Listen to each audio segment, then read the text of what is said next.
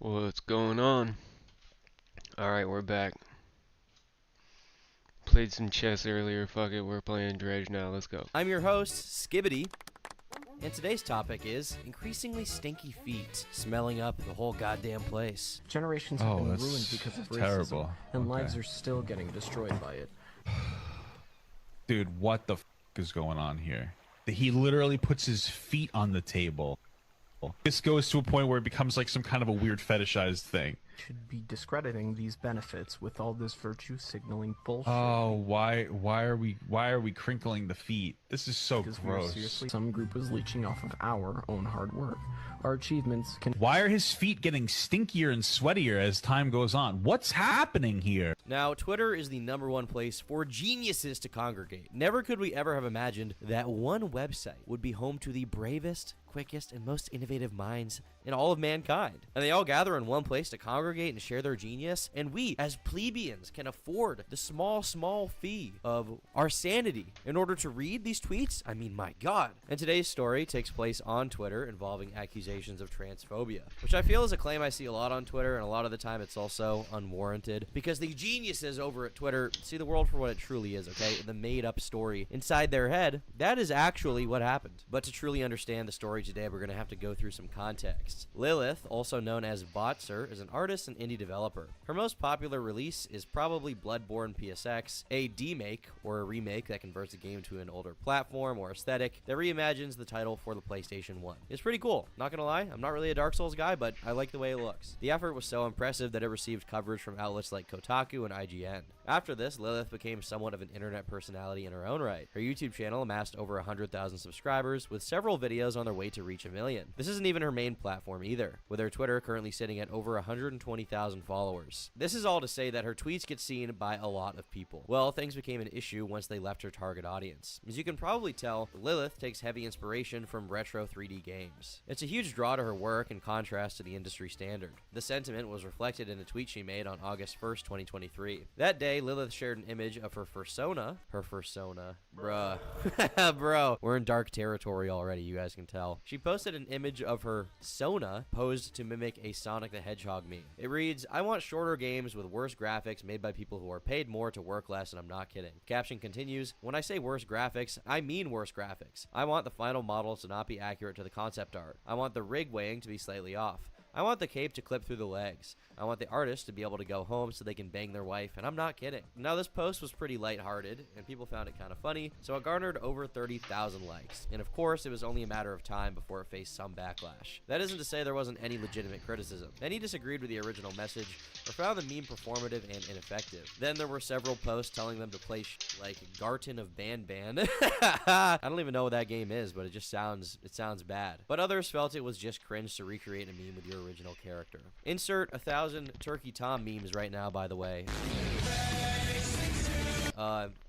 Arms crossed, am I right, guys? Losers creeps and Discord DMs. The insults quickly became personal as people started making fun of her taste. "I want worse graphics that are actually bad and not retro low poly like this person wants. Graphics where it's genuinely putrid to look at. Actual dog shit visuals. Nothing comprehensible or appealing. Some real Cruelty Squad type shit, but worse." It's really incredible to look at this person's YouTube account, and the early videos are perfectly normal modeling stuff, and then it seems like Bloodborne gave them a bizarre psychosis, and they just made their whole personality annoying trans Tumblr witch. Now, this latter one received over 13,000 likes, with the controversy escalating beyond what could reasonably be ignored. Lilith later claimed it reached the point of life ruination, being threatened and even doxxed. Which, if that's real, that is completely ridiculous, and Lilith absolutely did not deserve that, okay? Once again, things apparently got this out of hand over a fucking Sonic meme. Only on Twitter, truly. The mob was clearly going too far, and understandably, her supporters made an effort to stand up for her. I saw someone quote retweet this with a grotesque drawing of this character being hung, so I don't really want to hear any of you guys argue with me that the dog pile this person got for posting a really old meme and replacing Sonic with her online Sona was even remotely justified. They rightfully point out the meme had existed for years and no one cared until her post. But the point behind this was to accuse all of the critics of being transphobic. She didn't say anything wrong, by the way. People repost that Sonic version of this meme all the time, but when a trans girl makes her own version with her character, of course y'all get on her ass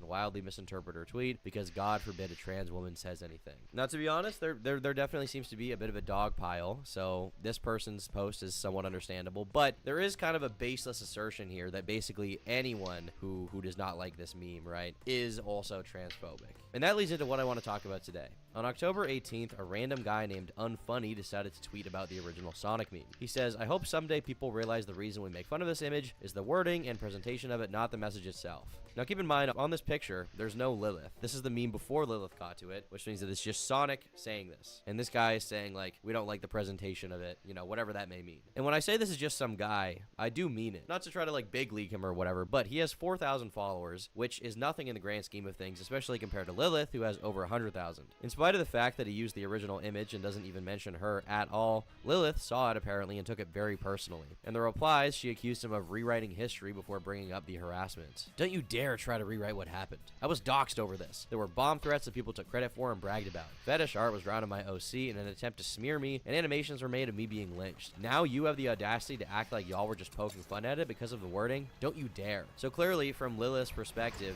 this guy is included in, you know, the doxers and swatters and whatever else, right? Now that would spark another account to put him on blast, this time as a separate post, where they kind of repeated, "Do enjoyer." Queen Elizabeth says, "Don't you dare rewrite history. Literally everyone agreed with this image until a trans artist put their own spin on it, and were subsequently harassed and doxxed relentlessly. We're not doing this revisionist history BS. The way she was treated was actually evil." Now this call out was liked over 20,000 times alongside another post, which itself received 38,000 likes. Not only did they flood the original post with hate, but one even suggested that they basically get revenge on this person by saying, "A tiny part of me want to find everything about this dude and just dox him for straight up denying it, but that would make me no better and it won't solve anything." Thankfully, this was a very small minority, but it was all a bit quick given, you know, there was no evidence the post was even about Lilith. So while not everyone's calling for this guy to be doxxed, everyone is basically calling this guy like a transphobe, and I don't think that's true. The OP even attempted to clarify this several times, only to be ignored. "I wasn't even mentioning your version of the image, even if you popularized it. I'm sorry those things happened, but I was just talking about the people who were using it before you did. The fact you haven't responded to Lilith is telling. She roasted you. I literally did, you just chose to ignore it." Pretty much everyone agreed with this message as it is until a trans girl posted a version of it, which made people suddenly hate it. But sure, say it's the wording. Blaming it on transphobia is pretty weird when it has nothing to do with that, to be honest. No matter what he said, they were adamant the image never received backlash until her edit, or that like nobody even could conceivably disagree with it. Somehow, everyone in the world agreed with this picture, okay? And then when a trans person posted it, every single person in the world disagreed, despite the fact you're on Twitter, which in my experience is relatively like trans positive, trans inclusive. There is the whole like valid L's side of things, which is pretty wild, okay? But that is still like a subset. There are a lot of trans people on Twitter. There's a lot of trans positive people on Twitter. Are there some people that did not like the post just because a trans person said it? Yeah. Is that everyone? No, of course not. And to believe otherwise is delusion. Now, the original meme in question has existed since 2020, with the phrase first written by user Jordan Mallory. It went viral, resulting in the creation of the Sonic version that November. This post has over 40,000 likes, but somehow it spread further. For the next 3 years, it did circulate across message boards and social media to discuss the video game industry.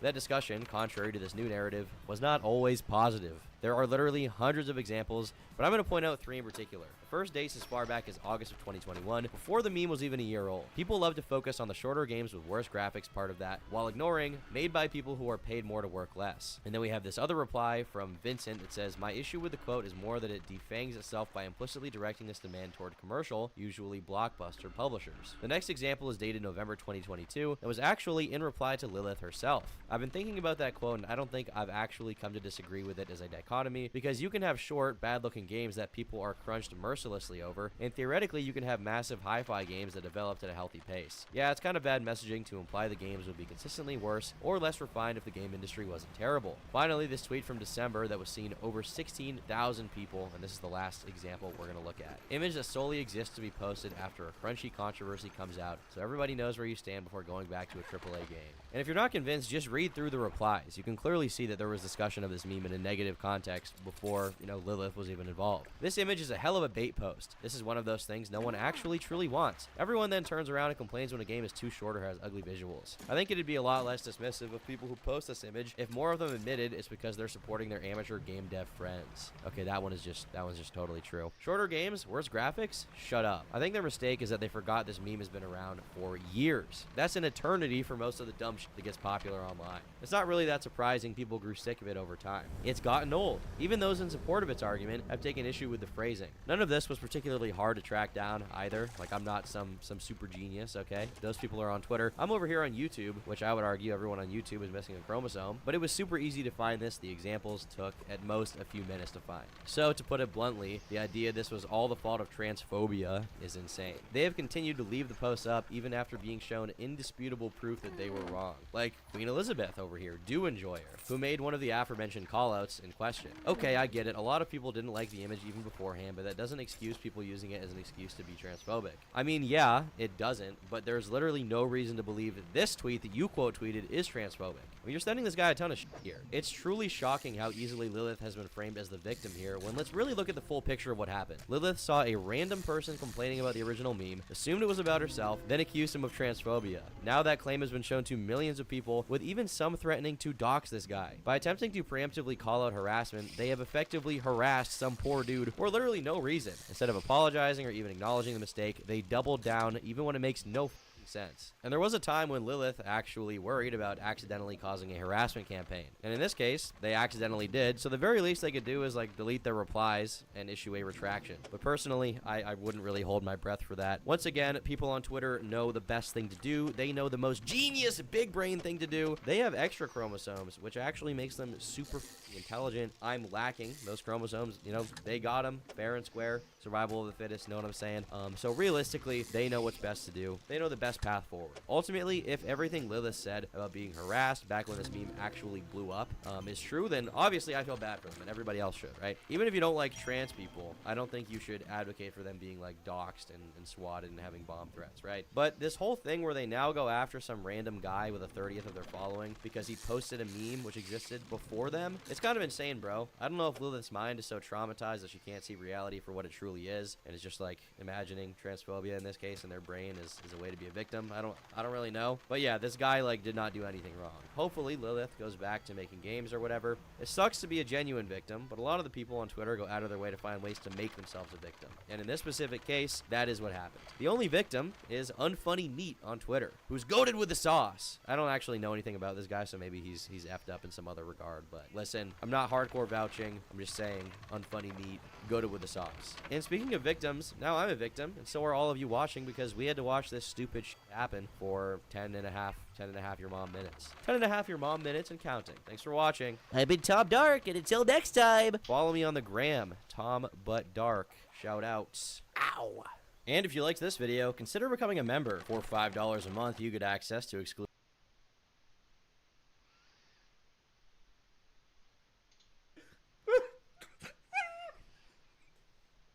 I just can't do it. I can't take it no more, man.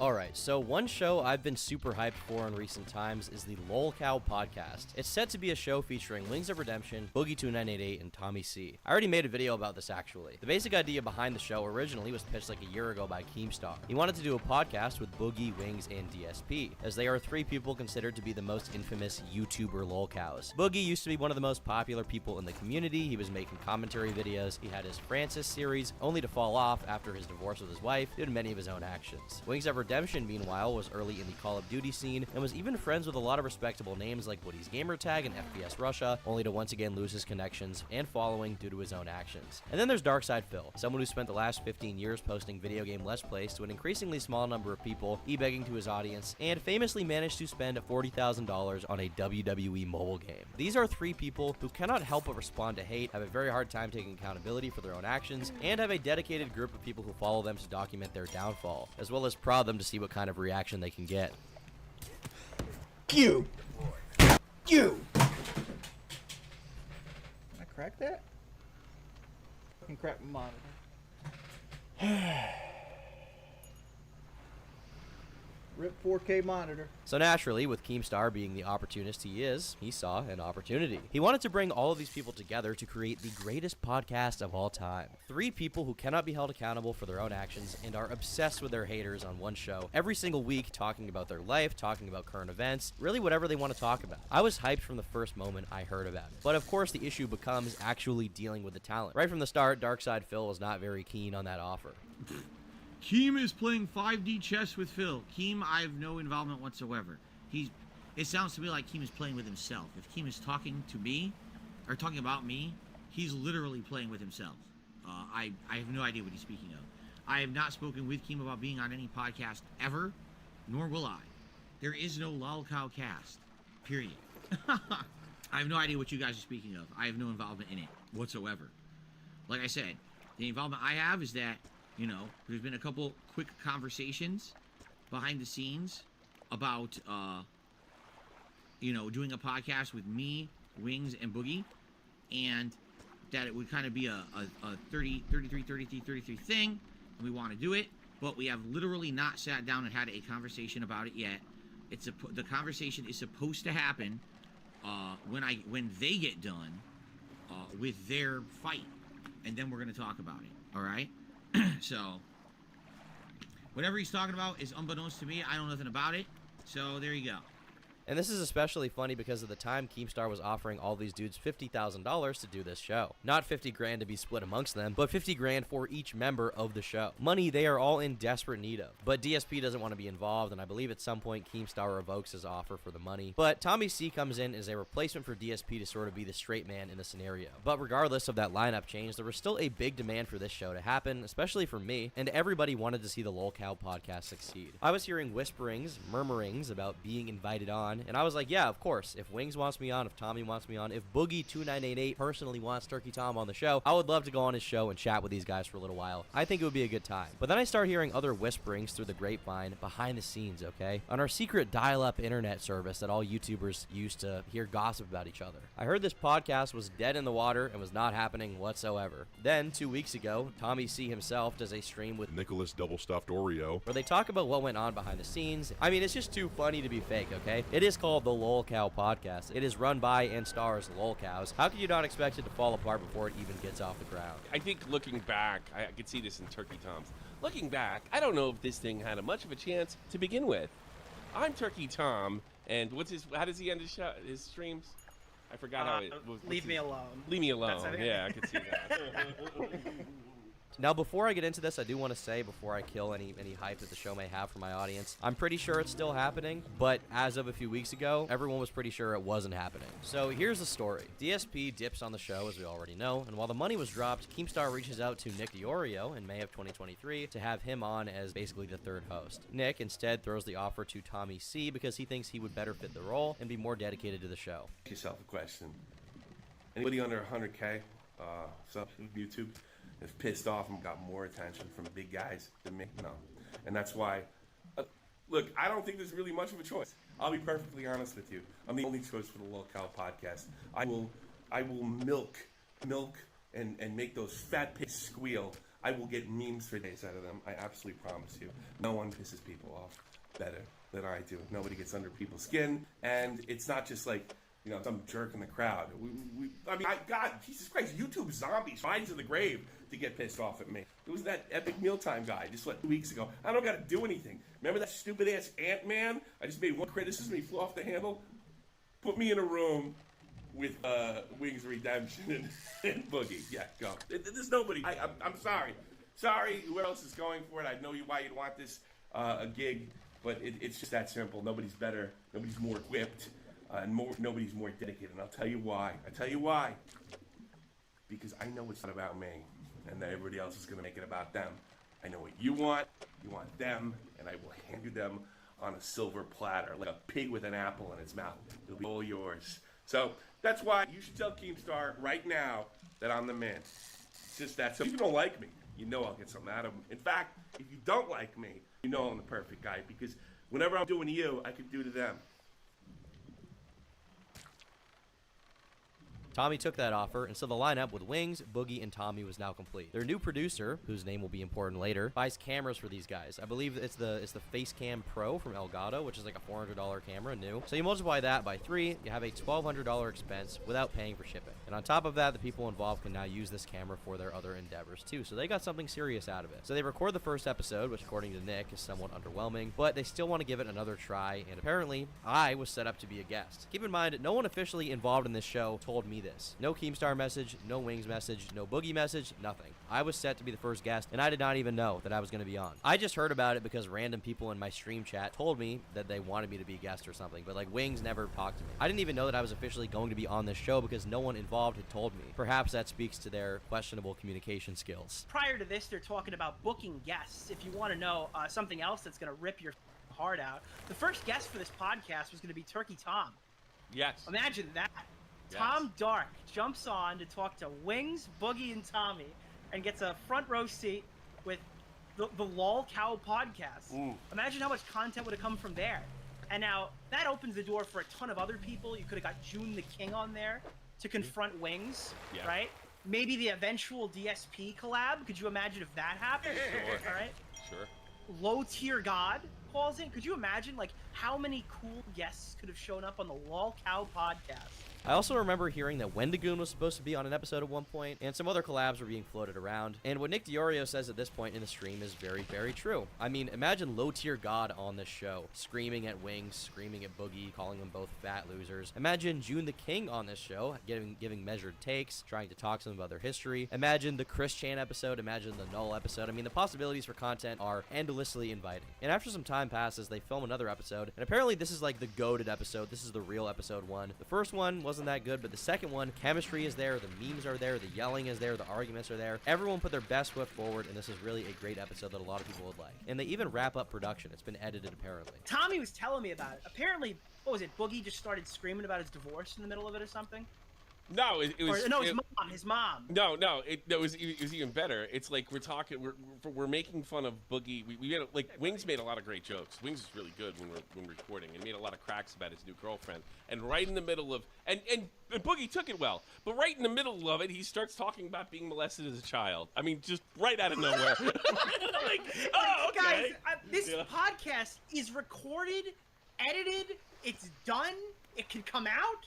Okay, it exists. Yes. All right. You want to hear Wings, Boogie, and Tommy talk about Boogie getting molested as a child? Okay, that is ready to come out. But this is where things go kind of sour. Apparently, there was a Discord call after that second pilot was recorded, you know, the good pilot, where Wings, Boogie, Keem, Tommy, and this producer are there. And the producer's really excited about it, and then he's like, yeah, hey, Keem, what did you think about the show? And Keemstar just leaves the call right away, which leaves everyone confused, right? Discord, leave call, sound effect, boom, he dips. And everyone's like, where the f*** did Keemstar go? He left abruptly, what's going on? And then Keemstar calls Tommy C privately, and he says, hey, Tommy, who the f*** was that? And this is where the story gets great. Who is this producer guy? Who is this person? To answer that question, we have to go back to the past to some really interesting YouTube lore. So way back in 2016, the channel H3H3 Productions was sued by Matt Haas. The channel runners, Ethan and Ela Klein, had made a video making fun of Haas, as they usually did, and as a result, he sued them for copyright infringement. The Klein subsequently managed to raise $130,000 from their fans to help aid them in legal fees. And those legal fees were quite expensive. I remember at one point Ethan said that this case was costing him like $50 grand a month. Now keep in mind, this money was not directly raised by Ethan himself. It was raised as a result of Philip DeFranco starting a GoFundMe page, which was then donated to by many of H3's enemies, or people they had made fun of. Like, you know, even Leafy donated. Although I think he only donated because Keemstar convinced him that it would make him look good, but he did donate. So many of you guys probably heard by now that Philly D, upon seeing our video, started a GoFundMe campaign that as of now has raised over $115,000 in 24 hours. It's unreal. I feel like it just turned completely for like this situation we've been in to like one of the greatest. It's ridiculous. And now, you know, no matter what happens with the case, we've already won. Philly D started by putting in $5,000. Notch came in with $8,000. Gary Newman, Markiplier, Michael Green, Drama Alert, PewDiePie, Jacksepticeye, Quebble Cop, Ray Narvaez, In a Nutshell, Critical, Did You Know Gaming, Jake Roper, I Hate Everything, Luna, Matthias, Scarce, Boogie, Jenna Marbles, even Leafy is here, and the Fine Bros, people who we've roasted in the past, set aside their differences to help protect fair use, for which I have so much respect. I mean, the Fine Bros gave $10,000. Yeah, that was just so shocking. Honestly, a huge, big thank you to everybody who helped support it.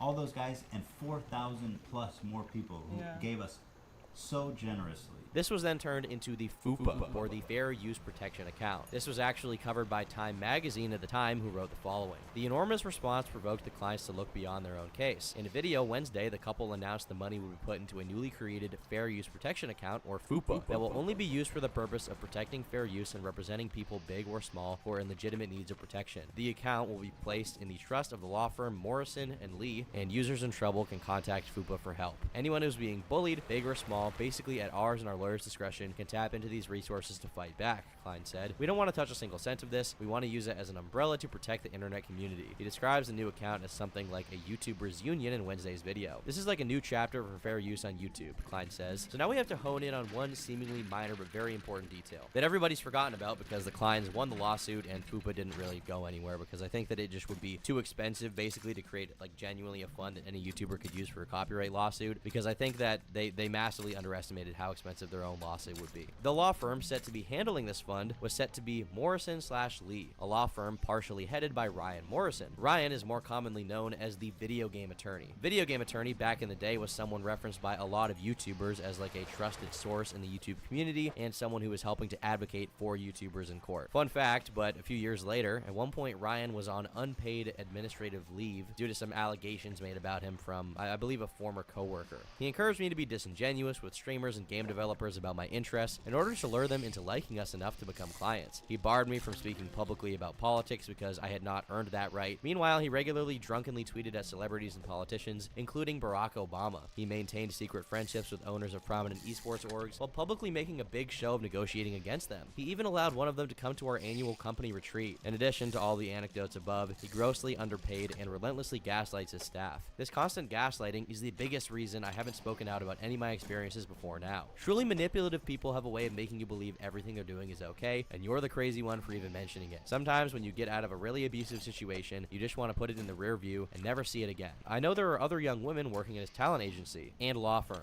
though if any of those people want to speak out, I hope they know that I believe them and they are supported. And I don't know how much of this is real. Some of the allegations are kind of vague, and at one point she accused us of making some kind of like weird comment about Muslims, which doesn't seem as relevant as the other stuff she's talking about. But regardless of that, it doesn't really matter what I think, because Ryan Morrison was removed from the Esports Bar Association, whatever that means. Anyway, this was all years ago. In 2016, FUPA happens. In 2020, he gets in some deep shit. In 2023, 7 years after FUPA, the LolCow podcast is happening, and apparently Boogie gets a message from who he thinks is Ryan Morrison, the video game attorney. The video game attorney, okay? The same guy who did the FUPA fund. In reality, it was a guy named Games Attorney, who I guess is a different attorney, but is not the video game attorney. Boogie got this dude involved, who's apparently filed copyright paperwork, owns the domain for the website, and has been organizing this whole thing. He has like password logins for all the accounts, and apparently they didn't even realize that this is not the video game attorney. I even found this old interaction where the video game attorney and games attorney have a little back and forth in September of 2016. Pretty funny. Ladies and gentlemen, the video game lawyers are fed up,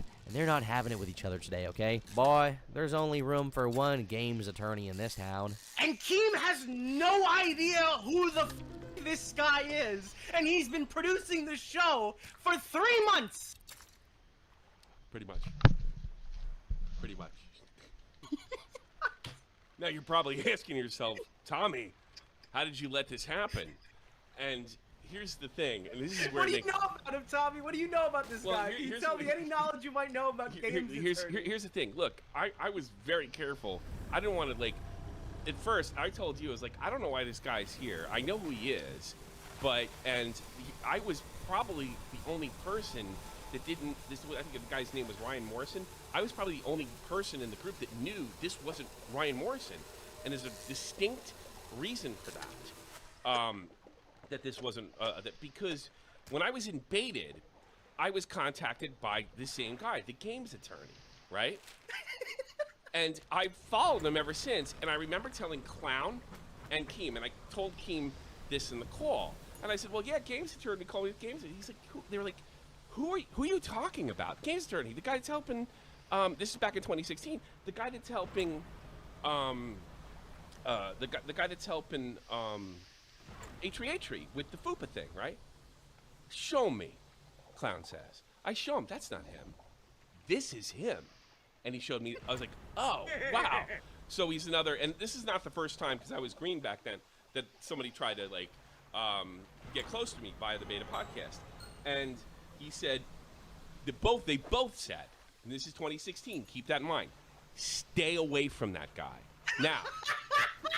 And according to Tommy C, this is not the first time people have been duped by Games Attorney, thinking that he was the video game attorney. And it may not have even been intentional. The names are just so similar that people like him believe this was the same dude. Why no one vetted this guy to figure out who was the real video game attorney before they got involved in the LolCow podcast is beyond me. I don't know why they even needed a real lawyer. I'm also very confused about that. Like, just make a YouTube channel. You don't need a copyright on this. It's not like there's going to be another podcast also featuring the same exact people with an extremely similar name running concurrently. I mean, now that is the case, but, you know, the people left the LolCow podcast and they're doing, like, LolCow Live now or something. They changed the name and everything because I guess this dude being involved freaked it all up. So there was this Twitter account called the LolCow Podcast, but that account apparently is now inactive, like it's over for this account. And the LolCow Podcast is now called LolCow Live, and the YouTube channel reflects that too. And apparently Keemstar never approved this other dude. He was approved by Boogie and then started sending out cameras to everyone and putting money into it. And Tommy assumed this dude was contracted by Keem, but no, he was not. So what happens is,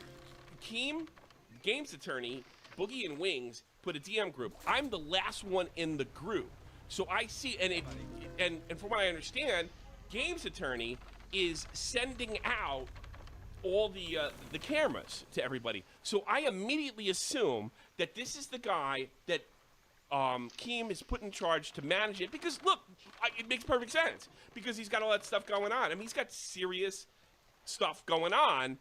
He probably has a manager, and then like right off the bat, like they started sort of clashing in there, and I'm like, oh good, I don't get to be the punching bag, let it be them. But at the same time, I bitch you guys, like, I don't know why we need this guy, because it became abundantly clear right away that he wasn't really internet people like we are. And I guess this was a consistent problem with the show. Like, they couldn't figure out who was the real person to contact. Like when I think Games Attorney ended up contacting a fake Papa Gut account. You guys know Papa Gut, the guy who reacts to videos and is like fat on the internet, you know that guy? The one with the gut. Well, they asked him to be on the show, but in reality, it wasn't the real Papa Gut. It was like a fake account run by some commentary community spurg that they just randomly messaged.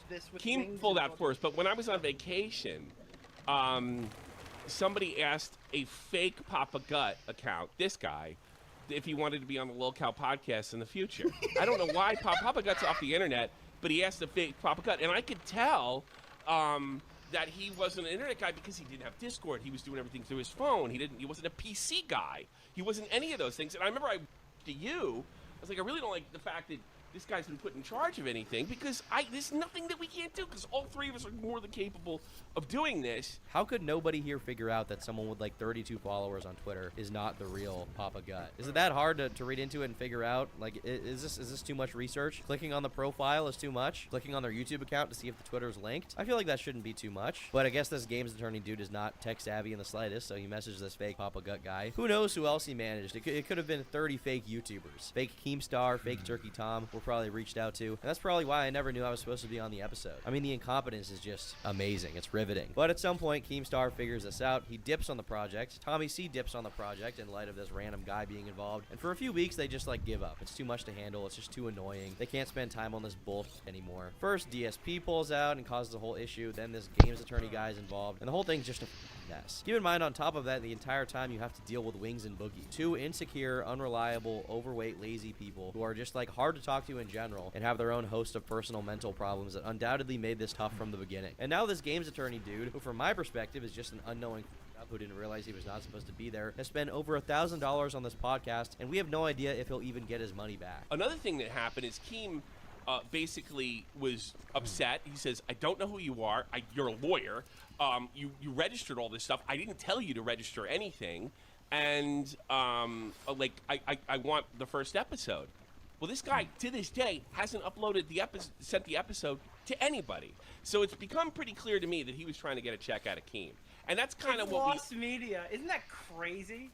So Keem, he's got a gun to this podcast. Yeah, he does. So Keem asked him for the thing, and he didn't send it. So Keem told, I'm out. And I can't blame him. I know this really hurts me and whatever I'm doing here, and it probably could have sparked some more life into this channel.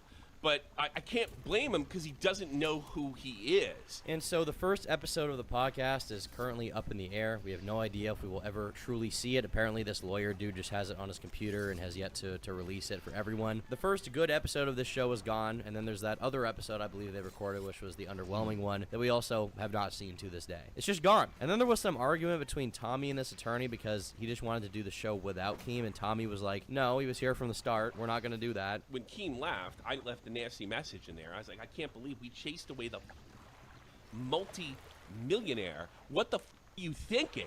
This is ridiculous. And then after talking to Keem, and then he kind of approached me afterwards and said, so Keem's instincts were 100% correct.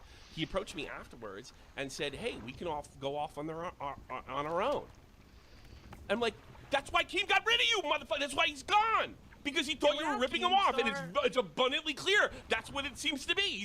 You're ripping everything off, and you're so stupid because you're not an internet person, you're not a podcaster, you're not a YouTuber. You don't realize one tweet ends this shit. One tweet ends it. I'm sure like the Kiwi Farms types would have really liked this podcast. I'm sure the deep diehard fans who like anti-fans. I would have hooked them really eventually. Like this podcast, I would have got them eventually. But this podcast doesn't get views. Unless there's a guy like Keemstar pushing it out to a wider audience. And that's the only way it happens. That guy, as much as I'm assuming everyone thinks he's a useless, like, no talent for this or whatever, he has actual assets that would have helped this show. Yeah, I have huge assets, and now they're all his. And I don't know what's happening. What is Boogie going to promote here? Is he going to post it between notes on Twitter? Hey guys, my girlfriend looks like she's 16. Watch the Lol Cow podcast. And apparently during the show, Wings was very easy to talk to, believe it or not, and get a hold of. He was very professional about showing up on time, while Boogie was the one that was hard to deal with. But then, as of this little drama, Wings got spooked and dipped for a bit because he got cold feet. Now keep in mind, this whole thing is all from Tommy's account of things. I don't think he's lying, but this is all details from his perspective, so things could be slightly different if we heard them all talk about it. Maybe he forgot details. But clearly this game attorney dude is out of his depth and should not be doing this show. It's my understanding that now this lawyer dude is out of the picture, and this new LolCow live show has been created to like sidestep whatever copyright or trademark issues there may be. And the theory from Tommy C is that DSP is like the secret mastermind or something behind this all falling apart because he has some connection with Games Attorney and got him to do this show without Keem and kick him out by organizing with the talent behind the scenes. I don't know if that's true, but that would be really funny. And I'm wondering what his connection is to DSP. I'm really wondering what his connection is, because I think he has connection to DSP. I do. I think he's got some kind of connection to him now. I don't know. I don't think that DSP had anything to do with this, but I think he's got a connection. Yeah, so this guy was able to get a hold of DSP. He was able to get a hold of Wings, Boogie, and try to do the podcast without me. So once I found out about that, I'm like, oh, hell no. We're going to put Tommy C in there. DSP is not getting this idea from me, right? And Keem did tweet out supporting the new accounts for it, and I subbed. You should all sub as well. There is a little more to this story, but I think you guys get the big picture now. Tommy C's stream is going to be linked in the description if you want to hear the full thing. Now, personally, I'm still really excited for this show. I still want it to happen. It seems like it may still be happening given that there's a new Twitter account. I've heard behind the scenes that there is some organizing going on to get it off the ground, but let's be real. It wouldn't be the LolCow podcast without all this bullshit happening. There had to be some behind-the-scenes drama that delayed the show by months or something to screw it all up. And who knows? That may happen again. There may be another situation like this, but before the show even gets off the ground, I feel like it makes sense for the LolCow podcast to have some kind of going on, right? To this day, the show may never happen, but if it does happen, I'll be here to watch and tell you all about it. And apparently they still want me on for an episode, so I will come on. I think it would be a really fun time. I would pretty much enjoy being there, you know, for any amount of time they want me. Shout out LolCow, shout out Wings, shout out Boogie. Hope you guys can figure your shit out and get back on top, okay? And hey, if you guys want to add me to whatever group chat you're in so I can have access to all that saucy drama and talk about it on my channel, all that hot goss, I'm not going to decline that offer. Bye. And if you liked this video, consider becoming a member. For $5 a month, you get access to exclusive podcasts, unreleased videos, and the members-only Minecraft server. Thanks so much to all of my YouTube members who fund my content.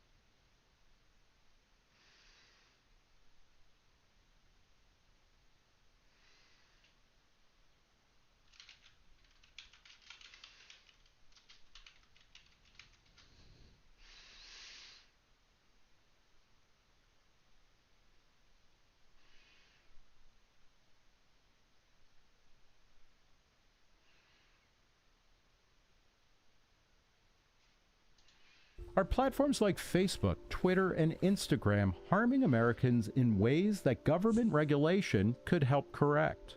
On Thursday, February 17th, Jonathan Haidt and Robbie Suave had an Oxford-style debate over the role of social media before a capacity crowd at the Sheen Center in downtown Manhattan. It was hosted by the Soho Forum, a monthly debate series sponsored by Reason. The Soho Forum director, Gene Epstein, served as moderator. Jonathan Haidt, professor of ethical leadership at New York University and co-founder of Heterodox Academy, defended the resolution the federal government should increase its efforts to reduce the harms caused by social media. Robbie Suave, who took the negative, is a senior editor at Reason and author of the recently published book Tech Panic: Why We Shouldn't Fear Facebook and the Future. He argued that widespread criticisms of social media stem from our innate and misguided distrust of new technology. Suave also contended that for all of its flaws, social media confers huge net benefits and that the application of government force is likely to do more harm than good. Haidt, author of a recent article in The Atlantic on the harm to mental health from social media, pointed out that while the platforms were not initially designed for those under 18, they have arguably been its victims. Haidt likened the platforms to sugar, best taken in moderation. Here's Jonathan Haidt versus Robbie Suave at the Soho Forum. Jonathan, you have 15 minutes to defend the resolution. Come to the podium. Please take it away, Jonathan. Well, thank you so much, Gene. Well, good evening, everyone. I'm currently hiding away to write a book called Life After Babel, and the subtitle of it actually could be the opposite of Robbie's. It could be Why We Should Totally Freak Out About Facebook and Big Tech. And because I'm hiding away to write this book, I'm saying no to just about everything. I'm really trying to find time to write. But I said yes to this invitation for two reasons. The first is because I was being asked to be paired with Robbie, who has been an amazing reporter since universities began to blow up around 2015 and Greg Lukianoff and I got into this. Robbie has been doing just essential work, and he's a great fighter, great writer and fighter, great fun to read. And I consider him an ally in our common mission to save universities from themselves. The second reason I said yes is because I thought about it, and I said, you know what? I'm a million, by which I mean a devotee of John Stuart Mill, who said, "He who knows only his own side of the case knows little of that." And he said, "Teachers and learners go to sleep at their posts when there is no enemy in the field." Meaning, we need critics, we need adversaries to keep us smart, and worthy adversaries are the best kind. So I figured I can't lose, because even if most of you vote against me, that just means that I really had a lot of work to do to understand this and write a better book. So thank you, Robbie. May we learn together. I also want to thank Gene and Soho Forum for providing this lovely venue and this setting in which it's actually fun to argue with people. This illustrates an important point about the benefits of viewpoint diversity. We don't get smart just from being exposed to other ideas. If someone yells and screams at you on Twitter and calls you names and attacks your ideas, we tend not to get smarter, we tend to just get more wary or gun-shy. Learning is highly social. Much depends on the institutions and the norms within which it occurs. And that's why I love universities. And it's because of what social media has done to universities and so many other institutions in the last 7 years or so that I hate social media. Now, in fact, I have come to believe that a free and open society cannot continue much longer if social media continues to damage three things that I really care about. And those are young people, universities, and liberal democracy. In my remaining time, I'm going to make the case that social media has caused devastation in these three areas since 2012. And then I'll say what I think government should and should not do. So I'll make three main points. The first is the fragilization of Gen Z. So in August 2017, Jean Twenge wrote an article in The Atlantic with the provocative title, "Have Smartphones Destroyed a Generation?"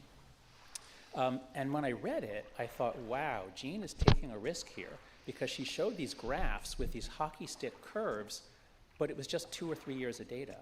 Because in 2017, all we had was data up through about 2015. And so we had 2 or 3 years showing upturns in all these things. And I thought, well, if that turns down, she's going to look foolish. But it didn't turn down. It kept going up and up and up. Now, when that article came out, there were a lot of critics. A lot of people said, oh, she's exaggerating, she's cherry picking, oh, the trend isn't real. You know, Gen Z, they're just comfortable talking about it. That's why the numbers are going up a little, because it's a good thing. They're willing to admit that they're depressed. So there were a lot of skeptics right after the article came out, and Robbie in his chapter on this area quotes a number of those skeptics, but those are all from 2017. At least most of the citations were from 2017. That was a legitimate take in 2017. But in the years since then, the numbers have gone up so far that the Surgeon General recently issued an advisory on teen mental health because those numbers have gone up by 50 to 100% in on many measures. In fact, if you're still skeptical that there's a real epidemic of mental illness, if you think it's just, changes in self-report on surveys, let's look at behavior. Jean and I have been collecting all the studies we can find from the US and the UK and Canada. And so here are the numbers for self-harm. This is hospital admissions. This is not self-report. Hospital records for teenagers brought in because they harmed themselves, mostly cutting themselves. If you graph it out, the lines are pretty stable. They don't move around very much up until about 2009, 2010. And then suddenly, in the next 5 years, the numbers are up 62% for older teen girls. The rate of hospital admission per 100,000 in the population is up 62%.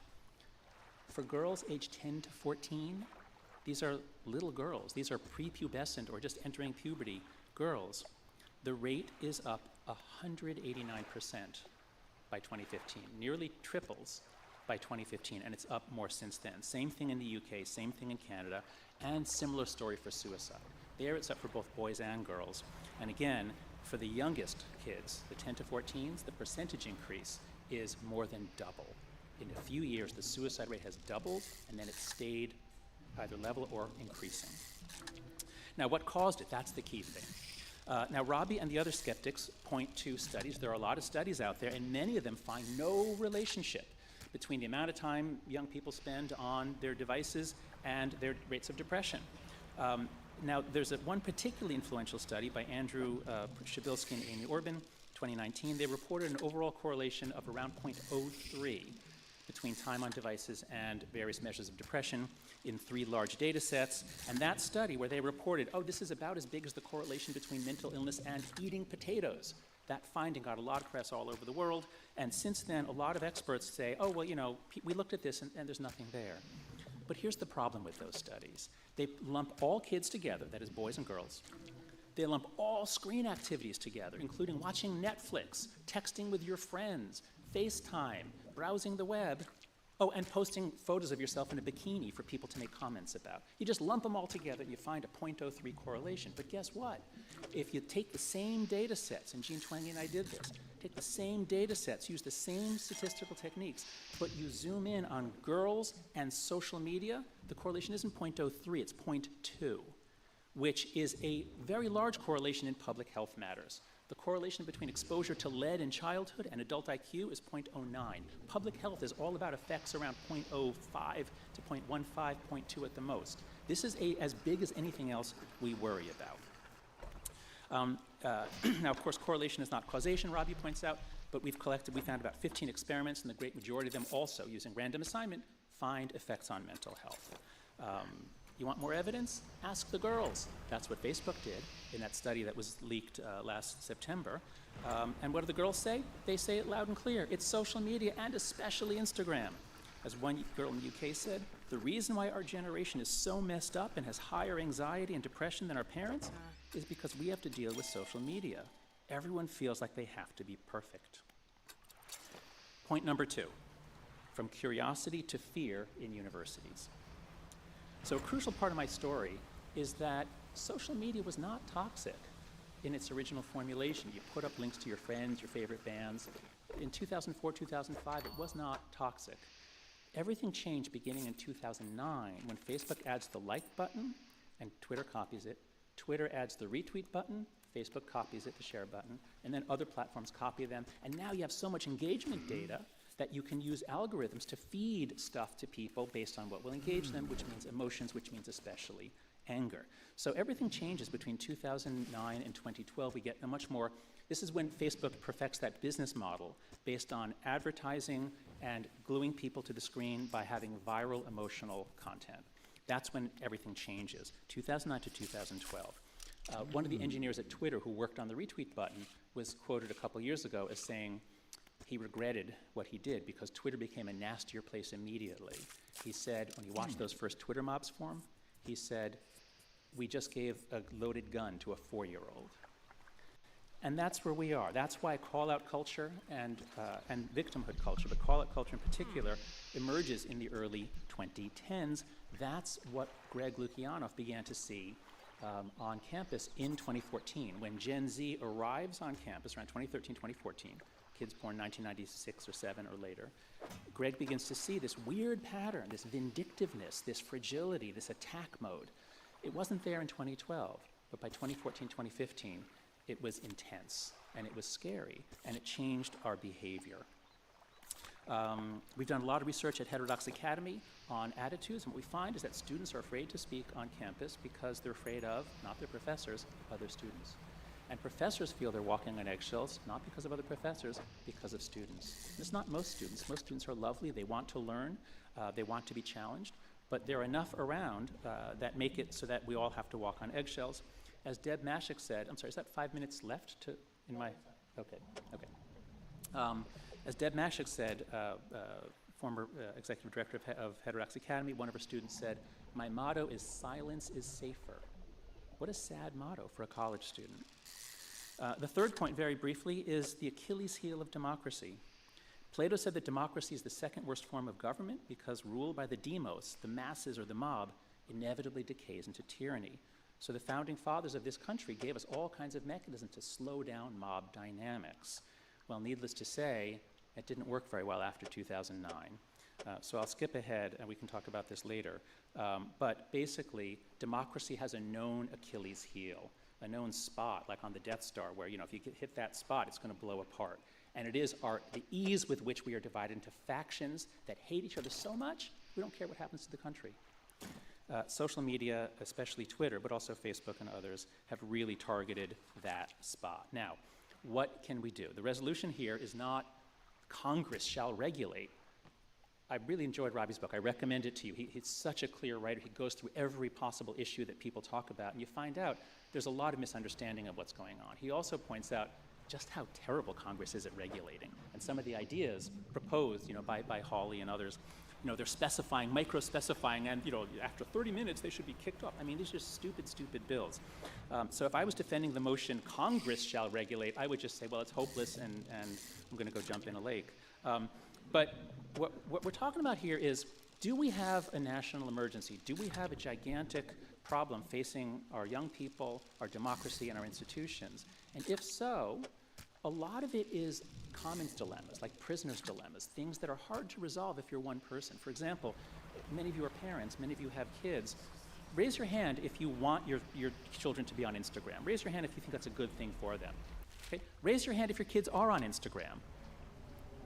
Okay, not many parents here, maybe not among libertarians, but okay. Okay, I can't see with the lights in my eyes.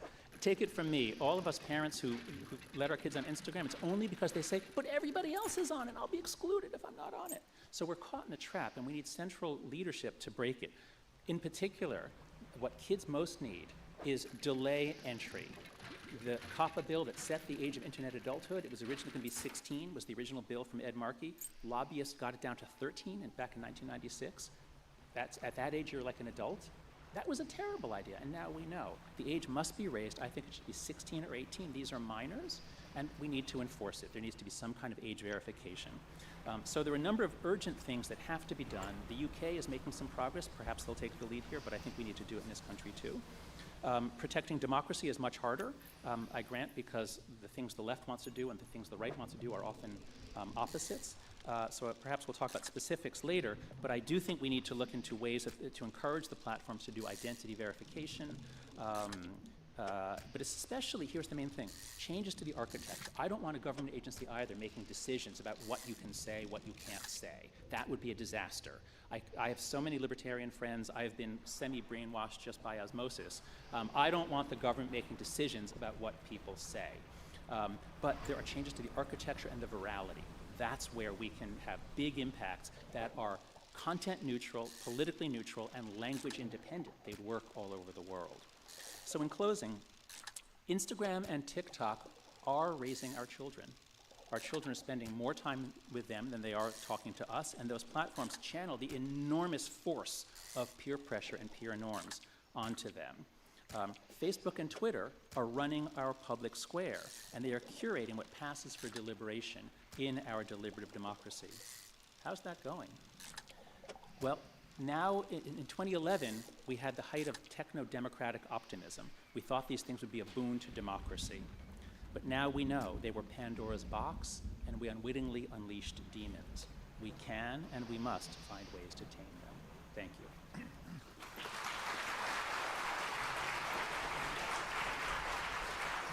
Ravi Swavi, 15 minutes for the negative. Alrighty. Hello, everybody. Thank you, Gene, so much for organizing this debate. It is my great honor to have this conversation with Jonathan Haidt, one of my heroes, one of my intellectual inspirations. It's actually my great honor and sort of my great terror to be doing this. When we originally envisioned this debate, I won't say who, but I was going to be debating someone else that I felt a little bit more confident against. And then when Haidt got swapped in, I was like, you have to be kidding me. The world's foremost expert on the narrow topic we're going to be discussing. Great, thanks a lot, Gene. Nevertheless, here I will make my best attempt. So I'm going to begin by reading to you 3 quotes that I think well capture the concern and the criticism of social media. So 3 quotes about social media. This is from the Dutch sociologist Ernest van den Haag, and he says of social media, "It's taken everywhere from seashore to mountaintop, and everywhere it isolates the bearer from his surroundings, from each other, from reality, and from ourselves." Here's another quote from the Charlotte News. "It's keeping children, their parents up late at night, wearing down their vitality for lack of sleep, making laggards of them at school." And then finally, from the New York Times, our very small children will fear to express themselves. Who will be willing even to express any but the most innocuous and colorless views? So as you may have guessed by the language of these quotes, these do not refer to social media. The first was in reference to the radio in 1963. The second was also reference to the radio, 1926. And then the final quote from the New York Times, that's actually from 1898, and it refers to the phonograph. Later in that editorial, the New York Times writes, "Something ought to be done to Mr. Edison, and there's a growing conviction it ought to be done with a hemp rope."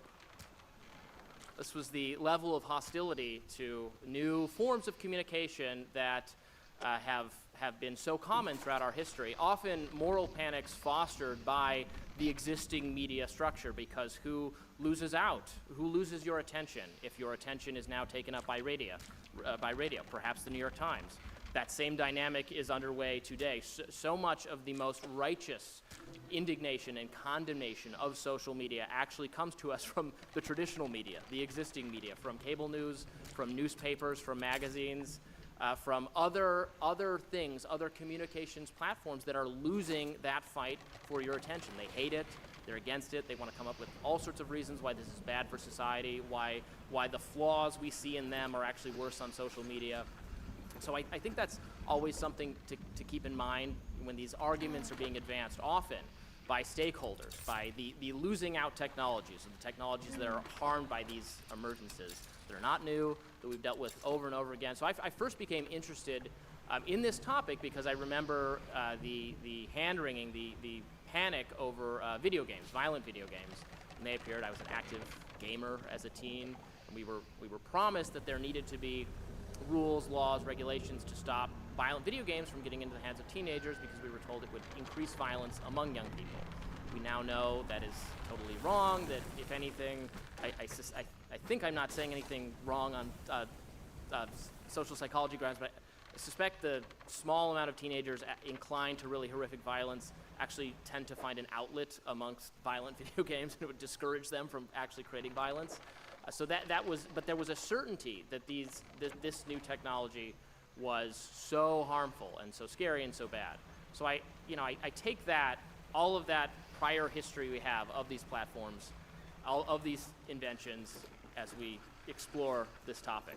So the contention for a while from John and from Gene Twangy, whose work I find very interesting, and I encourage everyone to look at it. And I've looked at these studies, which John has compiled a whole document looking at exactly what these studies showed, how many of them, going through them, fielding criticism about them, responding to it. And the broad claim is actually one that Twangy has, I think, retreated from somewhat. The broad claim initially being that screen addiction was the concern, that kids just on their phones, on these new platforms all the time was maybe making them not sleep well at night, increasing their depression for various ways. Now we've kind of stripped some of those concerns away, because now we see that young boys aren't having nearly as much of the same negative experience. Perhaps the ways they're using social media are not particularly unhealthy. Video games, again, can have an actually a healthy experience. They're cooperative, they're collaborative, they're storytelling, they do them with their friends, they stay connected with people. Just streaming, just watching videos and reading articles is not necessarily harmful for young people. So we start to get at a very, very narrow problem, which I agree is a problem worth exploring and talking about how to solve, which is that one platform specifically, not screens in general, not social media in general, but one platform, Instagram, seems to be having a negative effect on not the majority of teenage girls, but a specific demographic, some users were reporting that in survey data to Facebook. Again, it was not most of them, it was less than half, saying they were having a negative experience on the platform. Yes, can you correlate this with the increasing negative mental health outcomes, how young people are reporting? I see that correlation. It's certainly not ridiculous. But now, again, we're just talking about one platform, one group that is having some problem with it. Even the majority of people in this group not having a problem with it, perhaps using it to stay connected with their friends, having normal, healthy amounts of use. This is something we tend to see in the data, in the surveys, that teenagers who are using social media a moderate amount are doing fine. Those who are using it all the time are having bad outcomes. Those who are not using it at all also having bad outcomes, because that tends to mean they don't have a lot of friends, they don't have people to interact with, and that can be depressing and sad. Being a teenager is sad and is hard. Kind of no matter what. I bet if you surveyed all of those 10 to 14-year-old girls about, does school give you a positive experience, you get like a 90% no rate.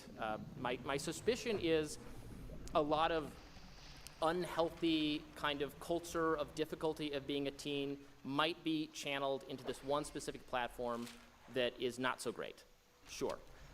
The good news is we don't really need the government to solve this problem, because Facebook, which owns Instagram, is rapidly declining in popularity. It is hemorrhaging users. So Facebook, the main platform, is dying of its own accord. It cannot attract young people to it. The kinds of people who do use it tend to be old, which is no good for advertisers. It wants to be that new, cool, exciting thing that young people love and spend all their time on. It just isn't anymore. And this, I think, goes to the maybe a larger sort of ideological argument I have, that you're going to get the government in here to do something about it. By the time they do, this will be over. It'll be some new platform. I think there's already considerable evidence that even Instagram is not holding the youngest of the young people's attention anymore. There's been a vast migration to TikTok. TikTok has surpassed Google, I believe. It's the #1 visited site. So we're still waiting, I think, correct me if I'm wrong, John, to get data specifically on how TikTok is influencing this age cohort. I suspect it will be more positively. TikTok, unlike Instagram, is a bit more creative, and there's I don't know how old the average person in the audience is. TikTok's a little too young even for me. But people like do dance videos, and you create things with music, and it's a little bit more creative than the just like I don't know, attractive picture of yourself on Instagram that can make you feel bad about yourself if you're doing social comparison or that sort of thing. So I think we might be passing the Instagram moment kind of on our own without the government having to do anything about it. So that's my sort of grand argument against that specific area in which John is very knowledgeable and has introduced a lot of things that I think people should be concerned about. And I also totally agree that parents should feel empowered to not have their kids on social media, to take the phones away, not have them in schools, in the bedroom at night. I was limited to 1 hour of video games on weeknights when I was a kid, and that was a perfectly fine rule because I would have just done it all the time. And yes, parents should make that. I'd love to hear from parents about how we can make that easier, but it doesn't call out for a government solution. In fact, and this would be my argument against some of the age restriction type things John is talking about.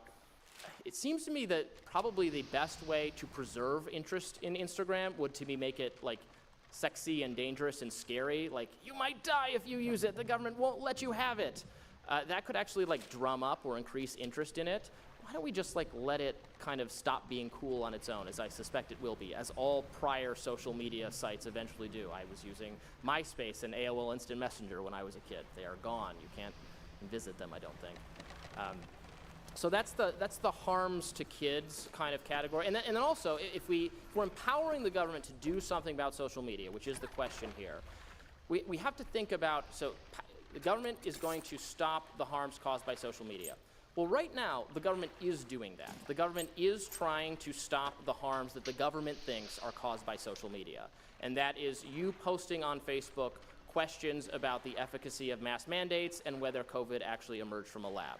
The federal government is actively trying to suppress those conversations by coordinating and communicating with the major tech platforms to have a vast crackdown and a vast silencing on speech. The tech CEOs are hauled before Congress every few weeks to answer ridiculous questions from Democrats and Republicans, questions that betray a complete lack of understanding of these technologies, and called to account for both taking down too much content, which is the Republican criticism, and not taking down enough content, which is the Democratic criticism. The solutions, the proposed solutions, often produced by these discussions, and I'm talking about things like breaking up the tech companies or changing Section 230, which is the liability protection enjoyed by these sites, are very bad solutions, I suspect. In fact, changing the liability protection is a solution so bad that Facebook has now come out in support of it as a way to prevent its nearest competitor, Twitter, from beating it. Facebook understands that if you raise the liability threshold for social media sites, well, Facebook, which hires an army of content moderators, will be in a better position than Twitter, which has many fewer content moderators. Twitter told me when I interviewed people from this book, they said, yes, we are dead set against this. This will kill us. It's reflective of the kind of industry capture that can happen when powerful companies get involved with the government and do practical things that they say are in the best interest for everyone, for the consumers. These sites are so harmful, we need the government. Then it ends up being something that just helps one company over another. So I do not think it's a good idea. And then we also have to worry about, even if we're just concentrated on the harm to kids part of it, maybe we'll get into some of the other stuff during Q&A or with each other. We do have to, like, the First Amendment exists. I don't think the federal government should do things that violate the Constitution. We already know that attempting to ban or restrict violent video games, the ability for kids to purchase violent video games, there was a law in California to stop that. The Supreme Court struck it down. Much of what we're talking about is pure speech, and I think the Supreme Court, honestly, frankly, would have something to say about efforts to prevent even young people from having access to speech. Speech is the most protected thing, the thing that is most protected by our Bill of Rights, by our kind of American system. I'm sure we'll get into some of the dysfunction, the horror that we're in, the tribalization that we're living through, and it can be ugly out there on social media. I know that just as well, if not better, than everyone in the audience. It can be bad. I don't know, and I'm skeptical that social media is the cause of this dysfunction, of this anger, of this just like are horrifying politics. I suspect it is a outlet, but the anger and the wrath is mostly due to the actual behavior of our political parties and how they treat each other. Like, you see partisan screaming and lies and horror if you watch cable news. No matter which cable news you're a fan of, you will see it on either side against the other team. Again, that's not social media. That's existing media. The biases and the misinformation peddled by traditional news outlets and cable news are really bad. It's funny when they're saying that, well, Facebook is the reason Mark Zuckerberg is the reason Donald Trump gets elected because of Facebook interference, that kind of stuff. I'm thinking, have you watched CNN or Fox News? These are 24-hour commercials for or against. This is pure propaganda for or against one specific candidate. There's evidence that people are, despite our concerns about the bubbling effect, the siloing effect, people actually are more likely to encounter information they might disagree with, more than we expected on social media.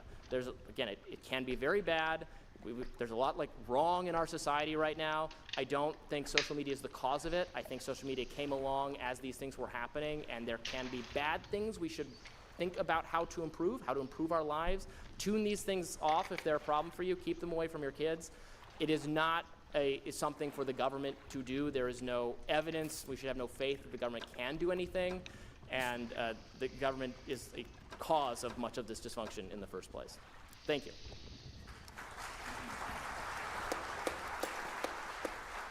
5 minutes of rebuttal.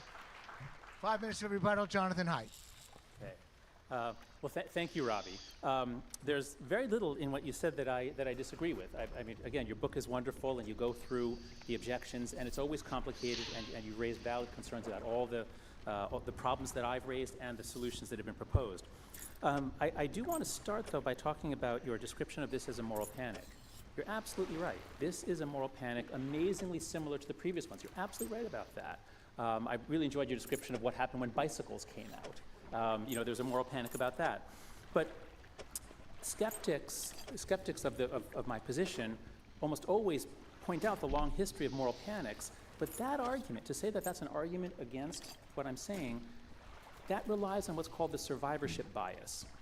And that's where, if you interview survivors of shipwrecks in ancient Greece and you find that almost all of them prayed to God, you would say, wow, you see, praying to God works. Because, of course, you're not interviewing the ones who prayed to God and died. Okay? So now Robbie's right that these communication technologies, almost all of them were objected to like this. But those are the survivors. Those are the ones that we still have, like the printing press, the radio, phonographs. But these are technologies that survive, that we love. And in some cases we had to tame. What else is there? Well, how about things like leaded pipes? Like leaded pipes, that was an amazing invention by the Romans, and it allowed them to build cities. It was a great technology, and we used it all the way into the 20th century, even though some people kind of knew, even the Romans, that this is actually making people sick. We didn't get lead out of pipes and paint and gasoline until really the 1960s, and it took federal legislation because there are all kinds of advantages to businesses for using it as a product. It increases the power of gasoline.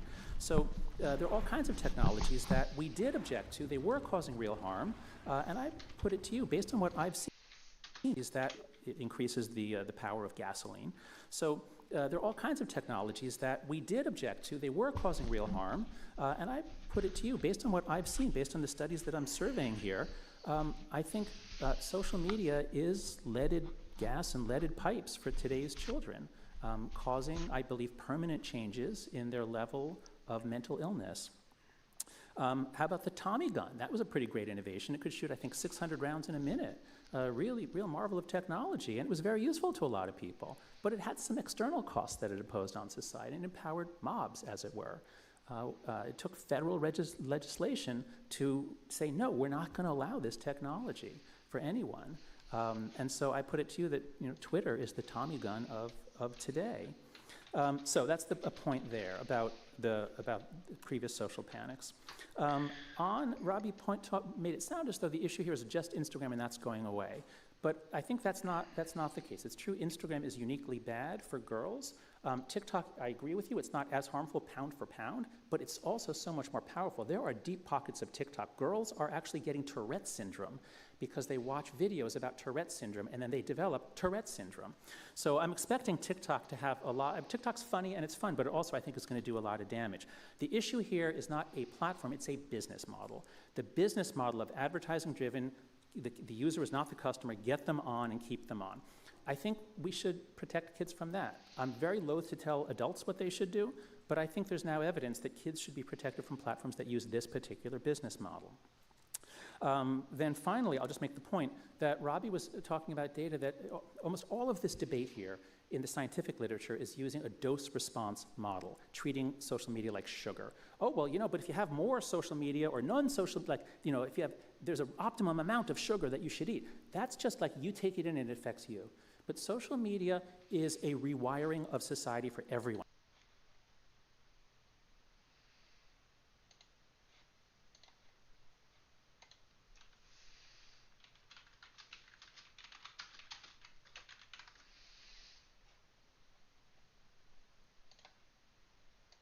I calculated it, so it's my chopper, you see, the Chicago typewriter.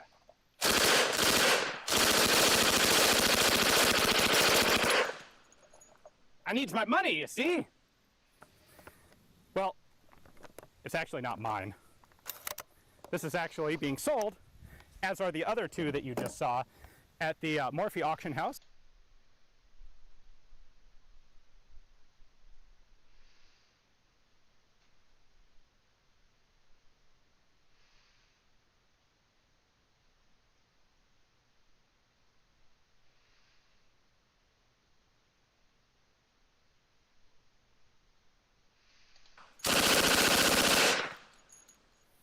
It's got a pretty darn fast rate of fire, but it's pretty controllable.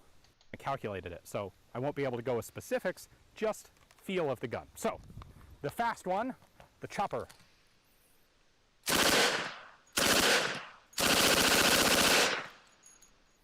It's got a pretty darn fast rate of fire, but it's pretty controllable. It is over 11, 12 pounds with a loaded magazine, so one would hope that it's controllable.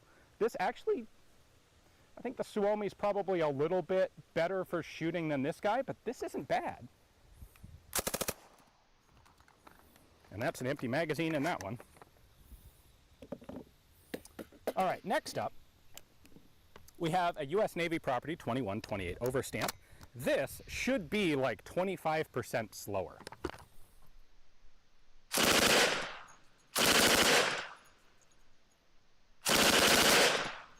It is. You know what? I think it's actually a little harder to shoot than that 21.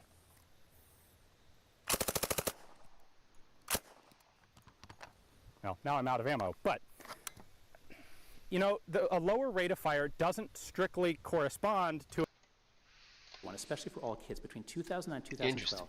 Before then, kids went to each other's houses, they looked at each other, they spoke. After that, you go into any school now at recess or between classes, no one looks at each other because they're all on their phones all the time. I talk to cousins and nephews that are in college. They can't meet anyone. You can't talk to anyone because they're all on their phone. Everyone is hooked. So think about network effects, both for children and for democracy. And finally, Ravi said, if you ask a 14-year-old girl today, does school make you feel good? Well, Gene and I did a study on that. We found a data set, the PISA data set. And, it turns out loneliness in school was stable from 2002 to 2012. It was stable. And then all over the world, in all regions of the world, loneliness in school goes up after 2012. So it's a gigantic global network effect. It's hard for kids to talk to other kids because they're too busy performing on social media platforms. Thank you.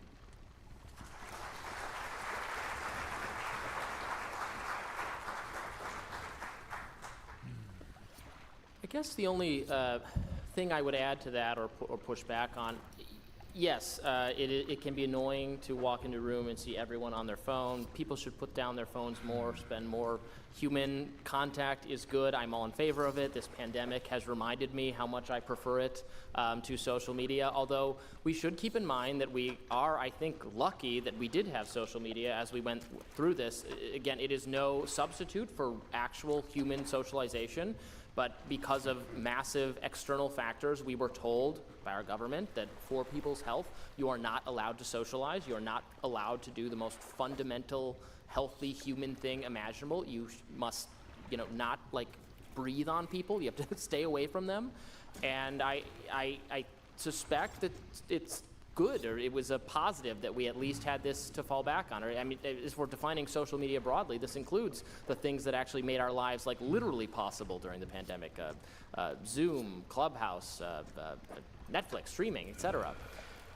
Also, when you do walk into a room, yes, everybody on their phone, it's annoying, but it's not like everyone who's on social media is not communicating. I mean, much of what they're doing is in fact socializing.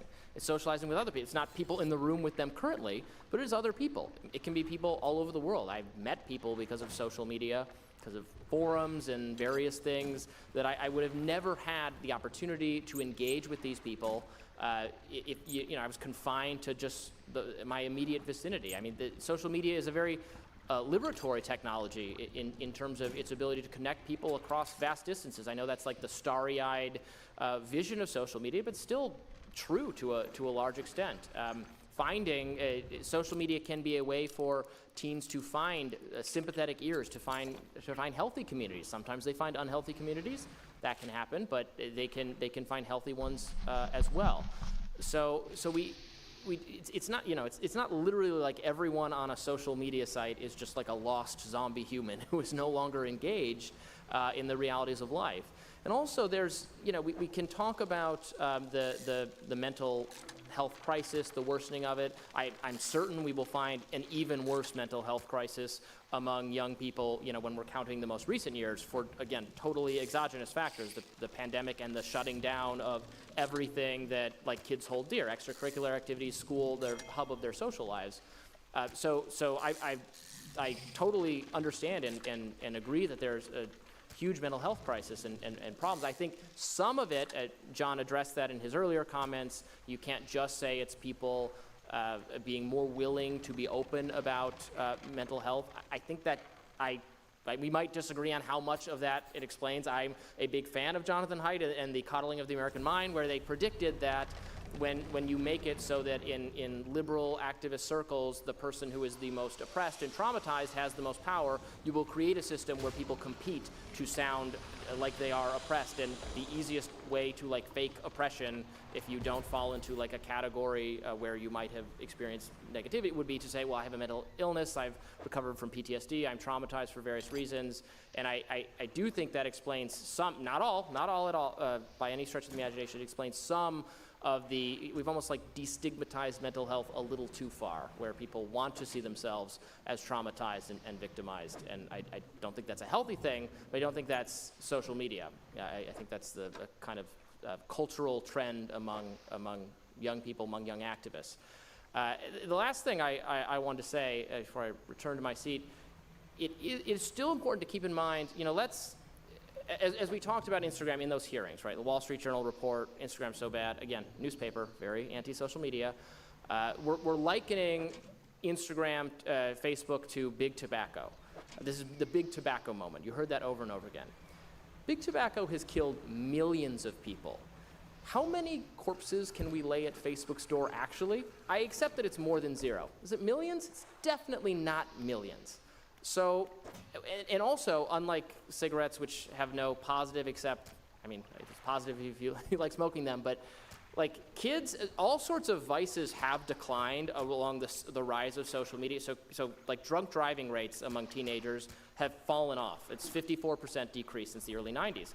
Kids spend more time on their phone. They gather less. There are good effects of that. There are some like we have to stack up like all the lives saved by kids not getting into messy circumstances drug use, alcohol abuse, all down among this same age cohort along the same time frame that social media comes along. So it's not always good when kids are only looking at their phones, I agree, but it is good if it stops them from like killing themselves in a car.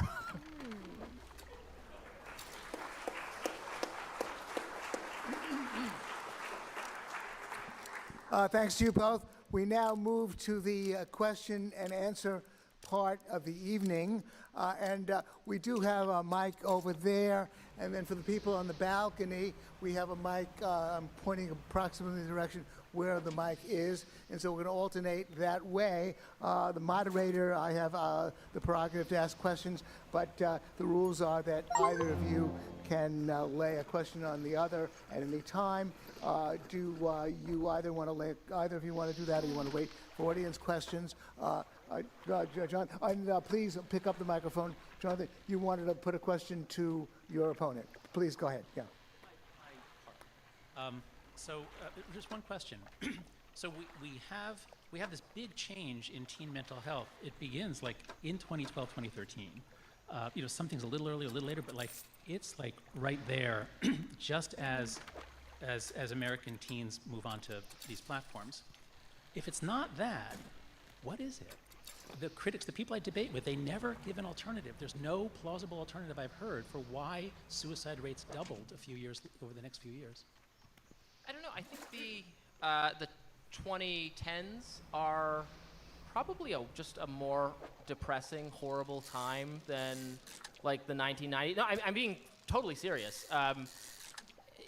Kids are stressed out about some of the things they're stressed out about. I don't think are maybe as legitimate or to be worried about, but they're worried about climate change. They're worried about the promise of going to college and you can taking out loans and then you pay them back because you get a good job. That like there's some instability in the kind of economic situation for them that I think things were more chill and relaxed in the 90s. I think that's kind of true.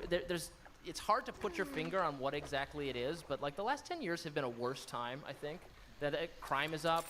It is actually up. People used to be misinformed about crime, and now like their perception that crime is raising is finally correct. Which is not to discount that social media's had something to do with it. I can buy that a little bit, but I don't. It seems to be happening at the same time rather than a direct cause to me. Now here we're allowed to like interrupt each other, right? What? And have like a normal conversation. So, okay. So yes, in the last few years, I think you could make the case that things are objectively worse on some measures. But put yourself back in 2012, 2013, 2014. We had the global financial crisis in 2008 or so. The bottom dropped out. Young people thought they had no future. And over the following years, after about 2011, the economy gets better and better. Unemployment drops more and more. The stock market goes up and up. Everything's looking up. So how does it get better for this age group, though? Does it get better for the people staring this down? But why would an improving economy affect? Why would economic changes affect girls more than boys? Right. Why would the timing just doesn't work for it to be economic factors? And in terms of it being scary things in the world, when big scary threats happen, you know what happens generally to suicide rate? It drops. Durkheim found that in the 1890s. When you go to war, people don't say, "Oh my God, we're at war, I'm going to kill myself." No, any sort of collective crisis brings people together, and that protects against suicide. Suicide happens when people feel disconnected, alone, alienated, not when there's a common threat. And if young women in particular, and we should be clear about this, you see the graphs, it's not just young women, it's young women on the left. Just in the last 6 months, 2 data sets have come out. All kids are getting more depressed, but it starts first for young women who say they're on the left, and it's steepest for them. And so I would suggest to you that it's because they all got on social media, and it's the progressive girls who are all freaking each other out about, as you said, victimization, global warming, oppression, rape culture, all these things. So even if it's the external world, it's brought into them by social media every day while they're awake. They could freak themselves out about that without social media. Not as much. When I was a kid, we would get angry about things the Republicans did, and there was like 1 or 2 every week. And now it's like every hour. Well, this is a much more politically vicious time. That is another major way in which this is just a worse time. Like, our politics are so broken and so horrible. Choices that political actors have made, like, that didn't have to be made, the inability to talk about anything other than Donald Trump for 5 straight years really is sucked. bad Yeah. for everyone's psyche, no matter if you love him or hate him, it's bad for your psyche. But I mean, like, I'm not dissenting from the Instagram part of it. So. Okay. Do you have a question for me? Do you want to put a question to Jonathan? Oh, well, I'll let the audience Okay, go. yeah, okay. Well, please don't have to identify yourself. Please just ask your question as a question, and if it's directed to either of the two debaters, please state that as well. Go ahead, take it away, sir. Thanks, sir. This is directed to Jonathan. I was very interested in what you had to say. I think at the heart of what you said was that anxiety and depression among young girls had tripled, and that the analysis you had done had showed that there was a 20% correlation with involvement with social media. Yeah, Now, a 0.20 correlation. yeah, which that's is 20%. Okay. Okay, I'm a statistician, so I do know that. I'm not sure that you understand that what you were saying was that 4/5 of that tripling was due to, at least due to something else. Tripling was due to understand that what you were saying was that 4/5 of that tripling was due to, at least due to something else, and that at best 1/5 of that tripling was due to involvement in social media, if there was causation, and I'll get to that in a moment. So what you were saying was that 1/5 of the tripling, which would be a little more than 1/3 increase, so that depression and anxiety among young girls increased by about 1/3 during the period, which is worrying. But really, I think, if that's all it is, it explodes your claim that this is some giant tripling of anxiety. At best, if there's causation, it's only increased by 1/3 because of involvement with social media. Now, because it is increased. What you were due to something else, that tripling. I'm not sure that you. I'm a correlation. Yeah, that's involvement with social media. Yeah, now, a 0.% correlation, and that the analysis you had done had showed that there was a 20% correlation with involvement with social media. Yeah, now, a 0.20 correlation. Yeah, which that's is 20%. Well, okay. Okay, I'm a statistician, so I do know that. I'm not sure that you understand that what you were saying was that 4/5 of that tripling was due to, at least due to something else, and that at best 1/5 of that tripling was due to involvement in social media, if there was causation, and I'll get to that in a moment. So what you were saying was that 1/5 of the tripling, which would be a little more than 1/3 increase, so that depression and anxiety among young girls increased by about 1/3 during the period, which is worrying. But really, I think, if that's all it is, it explodes your claim that this is some giant tripling of anxiety. At best, if there's causation, it's only increased by 1/3 because of involvement with social media. Now, let me just finish. Let me just finish. Because as you know, and as you've heard many times, correlation does not mean causation. It could be that all those other things, which you haven't attempted to identify, that cause 4/5 of the increase, are getting these young girls to be anxious and depressed, and by pure correlation, they happen also to go on social media. Because they go on social media, it doesn't mean that they're going on social media as cause of anxiety and depression. It might be the other way around, or it might be a correlation with these other things. Yes, I understand. Again, your concept is exploded. Sir, I think you made your argument, and thank you very much. Okay. So be seated, and Jonathan, you have a right to respond. Okay. Yeah, so I certainly understand that correlation does not show causation, and that's why in our giant Google document we have a section on the correlational studies, we have a section on the experimental studies.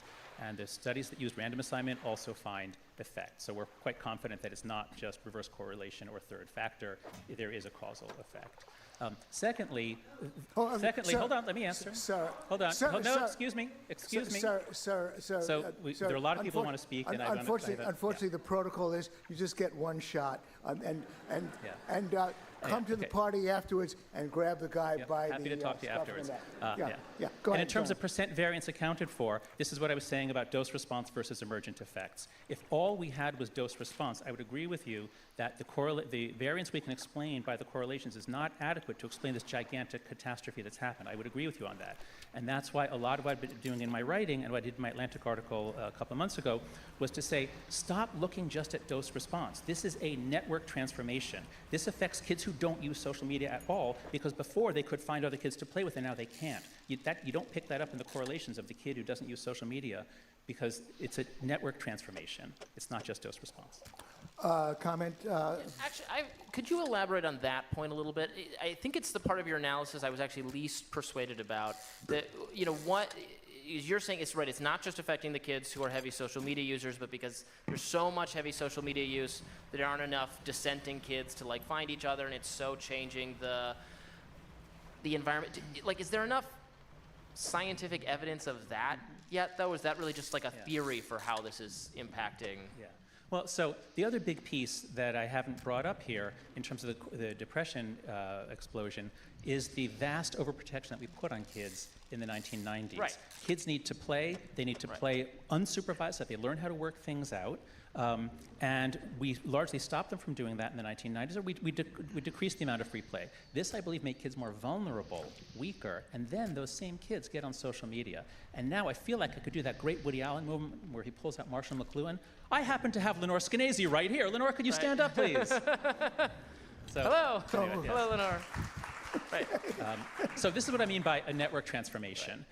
Before 2009, there's data from a British study I saw. In 2009, it was something like 60 or 70% of English girls said they sometimes went over to their friends' houses. Right. And in 2014, 2015, it was like 12%. Yeah, well, I fully agree that that's bad. I'm Lenore's editor at Reason. I edit all her things. But that doesn't get to the, I mean, the government has criminalized doing this, right? The government should do less on this front. Agreed. Yes, the government should make it legal to play at the park. Okay, Get government out of the playground and onto social media. The next question. Both focused on the impact for children. I was wondering if you could focus a little bit on the impact for grown-ups. Naturally, we know about our attention span getting mushed up, but I was thinking if the definition of social media was something to do with an app in which we posted content so that we could share and connect, would dating apps be connected within this? And if the algorithms are playing with the dating apps, because naturally it's not their objective to get us paired up and live happily ever after, but instead to spend enormous amounts of time constantly looking, could the dating apps be considered a social media that could be actually generating a civilizational impact on how we procreate, develop, and have families and children? I guess that's a question for Jonathan as well. Yeah, I guess we'll do, So I agree with your premise. I think you're probably right. I just read an amazing book, a wonderful book by Cal Newport called Deep Work. And it really affected me in terms of the way that I try to work, and it really helped me stay off Twitter, things like that. So I suspect that that adults are also very affected, and I think the dating apps probably are affecting emerging sexuality among young men and women. I simply haven't studied it yet, so I don't know. What I'm basically do you think it's affecting them in a negative way? Yes, overall. But I'm not confident. I have not reviewed the research, and there isn't a lot of research.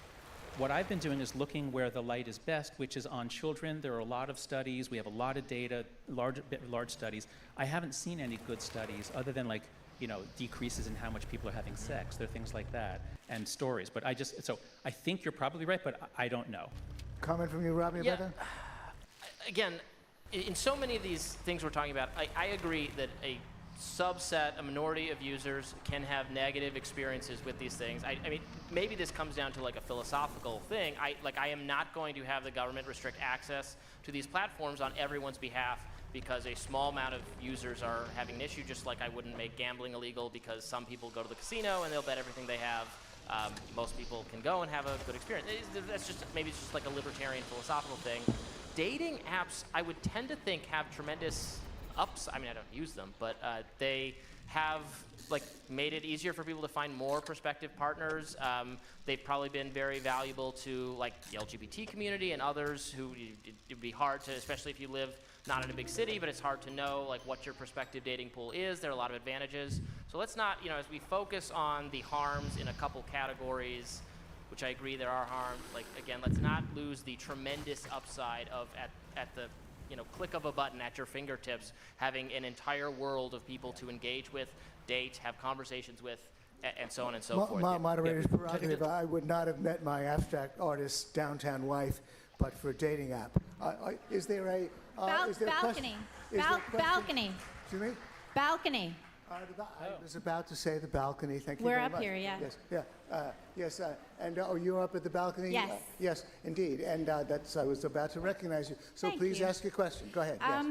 So as we're discussing the decline in girls' mental health, I think it's important to note that we've devalued girls and their contributions. We've told them that their impulses toward love and motherhood and relationships are wrong. We've told them that sex is an emotionless enterprise designed for pleasure and that they should indulge in porn and porn culture. We've reinforced gender stereotypes through gender identity ideology. And don't you think that the intense pornification of girls and sex has something to do with the loneliness and isolation and feeling like trash, not just social media? That's the question. Let me ask you, Robbie, just as a change of pace, to be the first to answer that challenging question. Yeah, look, porn does present specific challenges. Certainly, maybe this would be an area where I think at least the government may be doing some of the restrictions that you've mentioned for the other things. Certainly, you could make a stronger or a case that would be less affected by the First Amendment because the Supreme Court has been more open to regulation on this front.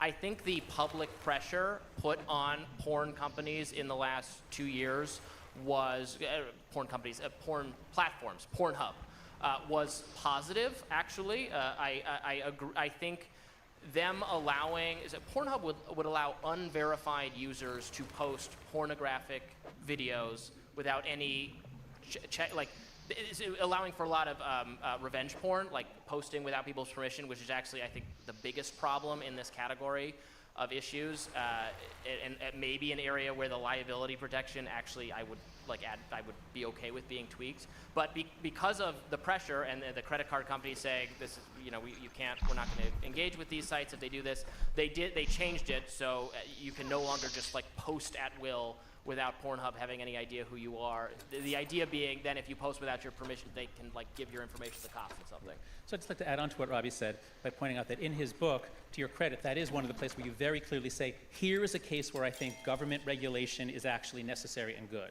So really, it's really just a difference of degree between us. And I want to also emphasize, when we're talking about, especially as the conversation moves to adults, I'm really reluctant to tell adults what they can and can't do. So like banning dating apps, like I would never consider, no, I would not think of that.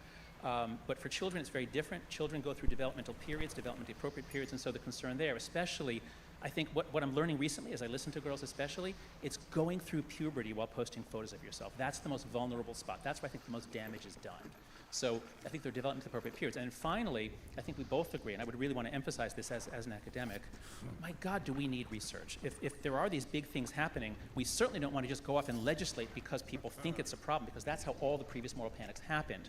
We need this to be a research priority. The Surgeon General just issued this advisory, and the Surgeon General reached out to me, and Lenora is talking with him next week. The Surgeon General is very interested in the possibility that free play is beneficial and social media early is not. But if we're going to legislate, I mean, that's part of the reason why we have the Surgeon General, not just to talk to the people, but to be a kind of a science advisor. All of this has to be based on research, and right now we have very little. I'm going to recognize the balcony a bit later as well. Back to the orchestra. Ask your question, please. Fascinating debate. This is kind of going back to the first couple of questions, but isn't it really reductive and therefore incomplete to only be focusing on this one aspect rather than looking at the incredible complexity of young people's lives? And that does include their awareness of climate change, financial issues for sure, school shootings. I mean, this is the generation that grew up really genuinely fearing, as unlikely as it actually is, that someone's going to come into their school and shoot them. So, I mean, I know we're kind of returning to the earlier points, but I just feel like, this is not factoring in just how incredibly complex and difficult people's lives are now. Yeah, I mean, I think we probably both agree with that. I would just say I don't think that's a social media, or that is not a thing you can specifically blame on social media. I mean, fear about mass shootings is one of the mainstream media's biggest things it gets wrong, frankly, because as you said, they are blessedly extremely rare. School shootings are especially extremely rare.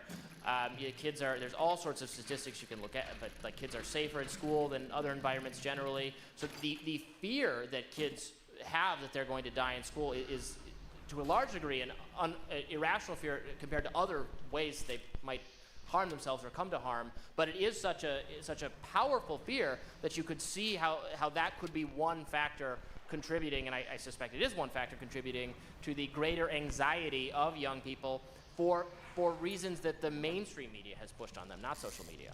Yeah, and I would certainly be a fan of both complexifying and simplifying. You want to go back and forth between perspectives, and in the Coddling the American Mind, Greg and I tried to do that, to trace out multiple. There's 6 threads that we traced out. I love stories about trends working together. I would just point out, people do not kill themselves because they're afraid. They kill themselves because they feel alone. And so school shootings it might make people afraid. It's not going to make them kill themselves. You kill yourself when you feel disconnected, alone, shamed. But it certainly factors into anxiety and depression if they are afraid. Anxiety, I suppose. I'm not sure about depression. Yeah. Next question, gentleman behind. Thank you. Sure. My question's for Jonathan. So you were talking about earlier technologies and how they induced a moral panic before they were tamed. And then they got me thinking about the printing press and whether we'd ever tamed the printing press, because pretty much anyone can print a pamphlet or publish a book. But then I thought of libel law, how you can't just print... Thought of what? Oh, libel, yes. Libel law, and how you can't just print anything. And it struck me that the power of anti-defamation law as applies to written text, published text, is that it places the onus on the aggrieved party to raise that cause of action and to sue the author, the publisher, who printed the untrue and defamatory statement about them. And so that way, rather than having a regulatory agency or Congress trying to design a one-fits-all solution, the regulations can sort of coalesce from the bottom up based on a response to actual circumstances. So my question for you is, could you imagine the creation of a new cause of action, a private cause of action, perhaps at the federal level, so it fits within your resolution, that would provide the persons who have been harmed by specific intentional actions of the purveyors of social media, the social media companies, that would then realign incentives in order to address the harms that social media causes? Well, I see what you're trying to do in sort of changing systemic pressures and changing systems that you get a better outcome.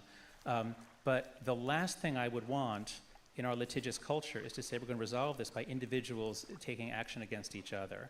What I would much rather we do, I think your example of the printing press is a very good one, because it's an example of incredibly powerful technology that brought down old and decrepit power structures, and part of that is happening and part of that is beneficial. You referred to that, about the vested interests are the ones who are most threatened.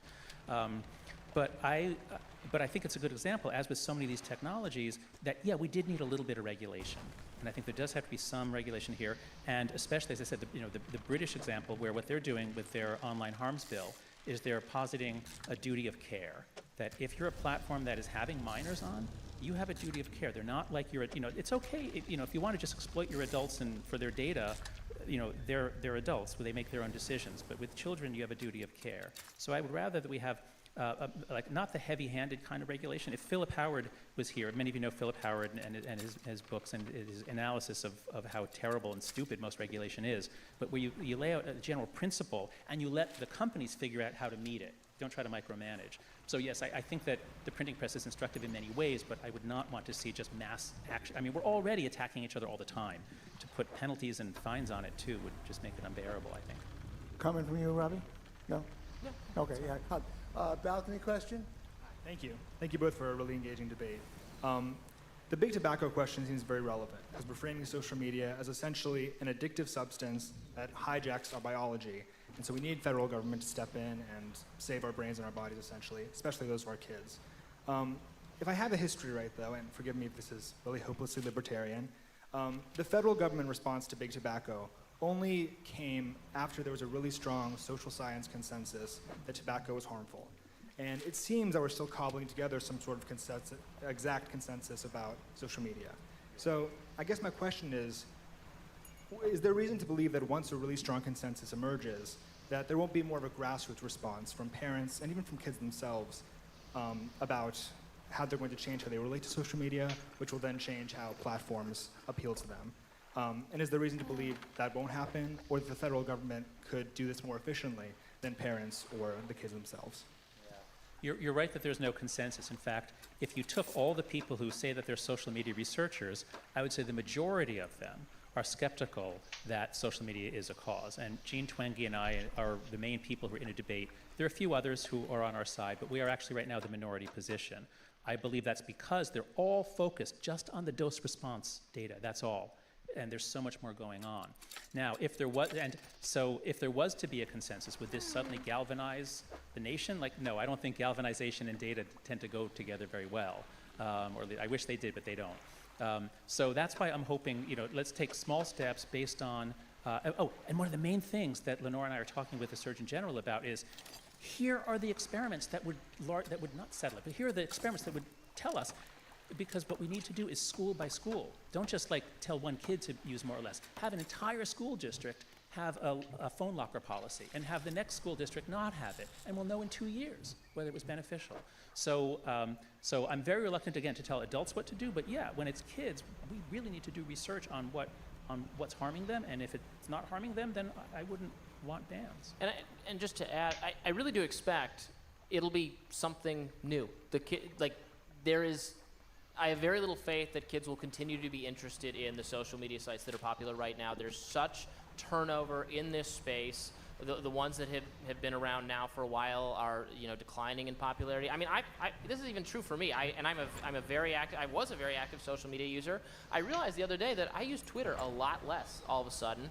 I'm using Instagram less. I don't use Facebook at all. I'm not going to get into TikTok. So some of these things will have a natural lifespan, and the next thing that comes along could be healthier, even for kids, for the population we're talking about, than Instagram is. This could be a one-off, because again, the problem, even based on what you're saying, is not really social media. It's this platform for these people, which I agree. Which I agree, but I would never make government policy at that. It's very hard to, and then even among that population, you'd have still the majority of girls in that age group using Instagram responsibly and not having a negative. You have, I think it was 2 out of 5, right, in the Facebook internal data or something. Yeah, but again, that's the dose response thing. Yeah, they'd all be better off if they didn't have it, is my argument. I don't think so. Another question from the balcony. Okay. Thank you. My question is to Jonathan. On Instagram specifically, at the same time that there are young girls incentivizing a certain type of body or a lifestyle, that make girls feel bad about themselves or trying to fit into a world that they will never fit. At the same time, however, we have many profile accounts telling them, accept yourself, it is okay to be whatever you want to be. So you don't think in this regard social media can auto-regulate themselves, and you don't think it must be a choice for the users to follow what make they feel better? Or in the case of minors, you don't think the parents should be the responsible for helping them? Like, parents cannot see what the kids are doing all the time, so the government will never be able to do this. So that's my question. Okay. Yes, thank you. If we just look at content, if we thought that, all that matters here is content, just like what the kids see, and then we could say, well, maybe if we can maybe there's a lot of good content, and maybe if the good content is 10 times the amount of bad content, maybe that would be okay. But my argument as a social psychologist is that it's not primarily about the content. It's about going through middle school, which is already the worst time of life for most people. It's always been worse for girls. Going through middle school, where most of your consciousness, even when you're in class, most of your consciousness is about the drama going on, and it's about the photo that you posted, and kids are learning to be brand managers and performers when they should be out playing. And so I don't focus very much on the content, and that's why I'm not very interested in content moderation. It's a whack-a-mole game. It's a hopeless errand. I'm focused on the dynamics, especially the social dynamics. And I think these platforms are unsafe at any speed for young kids, especially around 12, 13, 14. Anything photo-based. And the girls go for the photo-based platforms. The boys went for video games and also for YouTube back in the early 2010s. The second part of your question was, oh shoot, what was it? You want to repeat that? Choosing what the parents, to yes. follow. Can't the parents do it? So, if it's like how much candy you eat, well, a parent can control how much candy you eat in your own house, but it's hard to control outside, of course. Instagram and these platforms are a little different because it's like, imagine that a candy company contracted with your daughter to hook up a pipeline of candy into her bedroom, and no permission is needed from your parent. Parents don't even know. They just do it, and they do it all over the world. And you can't stop it because, if you're really vigilant, you could catch it at the window. But then, as long as she can get to a web browser, she'll get it. So these companies are going around our backs. They're putting us in a trap. None of us, well, very few of us want our kids to be on, but it's a classic economic social dilemma where we each give in because we don't want our kids to be isolated. So I think this really calls out for some central force to break the trap, especially when we're talking about underage kids. I've had 2 conversations with Mark Zuckerberg, 2 conversations with Adam Mosseri. I bring this up every time, and they always say, oh, but we don't allow kids under 13. Well, after my first conversation with Mark Zuckerberg, before the second, I just created a fake account for my daughter, and I lied about her age. I said, oh yeah, Mark, really? I just made an account for her. So, it's a trap, it's illegal, but, well, I don't say illegal. Especially for under 13, there's no excuse for this, I think. I'm afraid we're running out of time. And Robbie, make a brief comment if you want. Yeah, it will be very hard, no matter how interested the government is doing this, from stopping, from like, this is a genie that cannot be put back into the bottle. Like, kids will find ways to access these sites. We should absolutely empower parents, local decision maker, school counselors should talk to people about especially talk to the vulnerable group, the young women. I think they should talk to young men as well about porn addiction. Again, we're not totally clear on what the research tells us. These are absolutely conversations that we should be having in the school, but at the level of banning and prohibiting, they're going to get around it. And we could make these platforms seem more seductive and more tempting because now they're part of the forbidden.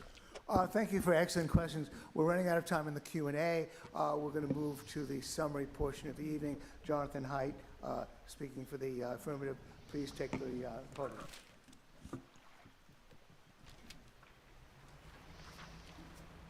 Okay, well, thank you, Gene. Thank you, Robbie. Thank you to the audience. I'm extremely interested in the power and importance of viewpoint diversity, and especially as we saw tonight, you have 2 people. We agree on a lot, we disagree on a lot. And this was fun, and we both come out with more refined, more nuanced views of a very complicated and very, very important topic. In my closing remarks, I just want to, I want to make a couple of points. Let's see. Okay, so suppose, here's a thought experiment I've been playing with. I'll try to work it out here. Suppose we're back in 1993, before most people had really seen the internet. And imagine that a genie appeared, and he put in front of us 3 magical boxes just floating in the air in front of you. And he said, you can open none, 1, 2, you can open as many as you want or none of them. And on the first one, the label said internet. The second one, it said iPhone. And the third, it said social media. Now, knowing what we know now, which ones do you think we should have opened, or which ones would you choose to open, or which ones do you think were good for society to open? So let's do a little poll. So the internet. Obviously enormous benefits, and yeah, there's some downsides. I mean, lots of things can happen on the internet that are bad. Raise your hand if you think we'd be better off if we didn't have the internet. Raise your hand high. Okay, 1. And now raise your hand if you think, no, it's a really good thing that we have the internet. Raise your hand. Okay, it's like an insane question, especially in a room full of libertarians. So the internet, the cost-benefit ratio, the transformative effects of the internet, the things it made possible, the things it brought outside of wealthy countries and made available to people all over the world, it's transformative in a good way, like electricity or like fire. So the internet, boy, are we glad we opened that. And remember, for some of you, if you're old enough like me, it's like the first time you see it and a web browser, like, it was inconceivable. It was like all the information, like, there for free. Amazing. All right, next one, the iPhone. Now, smartphones, it's a little more complicated because there are claims that smartphones have damaged a generation, smartphones are addictive, things like that. But this is the most amazing Swiss Army knife ever created. And I sleep with mine under my pillow because it's useful as a flashlight and useful as a clock, and I go everywhere with it. And as Steve Jobs originally intended it was going to be like a Swiss Army knife with these like 5 or 6 things that are tools that you can use. Now, in some ways now it uses us, but we'll get to that. As a Swiss Army knife, I think this is an incredible thing. Now, do you think that the world would be better off if we never had smartphones, if we all were just on flip phones? Raise your hand if you think we should not open that box. Okay, so now we get about 10 people saying, yeah, we'd be better off if we didn't have smartphones, just flip phones. Raise your hand if you think, no, it's a good thing we have smartphones. Raise your hand. Okay, so about 90%, all right? Okay, now we come to the third box. And remember, each box you open is going to take 10 to 20 hours a week from you, okay? Now, what do you get for the internet? You get a lot, you learn a lot. What do you get from your iPhone? It solves a lot of problems, finding you taxis, all sorts of things. So each time you open a box, it's an extra 10 to 20 hours, okay? So now we're up to 20 to 30 hours a week from internet and smartphones, okay? Now there's a third box. It says social media, or it says Facebook, or it says social media. Now, if you open it, what do you get? You get constant updates about what someone had for lunch and why someone hates somebody and why somebody is a fascist or a racist. And what are the downsides? Well, I've been making a case that there are many, many downsides. So what I'd like you to do is imagine a world without social media. Imagine a world in which the only way you could communicate with other people was by phone, email, texting, WhatsApp, Skype, Zoom, FaceTime, blogging, Fortnite, Roblox, Minecraft, 1,000 other video games, multiplayer games, the US mail, and walking over to someone's house, ringing the doorbell, and using your vocal cords. Imagine such a world. Robbie said we should be grateful that we had social media during the pandemic. No, we should be grateful that we had these 50 other platforms that could connect us. Our kids would have been so much better off if they had to actually Zoom each other rather than posting, commenting, oh, you look great, love it. Like, no, that was stupid. That was not connecting, that was performing. We would have been so much better off if we did not have social media of that business model, if we just had everything else. That at least is my claim. So if, in conclusion, if you're happy that we opened that third box and you think everything's going fine and you think we shouldn't exert some kind of centralized effort to try to clean things up, research-based, of course, but if you're happy with the way things are going, you should vote after these statements, you should vote no on the resolution. But if you join me in imagining a better world, healthier kids, and a more admirable democracy, I urge you to vote yes. Thank you.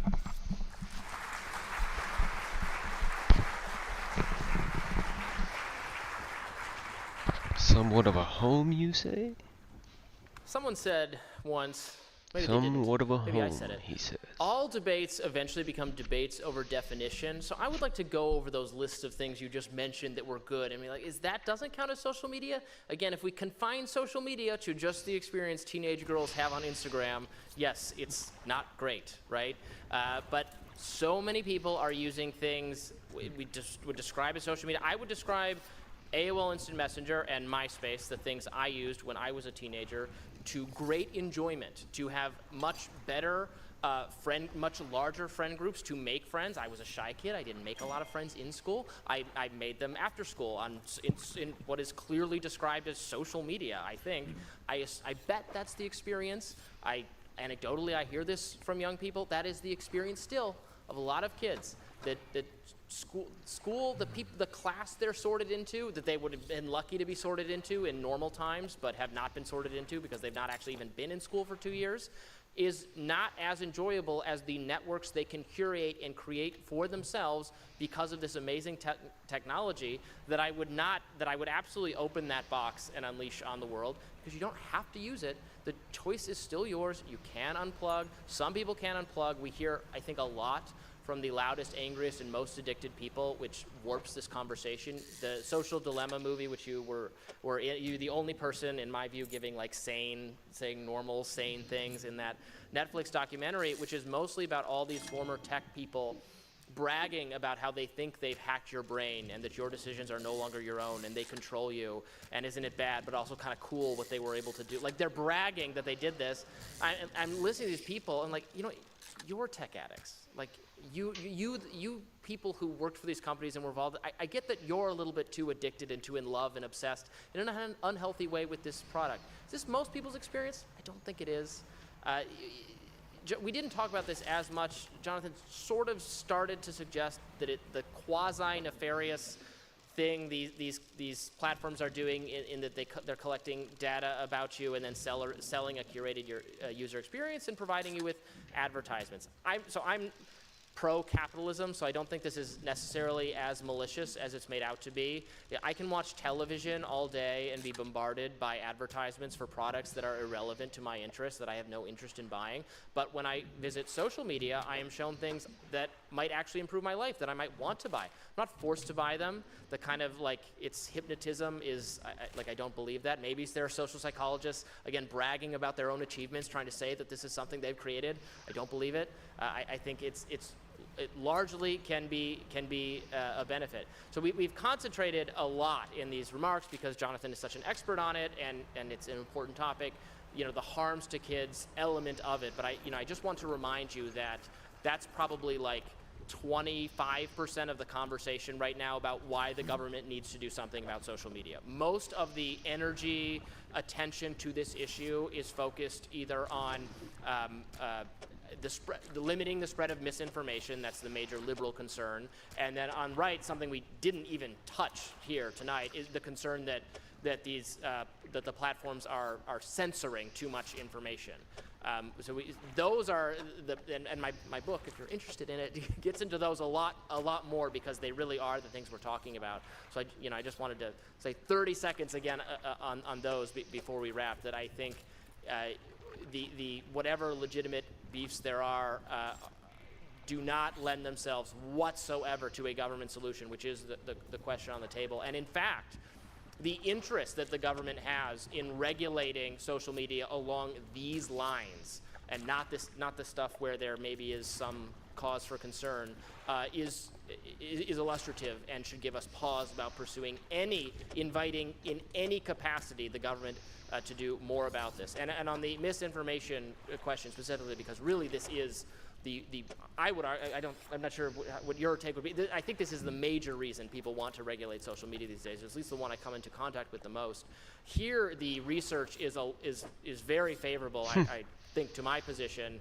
A lot of the panic about how much people being inundated with so many lies and et cetera, has not been borne out by the data. Actually, it's like a tiny number of social media users who are sharing the most alarming social media misinformation. It's a tiny number of users who are seeing it. It pales in comparison to the misinformation they're inundated with on the media platforms that existed before it. But this is the animating concern of the Biden administration and the FTC and the FCC, of the government figures who actually will do the regulating, who are going to do something on social media. This is what they care about, and it will have very bad consequences for free speech. Thank you.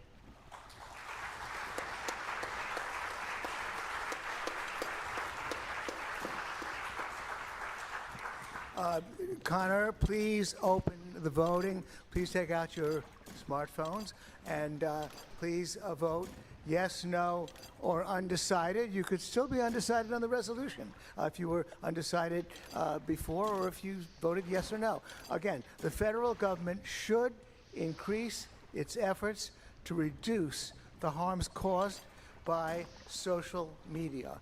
Yes, no, or undecided on the resolution. Drum roll, please. Now, the resolution. The resolution got initially 28% of the vote. It rose to 37.7%. It picked up 9.8 percentage points. 9.8 percentage points is what you picked up. Jonathan, and that's the number to beat. The no votes also picked up 1.8 percentage votes. Therefore, the Tootsie Roll goes to Jonathan Haidt. Congratulations, John. Congratulations to you both.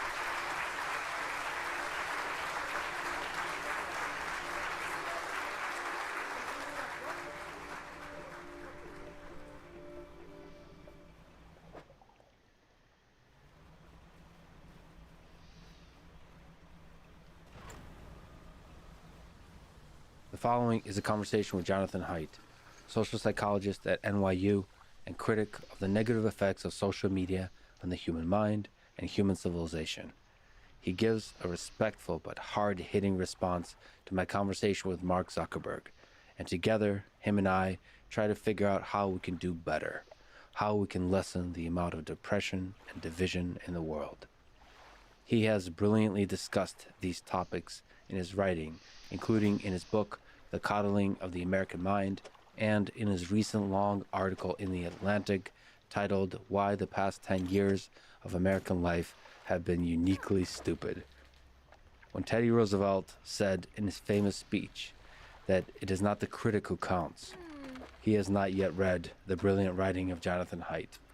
I disagree with John on some of the details of his analysis and ideas, but both his criticism and our disagreement is essential if we are to build better and better technologies that connect us.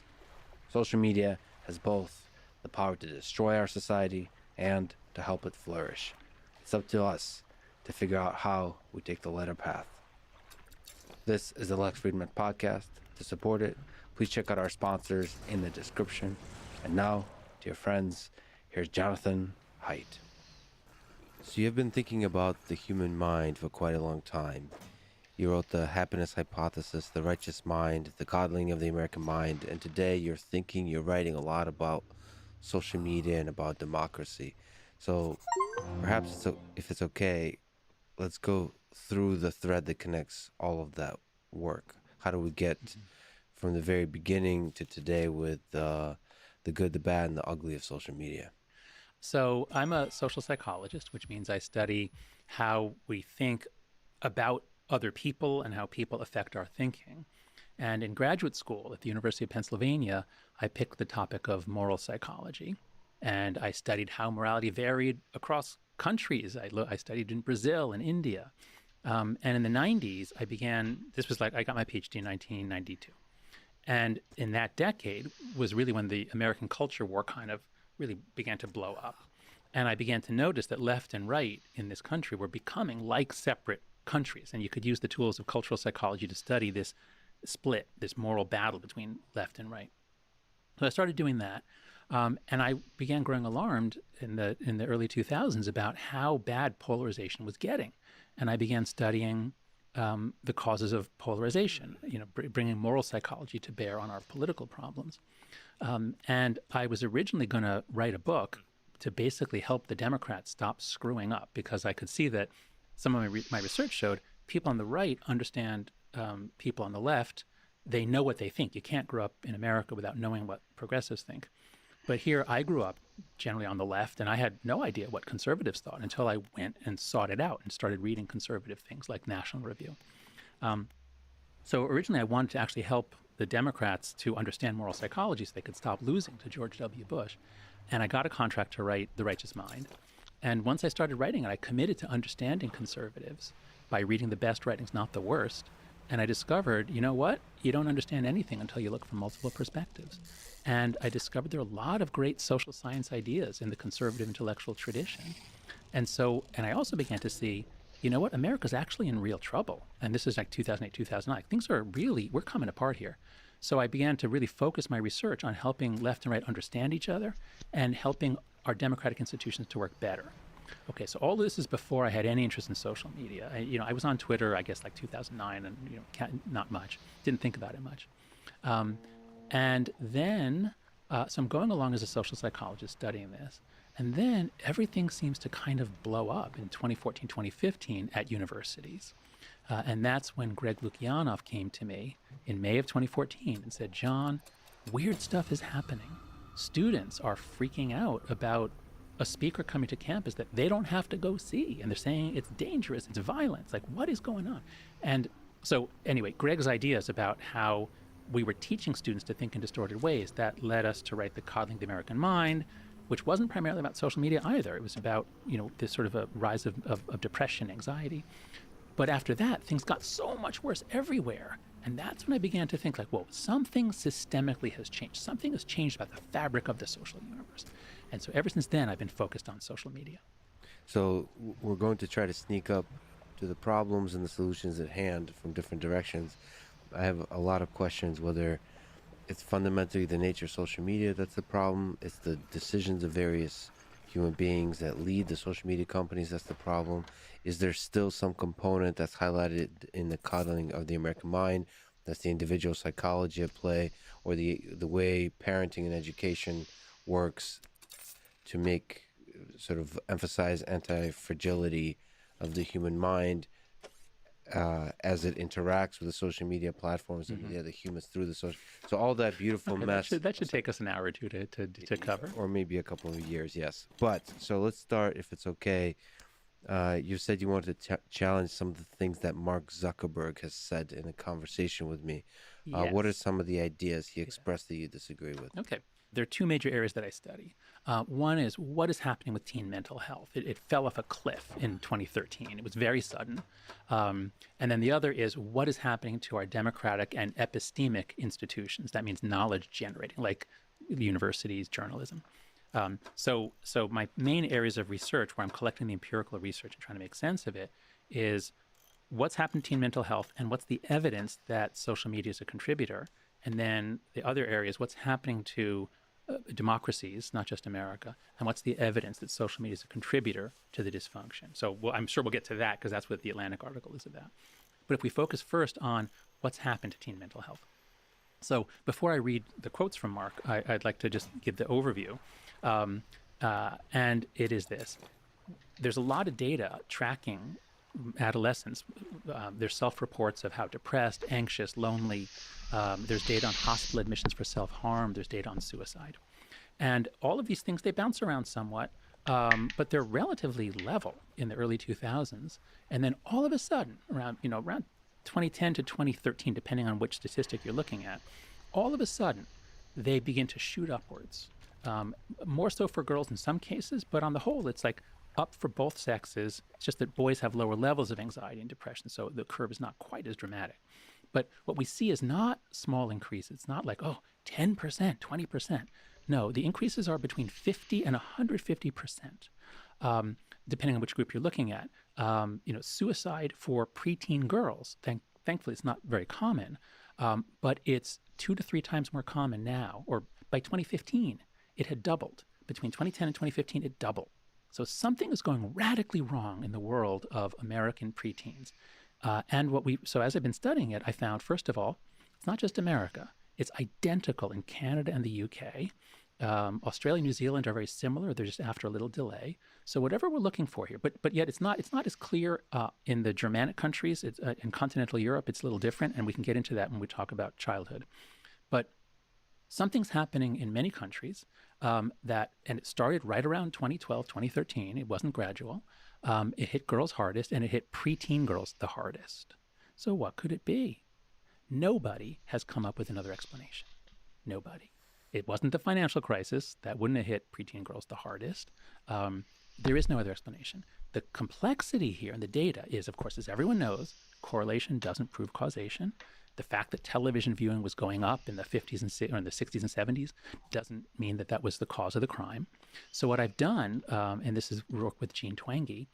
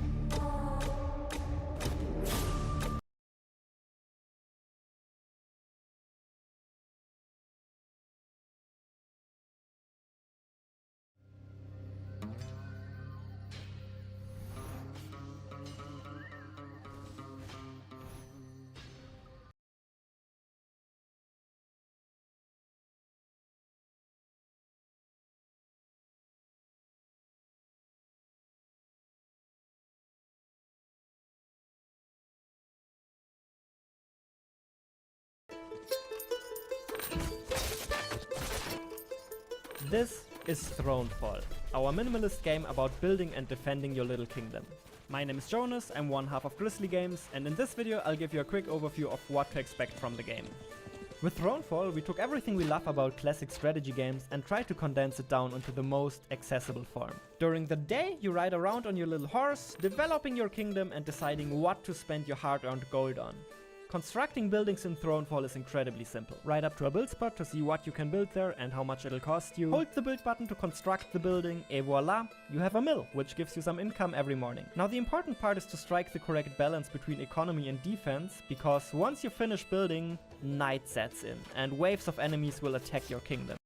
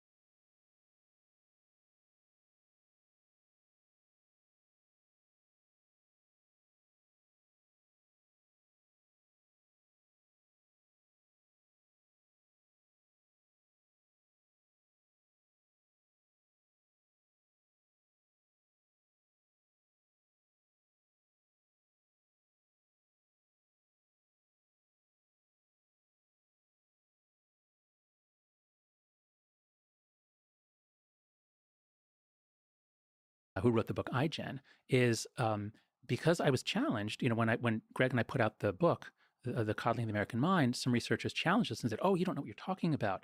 The correlations between social media use and mental health, they exist, but they're tiny. It's like a correlation coefficient of 0.03 or, a beta of 0.05, tiny little things. And one famous article said it's no bigger than the correlation of bad mental health and eating potatoes, which exists, but it's so tiny, it's zero essentially.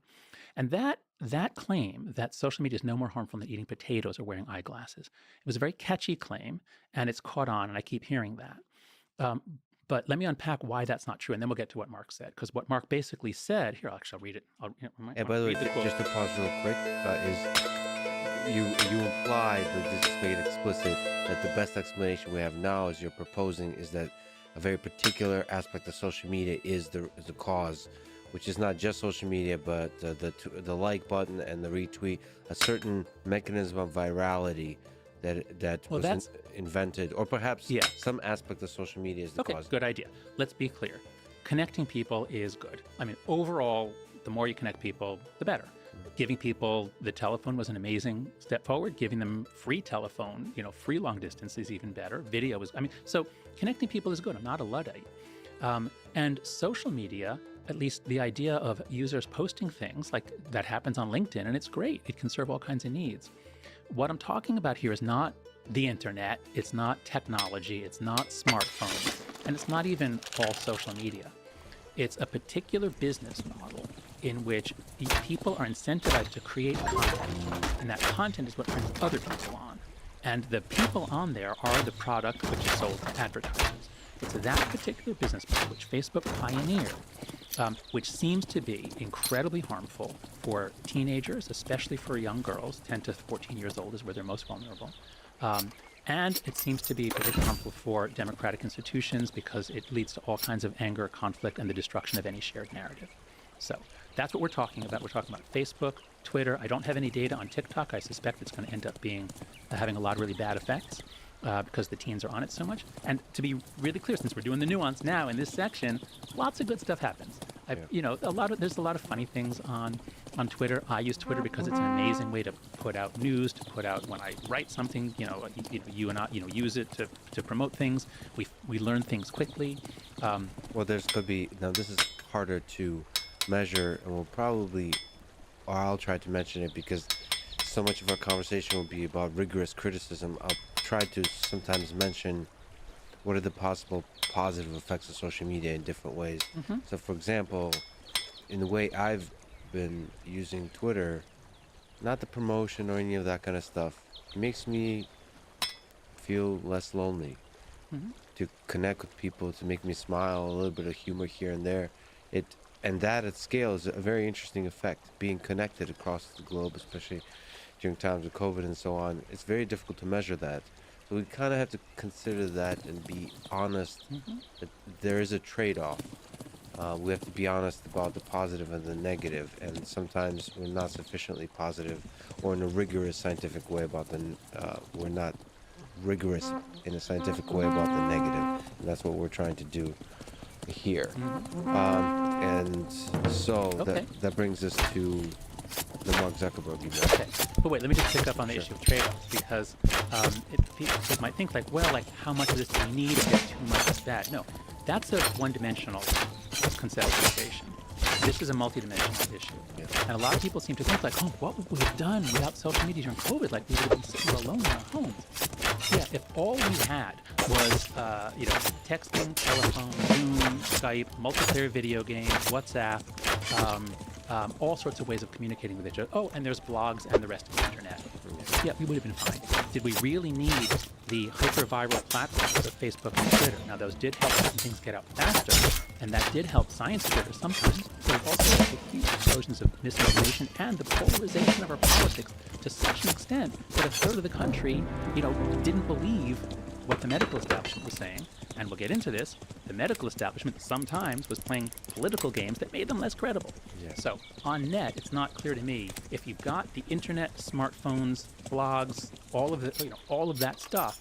It's not clear to me that adding in this particular business model of Facebook, Twitter, TikTok, that really adds a lot more. And one interesting one we'll also talk about is YouTube. I think it's easier to talk about Twitter and Facebook. YouTube is another complex beast that's very hard to. So YouTube is many things. It's a content platform, but it also has a recommendation system. That's let's focus our discussion on perhaps Twitter and Facebook. But you do in this large document that you're putting together on social media called "Social Media and Political Dysfunction: Collaborative Review" with Chris Bale. That includes, I believe, papers on YouTube as well. It does. But yeah, again, just to finish up with the nuance, YouTube is really complicated because I can't imagine life without YouTube. It's incredibly useful. It does a lot of good things. It also obviously helps to radicalize terrorist groups and murderers. So I think about YouTube the way I think about the internet in general. And I don't know enough to really comment on YouTube. So I have been focused. And it's also interesting. one thing we know is teen social life changed radically between about 2010 and 2012. Before 2010, they weren't mostly on every day because they didn't have smartphones yet. By 2012 to 14, which is the area in which they will get smartphones, and they become daily users of so the girls go to Instagram and Tumblr, they go to visual ones. The boys go to YouTube and video games. Those don't seem to be as harmful to mental health or even harmful at all. It's really Tumblr, Instagram particularly, that seem to really have done in girls' mental health. So let's look at the quote from Mark Zuckerberg. So at 64 minutes and 31 seconds on the video, I time coded this. This is the very helpful YouTube transcript. YouTube's an amazing program. You ask him about Frances Haugen, you give him a chance to respond, and here's the key thing. So he talks about what Frances Haugen said. He said, no, but that's mischaracterized. Actually, on most measures, the kids are doing better when they're on Instagram. It's just on 1 out of the 18. And then he says, I think an accurate characterization would have been that kids using Instagram, or not kids, but teens, is generally positive for their mental health. That's his claim. That Instagram is overall, taken as a whole, Instagram is positive for their mental health. That's what he says. Okay? Now, is it really? Is it really? So first, just the simple, okay, now here, what I'd like to do is turn my attention to another document that we'll make available. So I was invited to give testimony before a Senate subcommittee 2 weeks ago where they were considering the Platform Accountability Act. Should we force the platforms to actually tell us what our kids are doing? We have no idea other than self-report. We have no idea. You know, they're the only ones who know, like, if the kid does this, and then over the next hours, the blood pressure happens. We can't know that, but Facebook knows it. So should they be compelled to reveal the data? We need that. So you raised just to give people a little bit of context. In this document is brilliantly structured with questions, studies that indicate that the answer to a question is yes, indicate that the answer to a question is no, and then mixed results. And questions include things like, does social media make people more angry or effectively polarized? Right. Wait, so that's the one that we're going to get to. That's the one for democracy. Yes, that's for democracy. So I've got 3 different Google Docs here because I found this is an amazing way, and thank God for Google Docs. It's an amazing way to organize the research literature, and it's a collaborative review, meaning that, so on this one, Jean Twenge and I put up the first draft, and we say, please, comment, add studies, tell us what we missed. And it evolves in real time. In any direction, the yes or the no? Oh, yeah, we specifically encourage, because, look, the center of my research is that our gut feelings drive our reasoning. That was my dissertation. That was my early research. And so if Jean Twenge and I are committed to, we're going to obviously preferentially believe that these platforms are bad for kids because we said so in our books. So we have confirmation bias. And I'm a devotee of John Stuart Mill. The only cure for confirmation bias is other people who have a different confirmation bias. So these documents evolve because critics then say, no, you missed this, or they say, you don't know what you're talking about. It's like, great, say so, tell us. So I put together this document, and I'm going to put links to everything on my website. Listeners, viewers, go to jonathanhaidt.com/social media. It's a new page I just created. I'll put everything together. Like yes, document. That's right, exactly. So so the thing I want to call attention to now is this document here with the title "Teen Mental Health is Plummeting and Social Media is a Major Contributing Cause."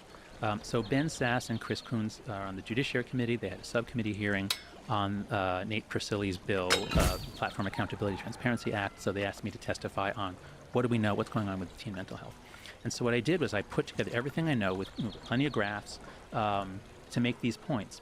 That first, what do we know about the crisis? Well, that the crisis is specific to mood disorders, not everything else. It's not just self-report, it's also behavioral data because suicide and self-harm go skyrocketing after 2010. The increases are very large and the crisis is gendered and it's hit many countries. So I go through the data on that. So we have a pretty clear characterization and nobody's disputed me on this part. So can we just pause real quick, just so for people who are not aware. So self-report, just how you kind of collect data on this kind of thing. Sure. You have a self-report is survey. You ask people. How anxious are you these days? Yeah. How many hours a week do you use social media? That kind of stuff, and you do. It's maybe you can collect large amounts of data that way because you can ask a large number of people that kind of question.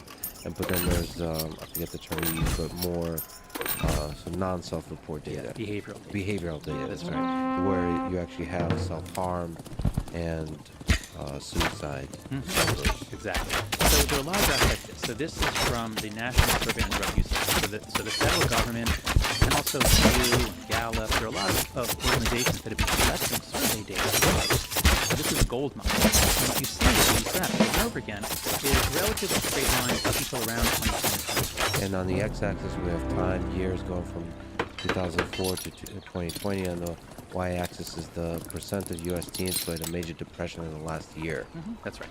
So when this data started coming out so Jean Twang's book iGen 2017, a lot of people say, oh, she doesn't know what she's talking about. This is just self-report. Like Gen Z, they're just really comfortable talking about this. This is a good thing. This isn't a real epidemic. And literally the day before my book with Greg was published, the day before, there was a psychiatrist in the New York Times who had an op-ed saying, relax, smartphones are not ruining your kid's brain. And he said, it's just self-report. It's just that they're giving higher rates as more diagnosis. But underlying there's no change. No. Because it's theoretically possible. But all we have to do is look at the hospitalization data for self-harm and suicide, and we see the exact same trends. We see also a very sudden, big rise around between 2009 and 2012. You have an elbow, and then it goes up, up, up. So that is not self-report. Those are actual kids admitted to hospitals for cutting themselves. So we have a catastrophe, and this was all true before COVID. COVID made things worse. But we have to realize, COVID's going away. Kids are back in school, but we're not going to go back to where we were because this problem is not caused by COVID. What is it caused by? Just go through the point, then I'll stop. I just feel like I really want to get out the data to show that Mark is wrong. So, first point, correlation studies consistently show a link. They almost all do, but it's not big. It's equivalent to a correlation coefficient around 1. That's the first point. Second point is that the correlation is actually much larger than potatoes. So that famous line wasn't about social media. That was about digital use. That's what they meant. Doing homework on everything. And so what they did is they looked at all seniors, and then they said, this is correlated with self-reports of depression, anxiety, like, 0.03, it's tiny. But they said that clearly in the paper, but the media has reported it as social media is 0.03 or tiny. And that's just not true. What I found digging into it, you don't know this until you look at there's more than 100 studies in the Google Doc. Once you dig in, what you see is, okay, you see a tiny correlation. What happens if you zoom in on just social media? It always gets bigger, often a lot bigger, 2 or 3 times bigger. What happens if you zoom in on girls in social media? It always gets bigger, often a lot bigger. And so what I think we can conclude, in fact, what one of the authors of the potato studies herself concludes, Amy Orban says, I have a quote from here, she reviewed a lot of studies, and she herself said that, quote, the associations between social media use and well-being therefore range from about R equals 0.15 to R equals 0.10. So that's the range we're talking about. And that's for boys and girls together. And a lot of research, including hers and mine, show that girls are higher. So for girls, we're talking about correlations around 0.5 to 2. I go between 20 and I found it's about 2 or 2. That might sound like our but people have to understand that public health correlations are never the correlation of childhood exposure to lead and adult IQ is way too problem. It's 0.09. Like, the world's messy, and our measurements are messy. And so if you find a consistent correlation of 0.15, like, you would never let your kid do that thing. That actually is dangerous. And it can explain, when you multiply over tens of millions of kids spending, years of their lives, you actually can explain the mental health epidemic just from social media use. Well, and then there's questions. By the way, this is really good to learn because I quit potatoes and it had no effect on me. And as a Russian, that was a big sacrifice. Not quite little, actually, because I'm mostly eating keto these days. But that's funny that they're actually literally called the potato studies. Okay, but given this, and there's a lot of fascinating data here, there's also a discussion of how to fix it. What are the aspects that, if fixed, would start to reverse some of these trends?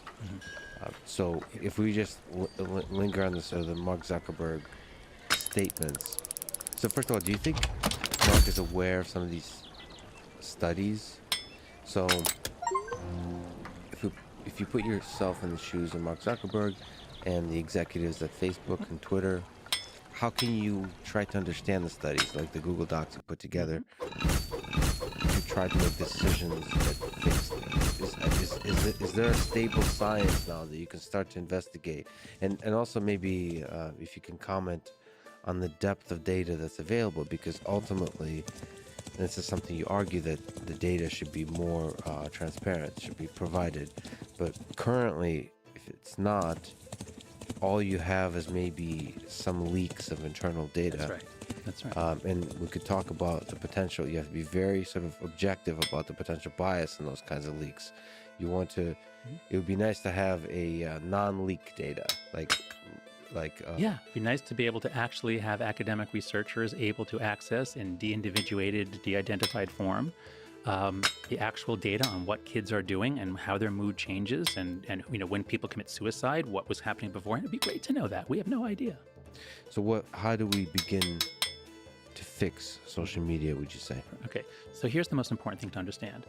In the social sciences, we say, is social media harmful to kids? That's a broad question. You can't answer that directly. You have to have much more specific questions. You have to operationalize it and have a theory of how it's harming kids. And so almost all of the research is done on what's called the dose-response model.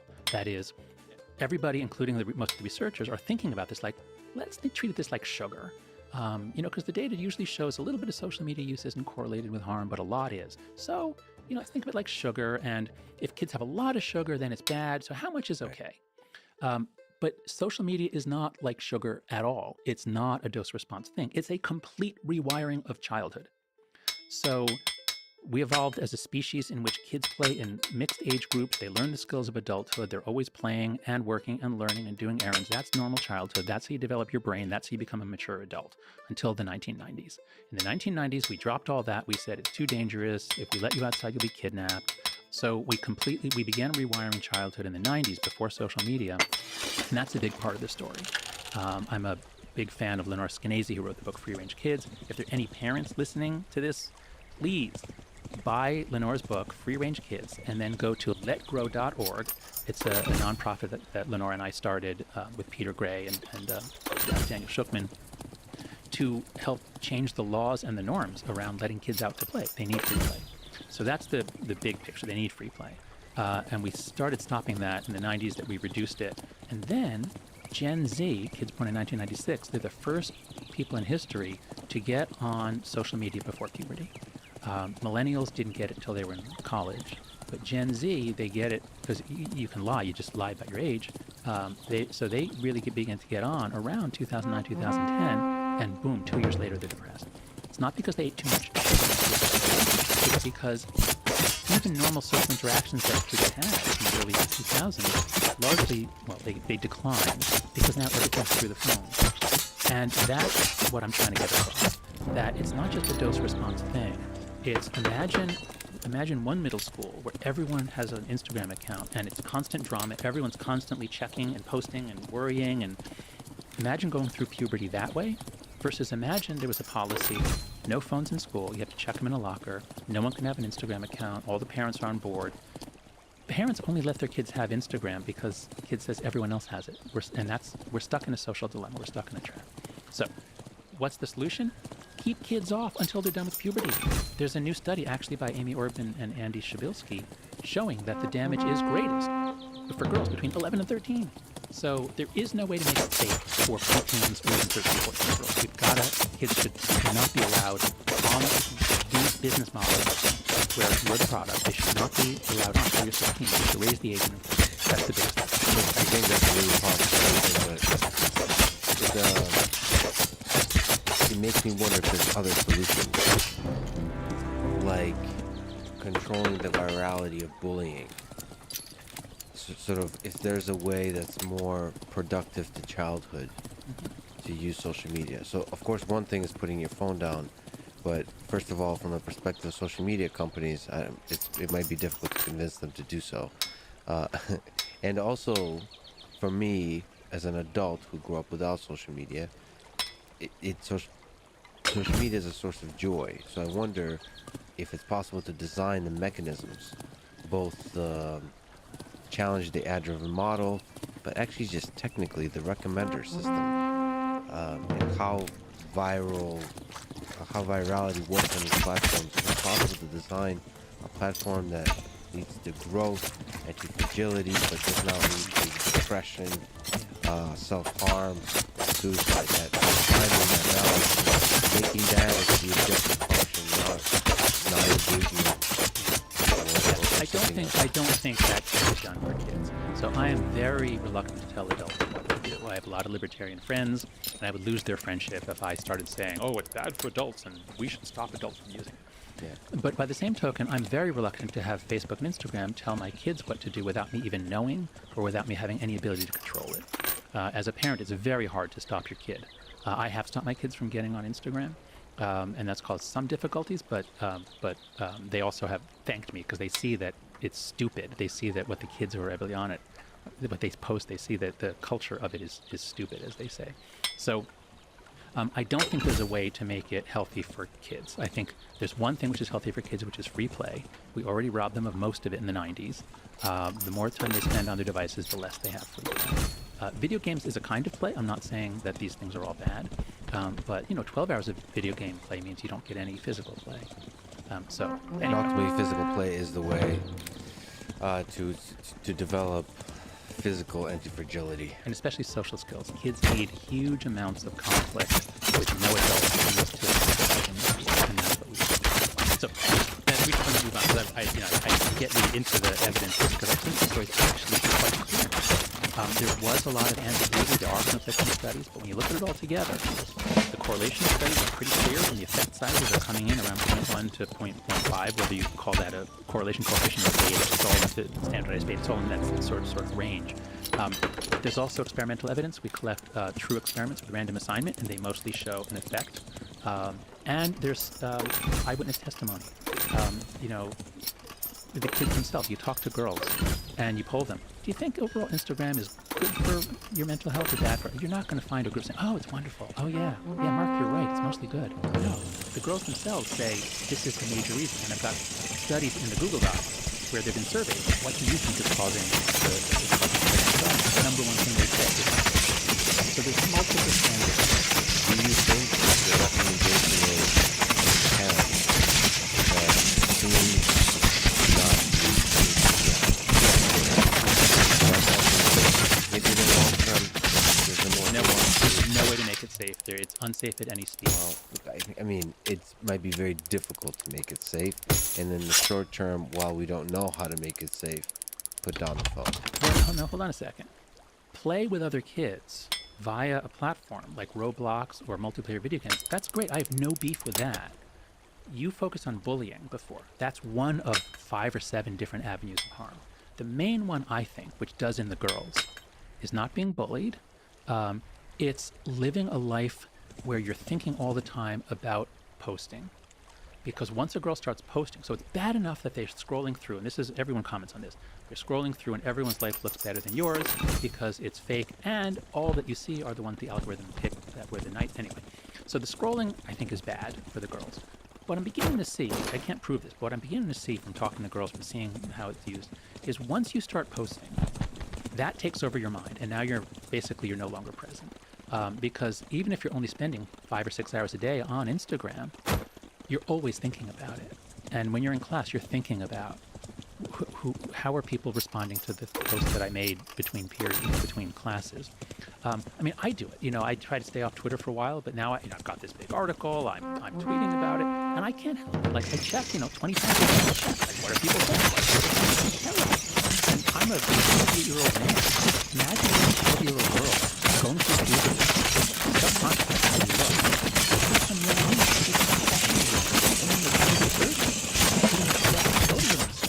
this is so sad. So sad. Don't be doing this. See, the thing where I disagree a little bit is I agree with you in the short term, but in the long term, I feel it's the responsibility of social media, not in some kind of ethical way, not just in an ethical way, but it'll actually be good for the product or for the company to maximize the long-term happiness and well-being of the person. So not just engagement. So consider. But the person is not the customer. So the thing is not to make them happy; it's to keep them on. That's the way it is currently with that driven. If we I can get think a it's business model, as you're saying, I'd be all for it. And I think that's the way to make much more money. So like a subscription model, where the money it's comes from paying. It's not. That would work, wouldn't it? That would help. So subscription definitely would help, but I'm not sure it's so much. I mean, a lot of people say it's about the source of money, but I just think it's about the fundamental mission of the product. If you want people to really love a thing, I think that thing should maximize your long-term well-being. It should, in theory, in morality. I don't think it's morality land. I think that's the reality of where they are, and study. So let us go in the mental health,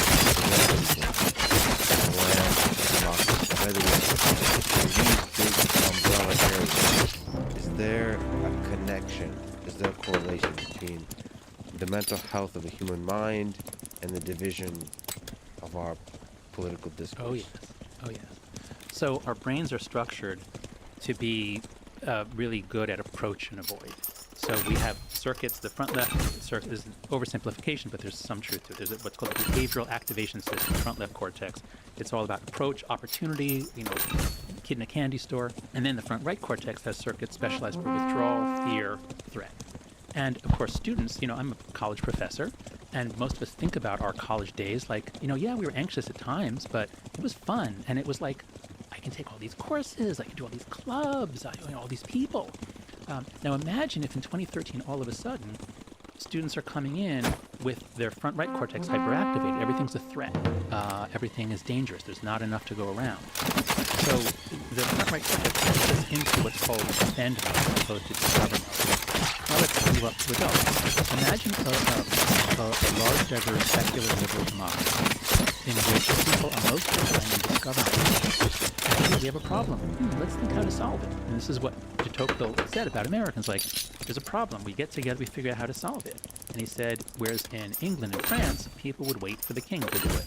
But here, like, roll up our sleeves, let's do it.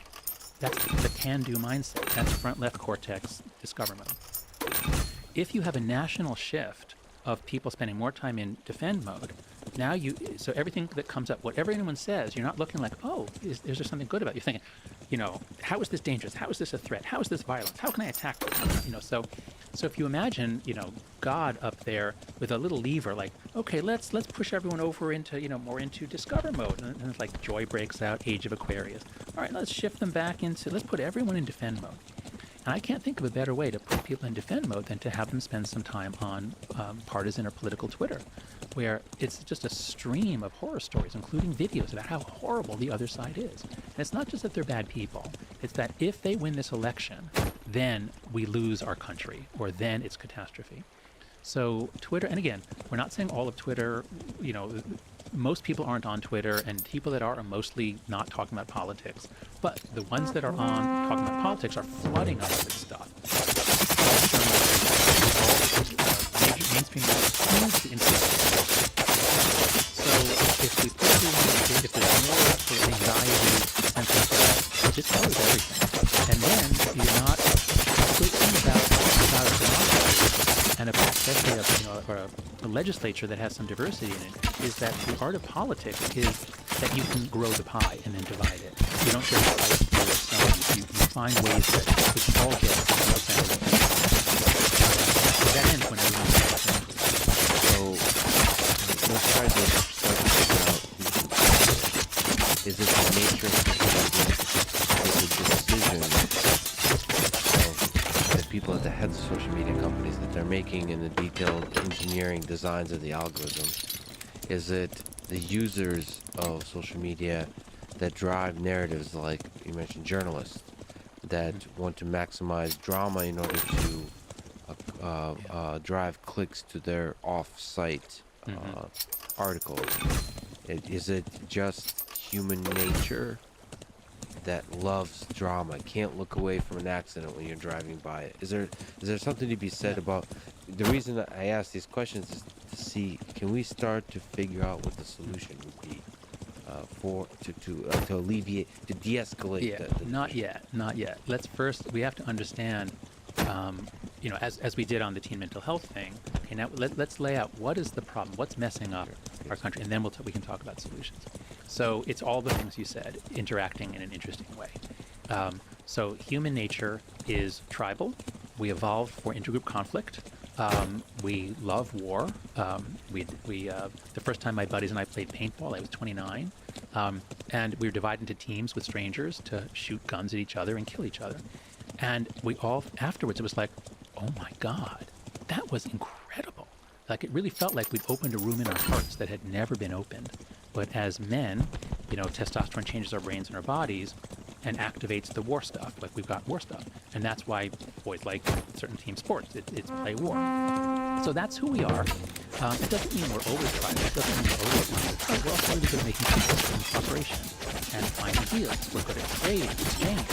So, you want your country, you want a society that has room for conflict, ideally over conflict. That's great. That's totally not just harmless, it's actually good. But otherwise you want cooperation. That's going to create prosperity and health. And if you're going to have a diverse democracy, you really better focus on cooperation, not on tribalism. And there's a wonderful book by Yasha Monk called The Great Experiment that talks about the difficulty of diverse democracy and what we need to do. So that's human nature. Now let's imagine a logical environment really dangerous to cooperate. Where everyone teleports in the postal service. Like, wow, we can do all these things together with people far away. It's amazing. Now instead of that, let's give them a technology that encourages them to fight. So early Facebook and Twitter were generally lovely places. People old enough to remember, like, they were fun. There was a lot of humor. You didn't feel like you were going to get your head blown off no matter what you said. 2007, 2008, 2009, it was still fun. These were nice places mostly. And like almost all the platforms start off as nice places. And this is the key thing in the article, in the Atlantic article, on Babel, on After Babel. The Atlantic article, by the way, is why the past 10 years of American life have been uniquely stupid. Yeah, my title in the magazine was After Babel, adapting to a world we can no longer share. That's what I proposed. But they A/B tested what's the title that gets the most clicks, and it was why the past 10 years have been unique. So Babel, the Tower of Babel, is a driving metaphor in the piece. So first of all, what is it? What's the Tower of Babel? What's Babel? What are we talking about? So the Tower of Babel is a story early in Genesis, where the descendants of Noah are spreading out and repopulating the world, and they're on the plain of Shinar, and they say, let us build us a city with a tower to make a name for ourselves, lest we be scattered again. So it's a very short story. There's not a lot in it, but it looks like they're saying, we don't want God to flood us again. Let's build a city and a tower and to reach the heavens. And God is offended by the hubris of these people, acting again like gods. And he says, here's the key line. He says, let us go down and confuse their language so that they may not understand one another. So in the story, he doesn't literally knock the tower over, but, many of us have seen images or, movie dramatizations where a great wind comes and the tower is knocked over and the people are left wandering amid the rubble, unable to talk to each other. So I've been grappling. I'm trying to say, what the hell happened to our society? Beginning in 2014, what the hell is happening to universities? And then it spread out from universities. It hit journalism, the arts, and now it's all over companies. What the hell happened to us? And it wasn't until I reread the Babel story a couple of years ago that I thought, whoa, this is it. This is the metaphor. Because, I've been thinking about tribalism and left-right battles and war, and that's easy to think about. But Babel isn't like, and God said, let half of the people hate the other half. No, what's that? It's God said, let us confuse their language, that none of them for a while. So it's a story about fragmentation. And that's what's unique about our life. So Meta, Facebook, wrote a rebuttal to my article. They disputed one of the arguments was, polarization of the whole social media and what's happening in the say that, but I should have said it more clearly than I said. But here's the new thing. Even though left and right were declaring 80% we weren't afraid of their personalities to us. We weren't afraid of each other. Cable TV, popular, everyone was pointing to it. We didn't have any afraid of each other. And that's what we knew around here. We started sharing exciting articles. I'm a little professor in my little big box in 2016. I know that Greg and I had turned into that for our so they said over and over again, students are not afraid of their professors, they're actually afraid of other students. Most students are lovely. It's not like the whole generation has lost their minds. What happens is a small number are adept at using social media to destroy anyone that they think they can get credit for destroying.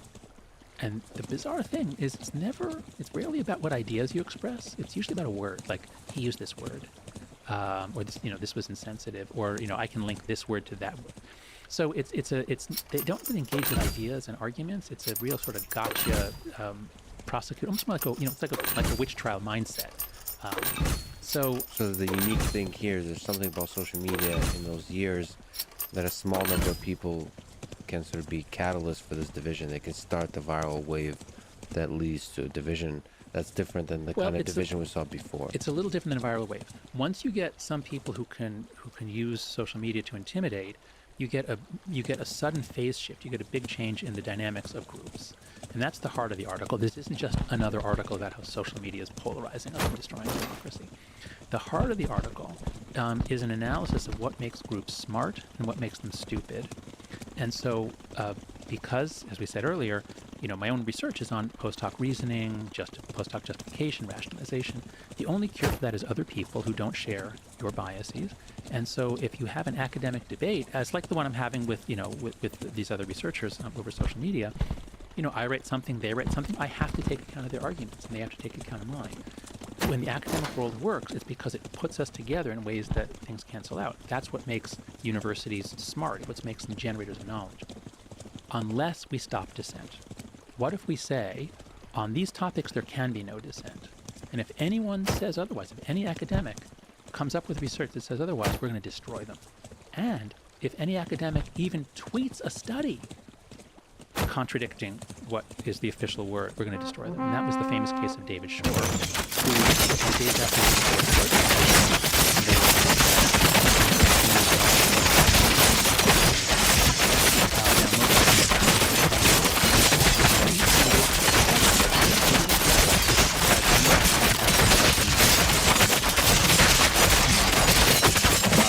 and Moscow study showed that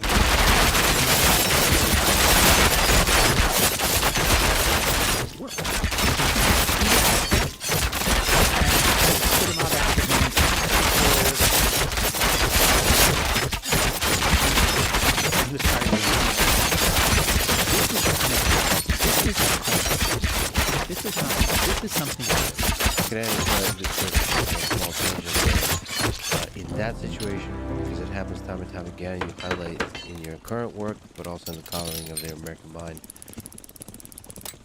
is the blame on the mob, the mechanisms that enables the mob, or the people that do the firing? The administration does the firing. It's all of them. Well, I sometimes feel that we don't put enough blame on the people that do the firing. That feels like in the long arc of human history, that is the place for courage and for ideals, right? That's where it stops. That's where the buck stops. So if there's going to be new mechanisms for mobs and all that kind of stuff, there's going to be tribalism. Yeah. But at the end of the day, that's what it means to be a leader, is to stop the mob at the door. But I'm a social psychologist, which means I look at the social forces at work on people. And if you show me a situation in which 95% of the people behave one way, and it's a way that we find surprising and shameful, I'm not going to say, wow, 95% of the people are shameful. I'm going to say, wow, what a powerful situation. We've got to change that situation. So that's what I think is happening here, because there are hardly any in the first few years. It began around 2018, 2019. It really enters the corporate world. There are hardly any leaders who stood up against it. But I've talked to a lot, and it's always the same thing. You have these, people usually in their 50s or 60s. Generally, they're progressive or on the left. They're accused of things by their young employees. They don't have the vocabulary to stand up for it, and they give in very quickly. And because it happens over and over again, and there's only a few examples of university presidents who said, like, no, we're not going to stop this talk just because you're freaking out. No, we're not going to fire this professor because he wrote a paper that you don't like. There are so few examples. I have to include that the situational forces are so strong. Now, I think we are seeing a reversal in the last few weeks or months. A clear sign of that is that the New York Times actually came out with an editorial from the editorial board saying that free speech is important. Now, that's amazing that the Times had the guts to stand up for free speech, because, they're the people. Well, what's been happening with the Times is that they've allowed Twitter to become the editorial board. Twitter has control over the New York Times, and the New York Times literally will change papers. I have an essay in Politico with Nadine Strawson, Steve Pinker, and Pamela Paresky on how the New York Times retracted and changed an editorial by Bret Stephens, and they did it in a sneaky way, and they lied about it. And they did this out of fear because he mentioned IQ. He mentioned IQ and Jews. And then he went on to say, it probably isn't a genetic thing, it's probably cultural. He mentioned it. And the New York Times, I mean, they were really cowardly. Now, I think from what I hear, they know that they were cowardly. They know that they should not have fired James Bennett. They know that they gave in to the mob. And that's why they're now poking their head up above the parapet, and they're saying, oh, we think that free speech is important. And then, of course, they got their heads blown off because, Twitter reacted like, how dare you say this? Are you saying racist speech is okay? But they didn't back down. They didn't retract it. They didn't apologize for defending free speech. So I think the Times might be coming back. Can I ask your opinion on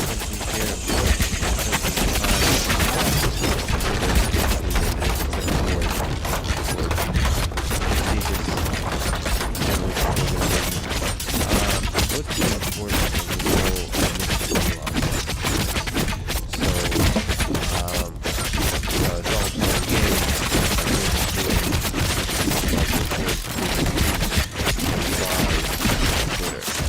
What do you think? Positive and negative. So, if he is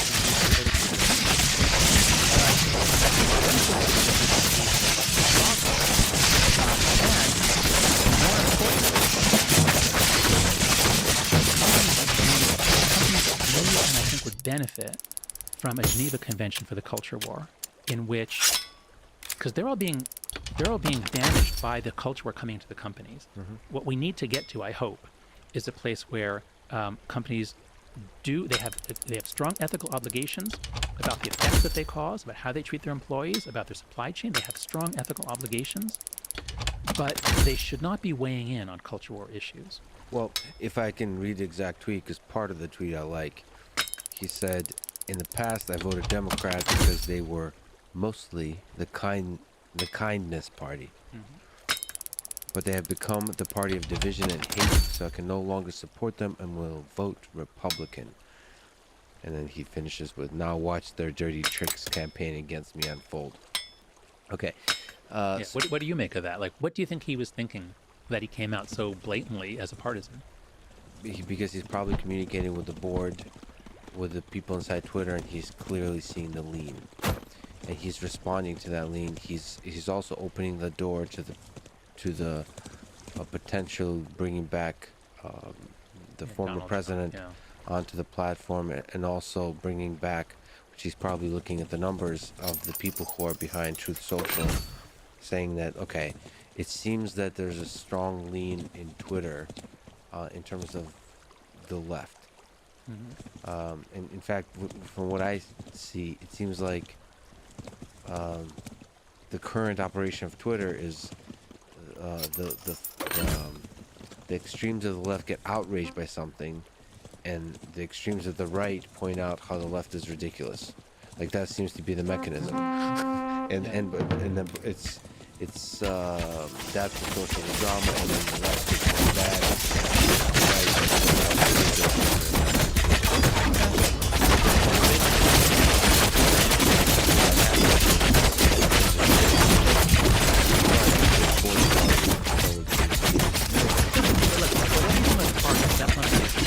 The issue is, should the most important CEO in America, the CEO of some of our biggest and most important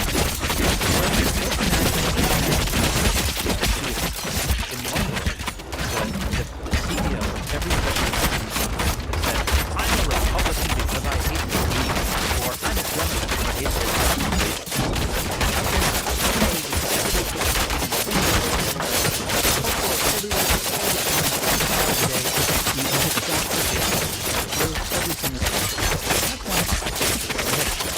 The other is to say, you know what? Political conflict should be confined to political spaces. There's a room for protest. We have channels that are not culture war all the time. When you go shopping, you go to a restaurant, you shouldn't be yelled at and screamed at. When you buy a product, you yelled by a person and company shouldn't have always think of it. But the over, it wasn't the same world. That's what it was. So if you did a really bad thing in a month that was really bad fire, setting a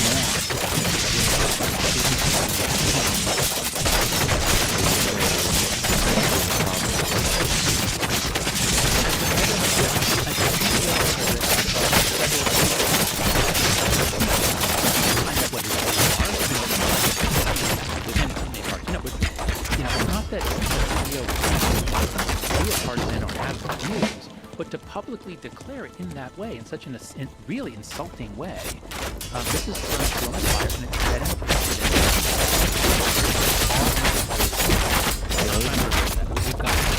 Let me play devil's advocate. So, that there is also value. So,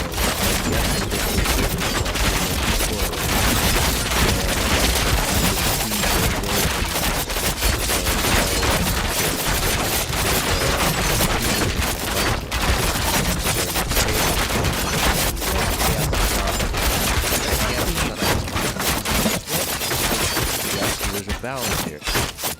Chaos isn't near chaos, it's really chaos. And I would like to say that there's a trade-off, because if you become a politician, there's a trade-off between, in this case, maybe authenticity and civility. Maybe like get absolutely wrecked upon about the impact you have with your words versus just being yourself. And I'm not sure calculating is also a slippery slope. Both are slippery slopes. You have to be careful. So when we have conversations in a vacuum and we just say, like, what should a person do? Those are very hard. But our world is actually structured into domains and institutions. And if it's just like, oh, you know, talking here among our friends, like we should be authentic, sure. But the CEO of a company has fiduciary duties, legal fiduciary duties to the company. He owes loyalty to the company. And if he is using the company for his own political gain or other purposes or social standing, that's a violation of his fiduciary duty to the company. Now, there's debate among scholars whether your fiduciary duties to the shareholders. I don't think it's the shareholders. I think many legal experts say it's the company's a legal person. You have duties to the company. Employees owe a duty to the company. So he's got those duties, and I think you can say he's being authentic, but he's also violating those duties. So it's not necessarily he's violating a law by doing it, but he certainly is shredding any notion of professional ethics around leadership of a company in the modern age.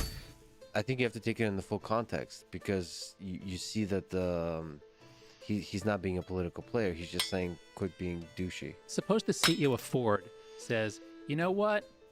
Let's pick a group. Well, I shouldn't do a racial group because that would be different. Let's just say, you know what? Left-handed people are douchebags. I hate them. Like, why would you say that? Like, why would you drag away left-handed people? What you said now is not either funny or lighthearted, because I hate them. It wasn't funny. I'm not picking on you. I'm saying that statement. Words matter. There is a lightness to the statement in the full context. If you look at the timeline of the man, there's ridiculous memes and there's nonstop jokes. My big problem with the CEO of Ford is there's never any of that. Not only is there any of that, there's not a celebration of the beauty of the engineering of the different products. It's all political speak channeled through multiple meetings of PR. There's levels upon levels upon levels where you think that it's really not authentic. And there, you're actually, by being polite, by being civil, you're actually playing politics, because all of your actual political decision making is done in the back channels. That's obvious. Here's a human being authentic and actually struggling with some of the ideas and having fun with it. I think this lightness represents the kind of positivity that we should be striving for. It's funny to say that, because you're looking at these statements and they seem negative, but in the full context of social media, I don't know if they are. Okay, but look at what you just said. In the full context, you're taking his tweets in context. You know who doesn't do that? Twitter. Like, that's the Twitter. Well, that's the fundamental rule problem. of Twitter is there is no context. Everything is taken in the maximum possible way. There is no context. Oh, you're so saying this is not like, you know, yes, I wish we did take people in context. I wish we lived in that world. But now that we have Twitter and Facebook, we don't live in that world anymore. So you're saying it is a bit of a responsibility for people with a large platform to consider the fact that there is the fundamental mechanism of Twitter where people don't give you the benefit of the doubt. Well, I don't want to hang it on a large platform, because then that's what a lot of people say, like, well, you know, she shouldn't say that because she has a large platform and she should say things that agree with my politics. I don't want to hang it on large platform. I want to hang it on CEO of a company. CEOs of a company have duties and responsibilities. And you know, Scott Galloway, I think, is very clear about this. He criticizes Elon a lot as being a really bad role model for young men. Young men need role models, and he is a very appealing, attractive role model. So I agree with you, but in terms of being a role model, I think I don't want to put a responsibility on people, but yes, he could be a much, much better role model. Yeah, I mean, to insult sitting senators by calling them old, I mean, that's, you know... Yeah, I won't do a both sidism of like, well, those senators can be assholes too. Yeah, but yes, that's fair enough. Respond intelligently, as I tweeted, to unintelligent treatment. Yes. So the reason I like, and he's now a friend, the reason I like Elon is because of the engineering, because of the work he does. No, I admire him enormously for that. But what I admire on the Twitter side is the authenticity, because I've been a little bit jaded and worn out by people who have built up walls. People in the position of power, the CEOs and the politicians who built up walls, and you don't see the real person. That's one of the reasons I love long-form podcasting, especially if you talk more than 10 minutes, it's hard to have a wall up. Yeah. It all kind of crumbles away. So I don't know, but yes, you're right. That is a step backwards to say, at least to me, the biggest problem is to pick sides, to say, I'm not going to vote this way or that way. That's, leave that to the politicians. You have much, like the importance of social media is far bigger than the bickering, the short-term bickering of any one political party. It's a platform where we make progress, where we develop ideas through sort of rigorous discourse, all those kinds of things. So here's an idea about social media developed through social media from Elon, which is, everyone freaks out because they think either, he's going to do less content moderations. The left is freaking out because they want more content moderation. The right is celebrating because they think the people doing the content moderation are from the left. But there was one, I think it was a tweet, where he said like 3 things he was going to do to make it better, and was defeat the bots or something. But he said, authenticate all humans. Yeah. And this is a hugely important statement. And it's pretty powerful that this guy can put 3 words in a tweet, and actually I think this could change the world. Even if the bid fails, the fact that Elon said that he thinks we need to authenticate all humans is huge. Because Now, we're talking about solutions here. What can we do to make social media a better place for democracy, a place that actually makes democracy better? As Tristan Harris has pointed out, social media and digital technology, the Chinese are using it really skillfully to make a better authoritarian nation. And by better, I don't mean morally better, I mean like more stable, successful. Whereas we're using it to make ourselves weaker, more fragmented, and more insane. So we're on the way down. We're in big trouble. And all the argument is about content moderation. And what we learned from Frances Haugen is that, 5 or 10% of what they might call hate speech gets caught, 1% of violence and intimidation. Content moderation, even if we do a lot more of it, isn't going to make a big difference. All the powers and the dynamics changes to the architecture. And as I said in my Atlantic article, what are the reforms that would matter for social media? And the number one thing I said, the number one thing I believe is user authentication or user verification. And people freak out and they say oh, but we need anonymous. Yeah, fine, you can be anonymous. But what I think needs to be done is anyone can open an account on Twitter, Facebook, whatever, as long as you're over 16, and that's another piece. Once you're 16 or 18, at a certain age, you can be treated like an adult. You can open an account and you can look, you can read, and you can make up whatever fake name you want. But if you want to post, if you want viral amplification on a company that has Section 230 protection from lawsuits, which is a very special privilege, I understand the need for it, but it's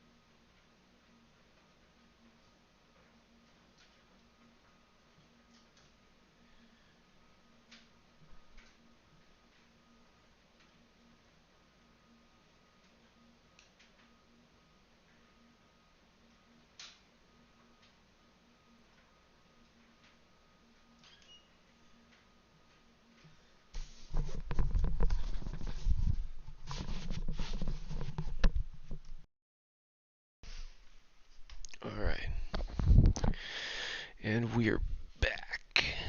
Let's try this bow and dagger shit out.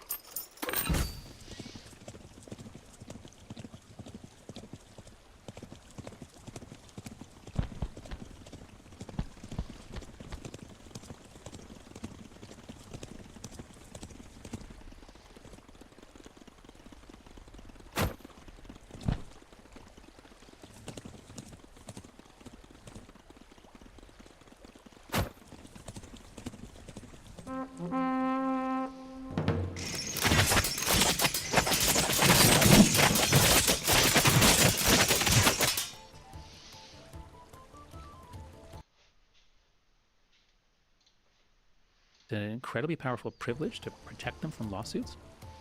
If you want to be able to post on platforms that, as we'll get to in the Google Doc, there's a lot of evidence that they are undermining and damaging democracy, then the company has this minimal responsibility it has to meet. Banks have you just walk up to a bank with a bag of money that you stole and say, "Here, deposit this for me. My name's John Smith." You have to actually show who you are. And the bank isn't going to announce who you are publicly, but you have to, if they're going to do business with you, they need to know you're a real person, not a criminal. And so there's a lot of schemes for how to do this. There's multiple levels. People don't understand this. Level 0 of authentication is nothing like what we have now. Level 1, this might be what you learn is authenticate all human, meaning you have to pass some test to show you're not a bot. There's no identity, there's nothing, just something that, the company cat and mouse struggle between bots and human. So we try to just filter out pure bots. The next level up, there are a variety of schemes that allow you to authenticate identity in ways that are not traceable or kept. So whether you show an ID, whether you use biometric, whether you have something on the blockchain that establishes identity, whether it's linked to a phone, whatever it is, there are multiple schemes now Like companies have figured out for how to do this.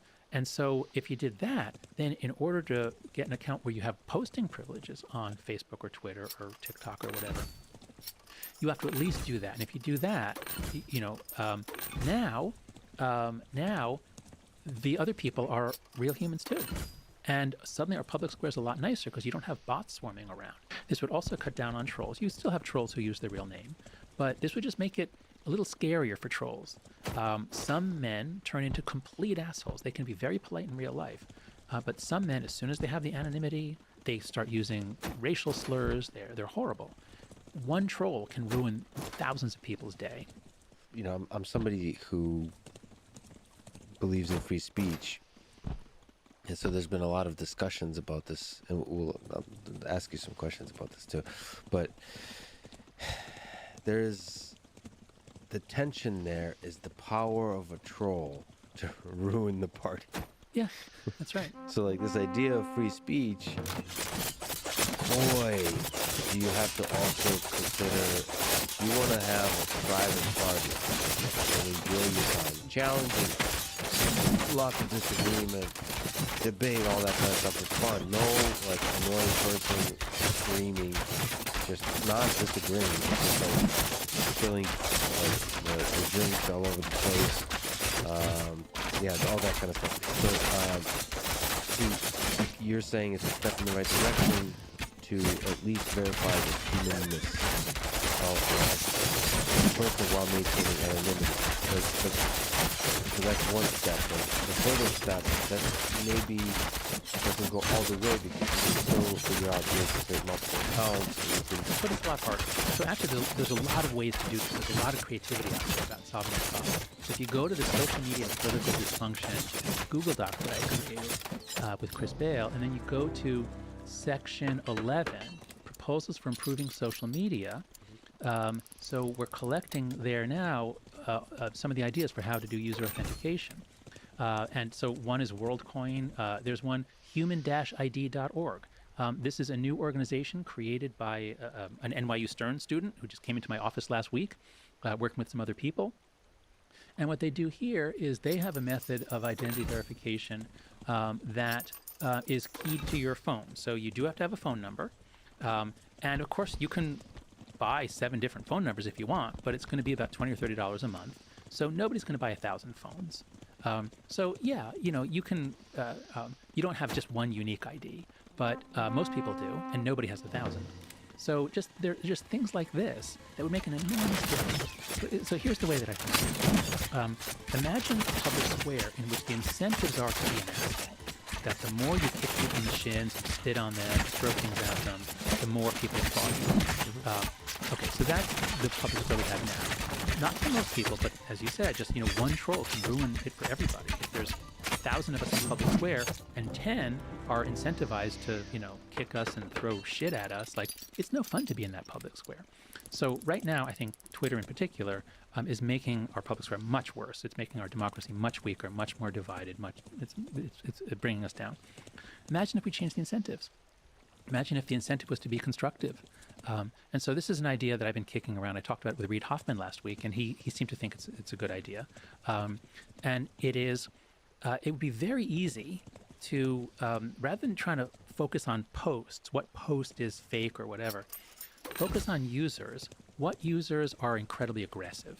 And so people just use a lot of obscenity and exclamation points. AI could easily code nastiness or just aggression, hostility. And imagine if every user is rated on a 1 to 5 scale for that. And the default, when you open an account on Twitter or Facebook, the default is 4.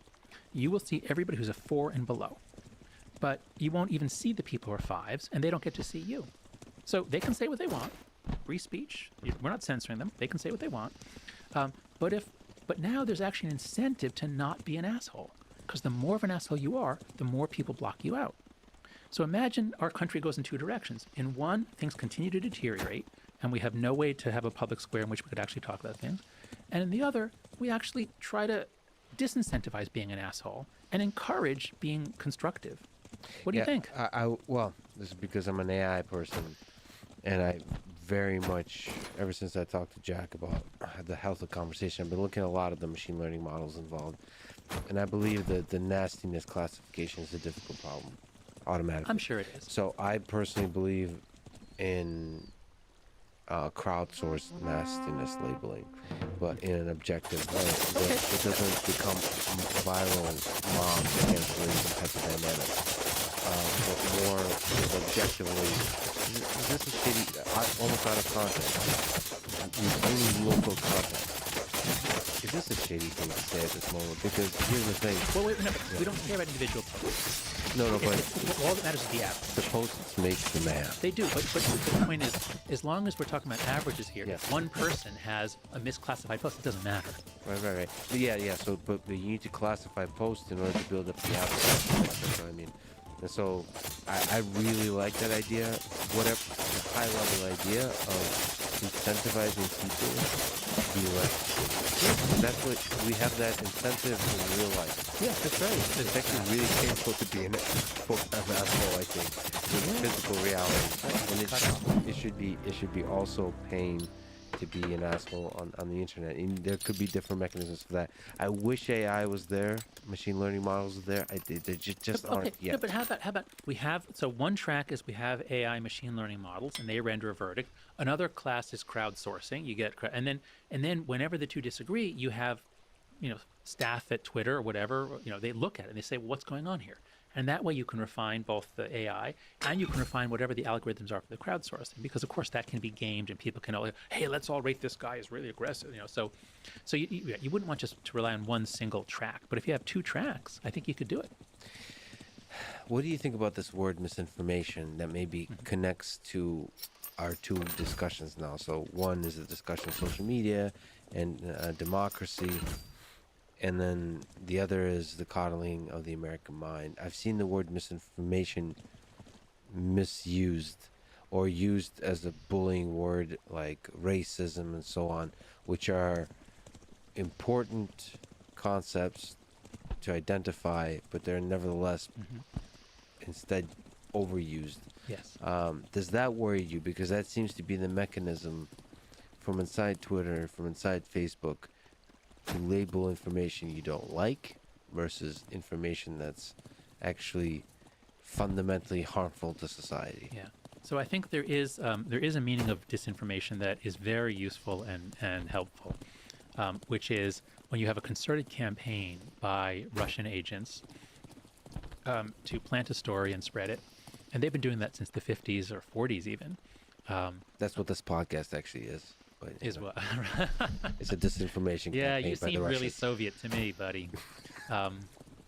It's subtle. It's between the lines. Okay, I'm sorry. Yeah. But so I think to the extent that there are campaigns by either foreign agents or by the Republican or Democratic parties, there have been examples of that. There are all kinds of concerted campaigns that are intending to confuse or spread lies. This is the Soviet, the fire hose of falsehood tactic. So it's very useful for that. All the companies need to have pretty large staffs that have to deal with that. That will always be there, and that is really bad work. So Renee DiResta is just brilliant. Reading her work has really frightened me and opened my eyes about how easy it is to manipulate and spread misinformation, and especially polarization. The Russians have been trying since the 50s. They'd come to America and they would do hate spray, swastikas at synagogues. They'd bring anti-black. They tried to make America. Most of the debate nowadays, however, is not that. People are talking about what the other side is saying. So, if you're on the right, then you're very conscious of the times when, the left wouldn't let us even say, could COVID be from a lab? Like they would, you literally would get shut down for saying that. And it turns out, we don't know if it's true, but there's at least a real likelihood that it is. And it certainly is something that should have been talked about. So I tend to stay away from any such discussions. And the reason is twofold. One is because they're almost entirely partisan. It generally is each side thinks that what the other side is saying is misinformation or disinformation, and they can prove certain examples. So we're not going to get anywhere on that. We certainly are never going to get 60 votes in the Senate for anything about that. I don't think content moderation is nearly as important as people think. It has to be done, and it can be improved. Almost all the action is in the dynamics, the architecture, the virality, and then the nature of who is on the platform, unverified people, and how much amplification they get. That's what we should be looking at, rather than wasting so much of our breath on whether we're going to do a little more or a little less content moderation. So the true harm to society, on average and over the long term, is in the dynamics. Is fundamentally in the dynamics of social media, not in the subtle choices of content moderation, aka censorship. Exactly. There have always been conspiracy theories. The Turner Diaries is this book written in 1978. It introduced the replacement theory to a lot of people. Timothy McVeigh had it on him when he was captured in 1995 after the Oklahoma City bombing. It's a kind of a Bible of that fringe, violent, racist, white supremacist group. And that, the killer in Buffalo was well acquainted with these ideas. They've been around, but this guy's from a small town. I forget where he's from. But he was, and he says in his manifesto, he was entirely influenced by things he found online. He was not influenced by anyone he met in person. Ideas spread and communities can form. These like micro communities can form with bizarre and twisted beliefs. And this is, again, back to the Atlantic article. I've got this amazing quote from Martin Gurri. Let me just find it. But Martin Gurri, who's a former CIA analyst, wrote this brilliant book called The Revolt of the Public. And he has this great quote. He talks about how in the age of mass media, we were all, in a sense, looking at a mirror, looking back at us. And it might have been a distorted mirror, but we had stories in common, we had facts in common with mass media. And he describes how the flood of information of the internet is like a tsunami washing over all kinds of stuff. And he says, this isn't a comment in an Instagram box, he says, the digital revolution has shattered that mirror, and now the public inhabits those broken pieces of the planet. So the public isn't one thing, it's highly fragmented, and it's basically mutually hostile. It's mostly people yelling at each other and living in bubbles. And so, we now see clearly there's this little bubble of this bizarre, nastiness in which, the killer in Christchurch and the killer in Norway and now in Buffalo, they're all put into a community, and posts flow up within that community by a certain dynamic. So we can never stamp those words or ideas out. The question is not, can we stop them from existing? The question is, what are the platforms by which they spread all over the world and into every little town, so that the 1% of whatever percentage of young men are vulnerable to this, that they get exposed to it. It's in the dynamics and the architecture. It's a fascinating point to think about, because we often debate and think about the content moderation, the censorship, the ideas of free speech, but you're saying, yes, that's important to talk about, but much more important is fixing the dynamics. That's right, because everyone thinks if there's regulation, it means censorship. At least people on the right think regulation equals censorship. And I'm trying to say, no, that's only if all we talk about is content moderation. Well, then yes, that is the framework. Mm-hmm. How much or how little do we, but I don't even want to talk about that, because all the action is in the dynamics. That's the point of my article. It's the architecture changed and our social world went insane. So can you try to steelman the other side? So the people that might say that social media is good for society overall, both in the dimension of mental health, as Mark said, for teenage girls, and for our democracy. Yes, there's a lot of negative things, but that's slices of data. If you look at the whole, which is difficult to measure, it's actually good for society, and to the degree that it's not good, it's getting better and better. Is it possible to fix it? It's hard, but I should be able to do it. I need to put my money where my mouth is, not to get less.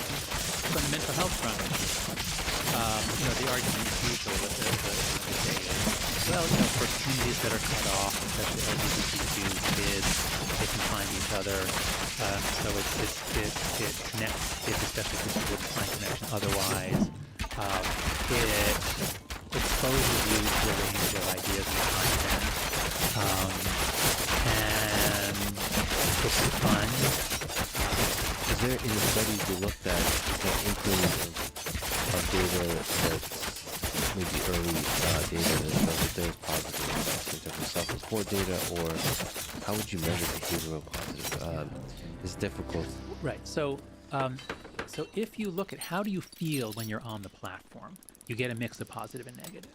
And people say they feel supported. And this is what Mark was referring to when he said, there was like 18 criteria, and on most it was positive, and on some it was negative.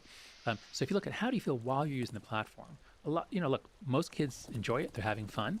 But some kids are feeling inferior, cut off, bullied. So if we're saying what's the average experience on the platform, that might actually be positive. If we just measured the hedonics, like how much fun versus fear is there, it could well be positive. But what I'm trying to, okay, so is that enough, Steel Manning? Can I? Yeah, that's pretty good. Okay. You held your breath. Yeah. But what I'm trying to point out is this isn't a dose response sugar thing. Like, how do you feel while you're consuming heroin? Like, while I'm consuming heroin, I feel great. But am I glad that heroin came into my life? Am I glad that everyone in my 7th grade class is on heroin? Like, no, I'm not. Like, I wish that people weren't on heroin and they could play on the playground. But instead, they're just, sitting on the bench shooting up during recess. So when you look at it as an emergent phenomena that changed childhood, now it doesn't matter what are the feelings while you're actually using it. We need to zoom out and say, how has this changed childhood? Can you try to do the same for democracy? Mm-hmm. So we can go back to what Mark said in 2012 when he was taking Facebook public, and this is the wake of the Arab Spring. I think people really have to remember what an extraordinary year 2011 was. It starts with the Arab Spring. Dictators are pulled down. Now people say Facebook took them down. I mean, of course, it was the citizens, the people themselves, took down dictators, aided by Facebook and Twitter and I don't know if it was or texting. There were some other platforms they used. So the argument that Mark makes in this letter to potential shareholders, investors, is we're at a turning point in history, and social media is rewiring. We're giving people the tools to rewire their institutions. So this all sounds great. Like, this is the democratic dream. And what I write about in the essay is the period of techno-democratic optimism, which began in the early 90s with the fall of the Iron Curtain and the Soviet Union. And then the internet comes in, and, people my age remember how extraordinary it was, how much fun it was. I mean, the sense that this was the dawning of a new age, and there was so much optimism. And so this optimism runs all the way from the early 90s, all the way through 2011. With the Arab Spring. And of course that year ends with Occupy Wall Street. And there were also big protest movements in Israel and Spain and in a lot of areas. Martin Gurry talks about this. So there certainly was a case to be made that Facebook in particular, but all these platforms, these were God's gift to democracy. What dictator could possibly keep out the internet? What dictator could stand up to people connected on these digital media platforms? So that's the strong case that this is going to be good for democracy. And then we can see what happened in the years after. Now, first of all, so in Mark's response to you, so here, let me read from what he said when you interviewed him. He says, I think it's worth grounding this conversation in the actual research that has been done on this, which by and large finds that social media is not a large driver of polarization. He says that. Then he says, most academic studies that I've seen actually show that social media use is correlated with lower polarization. That's a factual claim that he makes, which is not true. But he asserts that it's tricky because he says the studies he has seen. So it might be that the studies he has seen say that. But if you go to the Google Doc with Chris Bale, you see there are 7 different questions that can be addressed. And on one of them, which is filter bubbles, the evidence is very mixed. He might be right that Facebook overall does. On the other 6, the evidence is pretty strong. Yes, it is. He also says right. And there's one thing true, which is that polarization has been rising much faster in the U.S. He's right about that. So we're talking about an article by Matthew Genskow and a few other researchers. It's a very important article. We've got it in the database. When you say that when you study those, like decided to say there's a lot of fascinating questions that are organized by when you decide to indicate yes or no. Question one is, does social media make people more angry or effectively polarized? Question two is, does social media create echo chamber? These are fascinating, really important questions. Question three is, does social media amplify posts that are more emotional, inflammatory, or false? Question four is, does social media increase the possibility of violence? Question five is, does social media enable foreign governments to increase political dysfunction in the U.S. and other democracies? Question six, does social media decrease trust? 7 is, does social media strengthen populist movements? And then there's other questions. That's right. But if you once you operationalize it as 7 different questions, like one is about polarization. There are measurements to the degree to which people say they see the other side. And so in this study by Boxell, Jensen, and Shapiro, 2021, they looked at all the measures of polarization they could find back in the 1970s for about 20 different countries. And they show plots, they have these nice plots on the website showing that some countries it's going up, like the United States, in some countries it's going down, and in some countries it's pretty flat. And so Mark says, well, if polarization is going up a lot in the US but not in most other countries, well, maybe Facebook isn't responsible. But so much depends on how you operationalize things. Are we interested in the straight line regression line going back to the 70s? And if so, well then he's right in the 70s. But that's not the argument. The argument isn't that it's been rising and falling since the 70s. The argument is it's been rising and falling since 2012 or so. And for that, I've been emailing with the authors of the study, and they said there's not really enough data to do a statistically reliable because there won't be observations of 2012. But if you look at the graphs in the study, and they actually do provide, as they pointed out, they do provide a statistical test if you break the data at the year 2000. So actually, polarization is going up pretty widely if you just look after 2000, which is when the internet was in its and if you look just after 2012, you have to do it by eye. So if you do it on their graphs by eye, you see that actually a number of countries do see a sudden sharp upturn. Not all by any means. But my point is, Mark asserts, he points to one study, and he points to this over and over again. I have had 2 conversations with him. He pointed to this study both times. He asserts that this study shows that polarization is up some places, down other places. There's no association. But actually, we have another section in the Google Doc where we review all the data on the decline of democracy. And the high point of democracy, of course, it was rising in the 90s. But if you look around the world, by some measures, it begins to drop in the late 2000s, around 2007, 2008. By others, it's in the early to mid 2010s. The point is, by many measures, there's a drop in the quality and the number of democracies on this planet that began in the 2010s. And so, yes, Mark can point to one study, but if you look in the Google Doc, there are a lot of other studies that point the other way, and especially about whether things are getting more polarized or less, more polarized. Not in all countries, but in a lot. So you've provided the problem, several proposals for solutions. Do you think Mark, do you think Elon or whoever is at the head of Twitter would be able to implement these changes, or does there need to be a competitor, social network, to step up? If you were to predict the future, now this is you giving sort of financial advice to me. No, if you're able I to, can't definitely do. Not I can give you advice. Do the opposite of whatever I've done. Okay, excellent. But what do you think when we talk again in 10 years? What do you think we'd be looking at if it's a better world? Yeah.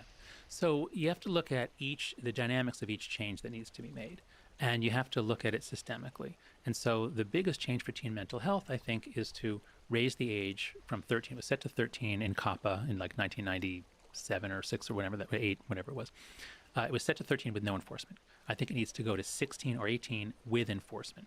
Now, there's no way that Facebook can say, actually, so look, at Instagram, the age is 13, but they don't enforce it.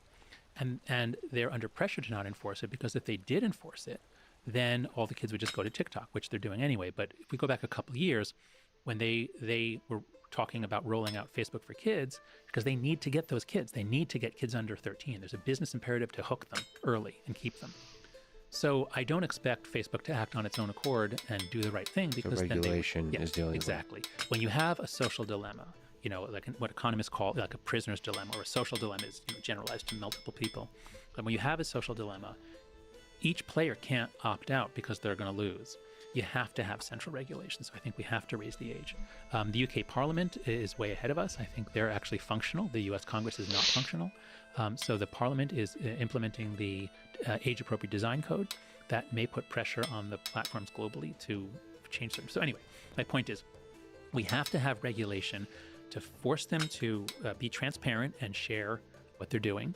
There are some good bills out there. So I think that if the companies and the users, if we're all stuck in a social dilemma in which the incentives against doing the right thing are strong, we do need regulation on certain matters. And again, it's not about content moderation, who gets to say what, but it's things like the Platform Accountability and Transparency Act, which is from Senators Coons, Portman, and Klobuchar.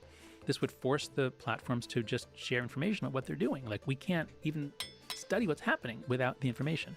So that, I think, is just common sense.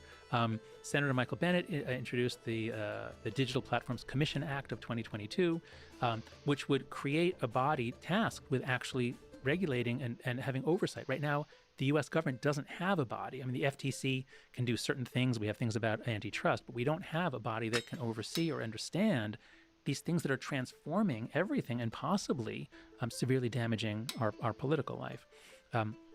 So I think there's a lot of, and then the state of California is actually currently considering a version of the UK's the age-appropriate design code, which would force the companies to do some simple things, like not be sending alerts and notifications to children at 10 or 11 o'clock at night. Just things like that to make platforms just less damaging. So I think there's an essential role for regulation, and I think if the U.S. Congress is too paralyzed by politics, if the UK and the EU and the state of California and a few other states, if they enact legislation, the platforms don't want to have different versions in different states or countries. So I think there actually is some hope, even if the U.S. Congress is dysfunctional. So there is, because I've been interacting with certain regulation that's hitting, designed to hit Amazon, but it's hitting YouTube. YouTube folks have been talking to me, which is recommender systems. The algorithm has to be public, I think, versus private, which completely breaks. It's way too clumsy a regulation that where the unintended consequences break recommender systems, not for Amazon, but for other platforms. That's just to say that government can sometimes be clumsy with the regulation. Usually is. And so my preference is the threat of regulation in a friendly way encourages. You Good really shouldn't behavior. need it. You really shouldn't need it. My preference is great leaders lead the way in doing the right thing. And I actually, honestly, this to our earlier kind of maybe my naive disagreement that I think it's good business to do the right thing in these spaces. So Sometimes it is. Sometimes it loses you most of your users. Well, I think it's important because I've been thinking a lot about World War III recently. Yeah. And it might be silly to say, but I think social media has a role in either creating World War III or avoiding World War III. It seems like so much of wars throughout history have been started through very fast escalation. And it feels like, just looking at our recent history, social media is the mechanism for escalation. And so it's really important to get this right, not just for the mental health of young people, not just for the polarization of bickering over small scale political issues, but literally the survival of human civilization. There's a lot at stake here. Yeah, I certainly agree with that. I would just say that I'm less concerned about World War III than I am about Civil War II. I think that's a more likely prospect. Yeah. Can I ask for your wise, sage advice to young people? So advice number one is put down the phone. Don't use Instagram and social media. But to young people in high school and college, how to have a career, how to have a life. Yeah, I'd be happy to, because I teach a course at NYU in business school called Work, Wisdom, and Happiness. And the course is, it's advice on how to have a happy, a successful career as a human being. But the course has evolved that it's now about three things: how to get stronger, smarter, and more sociable. If you can do those three things, then you will be more successful at work and in love and friendships. And if you are more successful in work, love, and friendships, then you will be happy. You will be as happy as you can be, in fact. So the question is, how do you become smarter, stronger, and happier? And the answer to all three is it's a number of things, but it's you have to see yourself as this like complex adaptive system. You've got this complicated mind that needs a lot of experience to wire itself up. And the most important part of that experience is that you don't grow when you are with your attachment figure. You don't grow when you're safe. You have an attachment figure to make you feel confident to go out and explore the world. In that world, you will face threats, you will face fear, and sometimes you'll come running back. But you have to keep doing it because over time, you then develop the strength to stay out there and to conquer it. That's normal human childhood. That's what we blocked in the 1990s in this country. So young people have to get themselves the childhood, and this is all the way through adolescence and young adulthood, they have to get themselves the experience that older generations are blocking them from out of fear, and that their phones are blocking them from out of just, hijacking almost all the inputs into their life and almost all the minutes of their day. So go out there, put yourself out in experiences. You are anti-fragile, and you're not going to get strong unless you actually have setbacks and criticisms and fights. So that's how you get stronger. And then there's an analogy in how you get smarter, which is you have to expose yourself to other ideas, to ideas that people that criticize you, people that disagree with you. And this is why I co-founded Heterodox Academy, because we believe that faculty need to be in communities that have political diversity and viewpoint diversity, but so do students. And it turns out students want this. The surveys show very clearly Gen Z is not turned against viewpoint diversity. Most of them want it, but they're just afraid of the small number that will sort of shoot darts at them if they say something wrong. So anyway, the point is, you're anti-fragile, and so you have to realize that to get stronger. You have to realize to get smarter. And then the key to becoming more sociable is very simple. Just always look at it through the other person's point of view. Don't be so focused on what you want and what you're afraid of.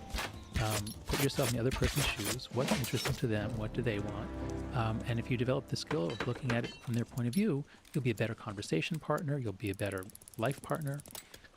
So there's a lot that you can do. I mean, I could say, go read The Coddling of the American Mind. Yes. I could say go read Dale Carnegie, How to Win Friends and Influence People. But take charge of your life and your development, because if you don't do it, then the older protective generation and your phone are going to take charge of you. So on anti-fragility and coddling the American mind, if I may read just a few lines from Chief Justice John Roberts, I find it's really beautiful. So it's not just about viewpoint diversity, but it's real struggle, absurd, unfair struggle that seems to be formative to the human mind. He says, from time to time in the years to come, I hope you will be treated unfairly, so that you will come to know the value of justice. I hope that you will suffer betrayal, because that will teach you the importance of loyalty. Sorry to say, but I hope you will be lonely from time to time, so that you don't take friends for granted. I wish you bad luck again from time to time, so that you will be conscious of the role of chance in life, and understand that your success is not completely deserved, and that the failure of others is not completely deserved either. And when you lose, as you will from time to time, I hope every now and then your opponent will gloat over your failure. It is a way for you to understand the importance of sportsmanship.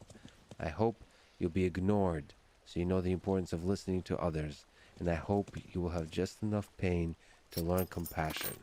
Whether I wish these things or not, they're going to happen. And whether you benefit from them or not will depend upon your ability to see the message in your misfortunes. He read that in a middle school graduation. Yes, for his son's middle school graduation. Yeah, that's what I was trying to say, only that's much more beautiful. Yeah, and I think your work is really important, and it is beautiful, and it's bold and fearless, and it's a huge honor to be with sit with me. I'm a big fan. Thank you for spending your valuable time with me today, John. Thank you so much. Thanks so much. What a pleasure. Thanks for listening to this conversation with Jonathan Haidt. To support this podcast, please check out our sponsors in the description. And now, let me leave you with some words from Carl Jung. Everything that irritates us about others can lead us to an understanding of ourselves. Thank you for listening, and hope to see you next time.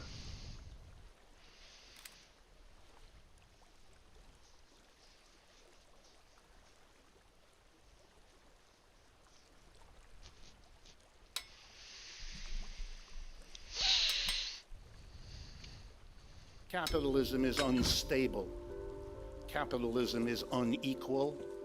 And capitalism is fundamentally undemocratic. I want people to make their own choices about how they live their lives, the professions they lead, where they want to work, and what they do. And capitalism offers that potential. The following is Are platforms like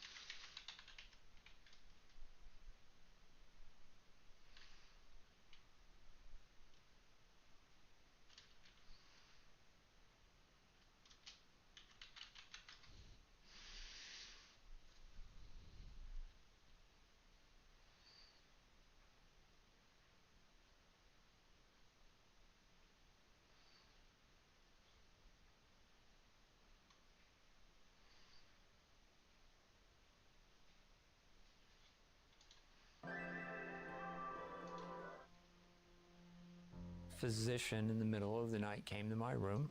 He said, "Are you aware of how sick you are?" And I said, "Yes." They call it a lot of different things. Death with dignity, doctor-assisted death, medical aid in dying. Those are all pretty turns of phrase. Well, it's a murder on request. It's a suicide with help. The ugly truth is, we're talking about giving doctors the legal right to kill their patients. He was very politely asking me if I wanted to die, and he would have made it happen. She said, "I want the pills. Give me the pills." It's the ultimate help. The ultimate help. Yeah. That phrase scares the hell out of me. It started with the terminally ill, but in some places, if you're old or disabled or depressed, a doctor might try to talk you into killing yourself. They just killed my mother. I said, "It's my mom. Don't take her away." Some doctors have had enough. Instead of addressing his depression, she gave him the means to kill himself. My job as a doctor is to alleviate their suffering. It's not to be a vending machine when they make a good, rational argument that they'd be better off dead. But the laws keep expanding. Will this also apply to patients with psychiatric disorders? Will this also apply to patients with Alzheimer's disease? Will this even apply to patients with advanced Alzheimer's disease? Will this apply to babies? Will this apply to children? I've traveled across oceans and continents to see if this debate is really about compassion. Is it really about freedom? About dignity? Is everything we've heard about euthanasia dead wrong?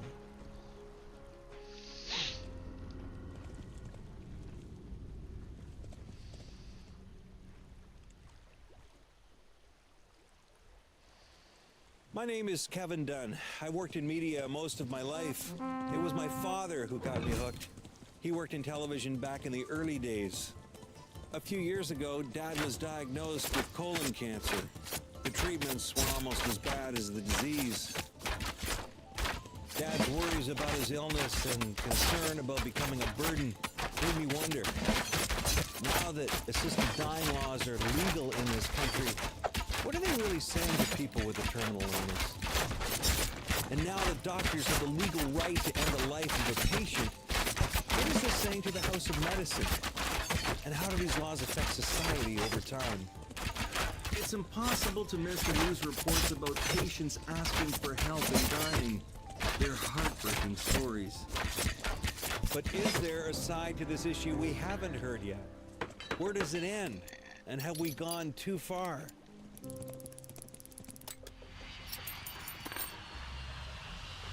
My 50,000-kilometer journey begins in the remote village of St. Anthony on the island of Newfoundland to meet Sheila Lewis and her daughter Candace. I saw a story about them on the news one night. It bothered me so much I wanted to talk to them myself. Hi there, how are you? Oh, wow, those are beautiful. Candace was born with cerebral palsy and spina bifida. Sheila says she took Candace to the hospital last year to save her life. The doctors pretty much told her to abandon hope, but Sheila wasn't about to abandon her daughter. If I had to go ahead and do what the doctors wanted me to do, I wouldn't have had her. And then what was that? Well, they wanted me to do assisted suicide death on her. She got sick here the moment we got the ambulance. When we got her to the hospital, she was having seizures. We had to give her medication in her heart rate down. Her heart rate was very high, 100. This doctor that was seeing her first, and he came in and he told me that her kidney wasn't in the right spot. He told me the lower parts of her lungs had collapsed, so they admitted her. And the next day, when he came in, he talked to her, and then he took me out in the hallway, and he just stood me up against the wall, and he told me about assisted suicide death was legal in Canada. And I said, well, he asked me, did I know? And I said, no. And then he said he was all for it. And I said, well, that was your choice. And I told him I wasn't interested in anything to do with assisted suicide death. And he told me, he said I was being selfish. And he told me that he was leaving, and he would be back in January, and he wanted to assist me in doing this. And I said, I'm not interested. So I more or less got away from her. She heard everything. And This is your story. You said a couple of things in the news story. I remember they said, did you want to die? And what did you say? You don't. And yet they were talking to you about dying. You think a good thing for a doctor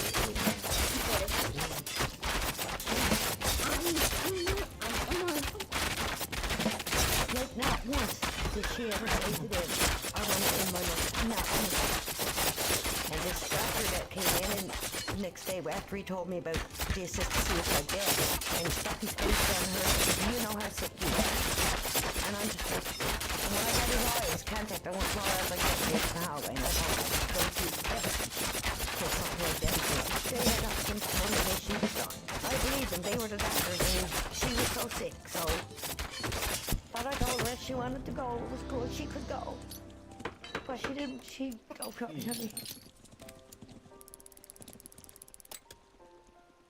But she didn't want me to be alone. Don't cry. It's all done now, it's over.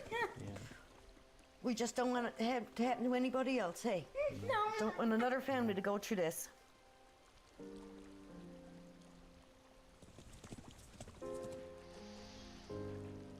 In the first years after Canada passed its medical aid in dying law, nearly 2,000 people chose to have their life ended by a doctor.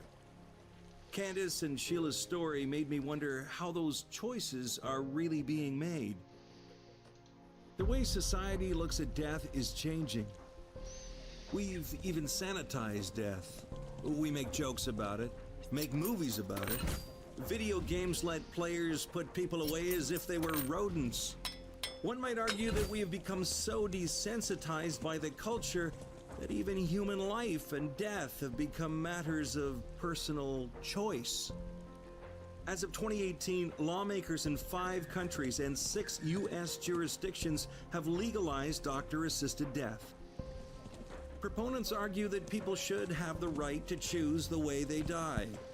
Critics say that choice is an illusion and a recipe for elder abuse and coercion when people are at their most vulnerable. It's under debate in almost every country in the world, and the United States is at a tipping point. So, what lessons can we learn from countries who have already passed assisted dying laws?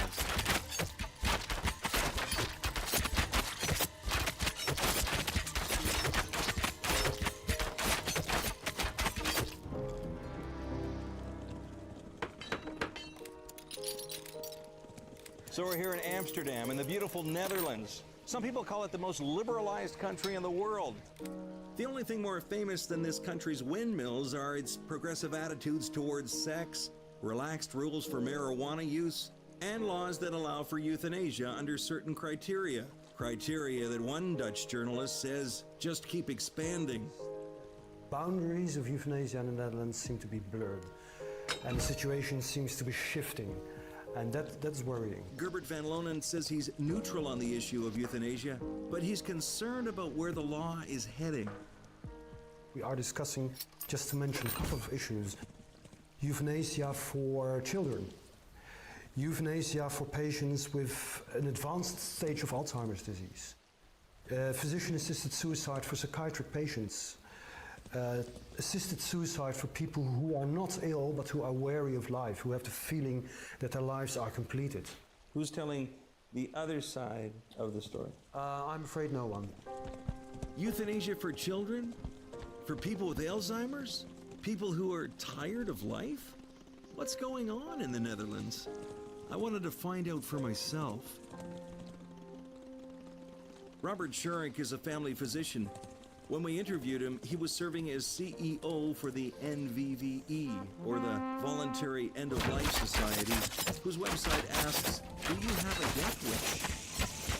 One thing I have to understand that in the Netherlands, we are very liberal. And you think it's your life, you have to decide upon your own life. According to the NVVE website, they have 165,000 members, and their numbers are growing. It's Holland's assisted suicide lobby group. 200 years ago, you wouldn't have needed a discussion about euthanasia. Everybody would have died already. It's true, people died earlier centuries ago, but euthanasia isn't a new idea.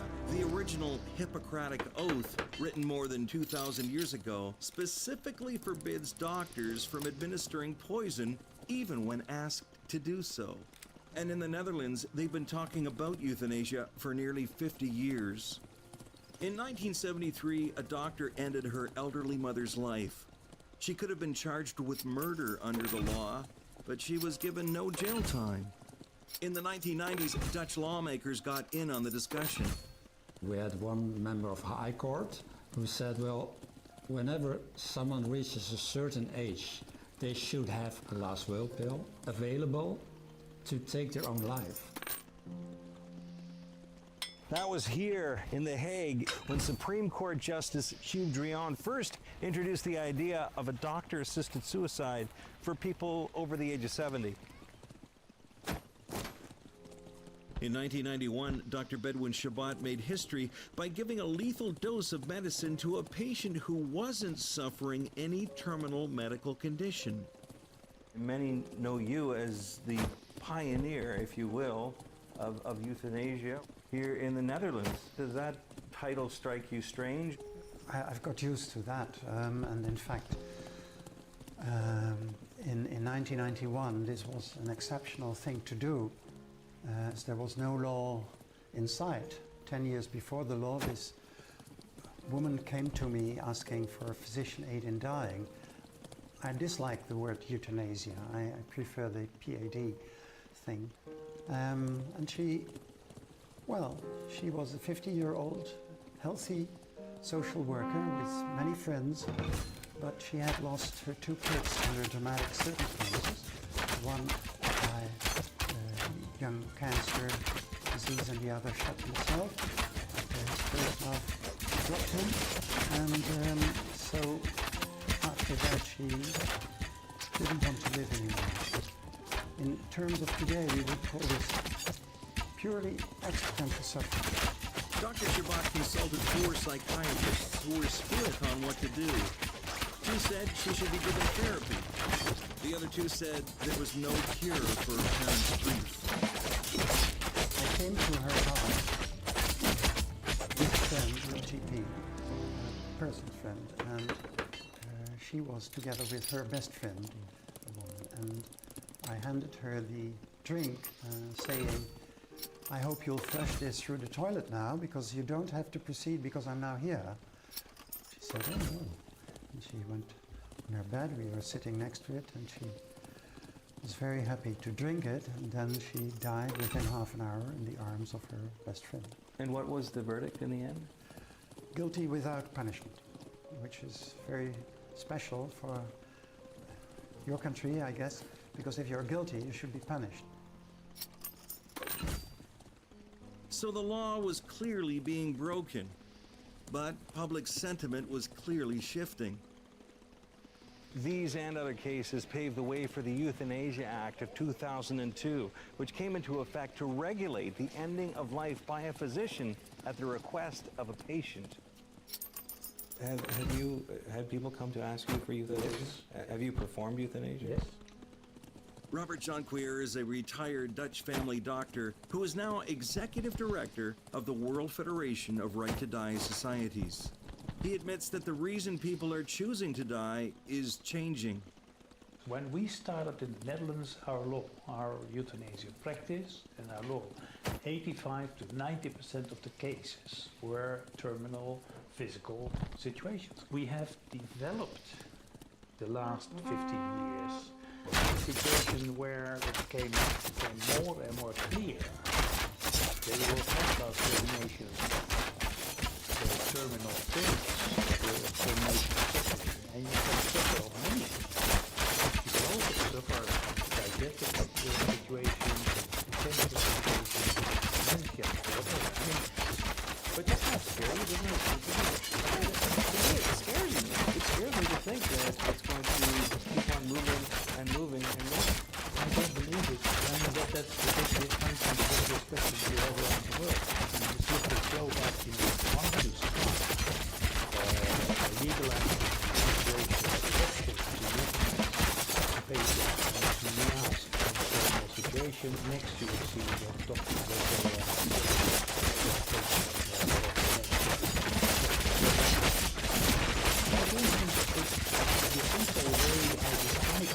that's not what's happening. The slippery slope Dr. Jonquier is talking about might not scare him, but the way the regulations keep expanding terrifies me. And I'm not alone. Critics say these laws open the door to abuse of elderly patients when they are at their most vulnerable.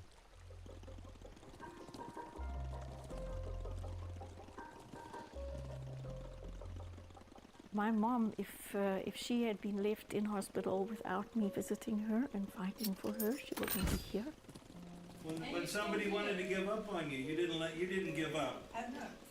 My mom is 94 years old. She had a slip and a fall, and she was taken into hospital. And the only thing that appeared wrong with her was that she had an infection. Within the first day, she responded very well to the antibiotics. She started to improve. But she had increased her pain enormously, and there was nothing to do about it except to administer morphine. And so they said, well, we suspect maybe she's got something wrong, a blockage or something. The discussion at the time was, well, yeah, you know, we have a lot of things we have to do, and we don't know if it's worth it. Because of this supposedly blockage, they stopped to feed her, and they stopped administering water. And to me, it was looking like they were stopping and not looking and not going further to find out what is wrong with her. And unfortunately, my mom at that moment said, I don't want to live anymore. I cannot eat, I don't get water, I have pain, you're a moving mirror, I cannot live like this anymore. The nurse took us through to the doctor as a request for end of life. And there was a meeting with my mom, to which I was not invited.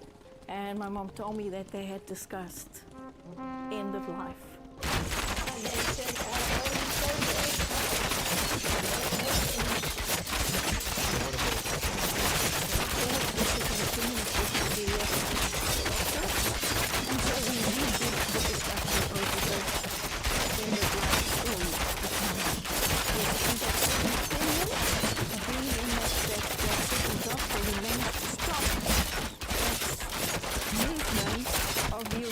Doctor to accept and say it's over. She said, this lady has got a reason to live. Immediately, he said, he promised me he would check whether there was a blockage first. There was no blockage. She was allowed anything to drink and eat that she wanted. She just improved after that. Really now she's in a nursing home, and since she's been there, she's just one of the most popular old ladies in that home. You might say, there's an old lady, she's 94, she's lived a good life. Which is what they said to me. Why are you bothering? I said, it's my mom. Don't take her away. Now, Helen's mother, she was in her 90s. I have to ask myself, would that first doctor, had he known that she was in her 80s or 70s or even 60s, would he have made a different diagnosis? And how would the story have ended if there was nobody there to fight for her? At the moment they gave her the injection, they said they gave it so that she could go to sleep. But in fact, they just killed my mother. Marguerite Vandervalt's mother was admitted to hospital for pneumonia, but she says that's not what killed her. I drove to the place where the hospital is, and I got a private call from a private number. And there was a voicemail from a doctor from the ER. I called him back, and then he said, you don't have to hurry, because you will not find her alive if you come to the hospital. And he said, yeah, we had to give her an injection, so she will be in a coma, but it will be a coma, she will not wake up. My daughter was with me, and well, we drove to the hospital, and the doctor arrived. It was the one from the intensive care unit. He said, yeah, your mother was very ill when she arrived in the hospital, and I had to decide what to do. Well, we didn't treat her, but we give her an injection that she went into coma because she was so upset. So I said, but why?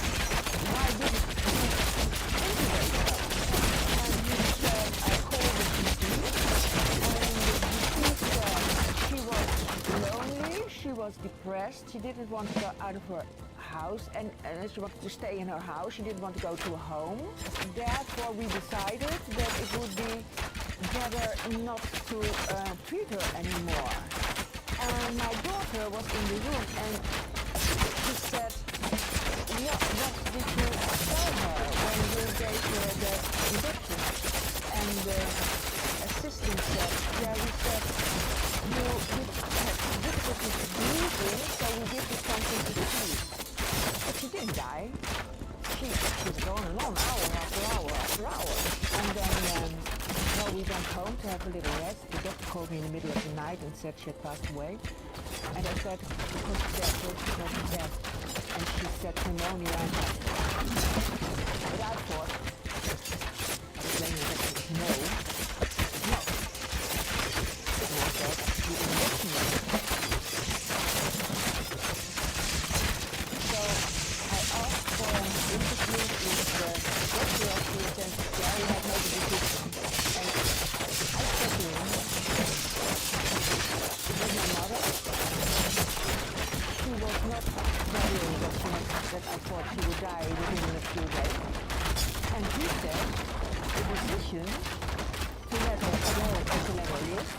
you couldn't make because you were not there, so I made it. They said my mother was depressed, but she was not depressed. When you say that self-determination is what it's all about, then in this case, what is self-determination? No, absolutely not.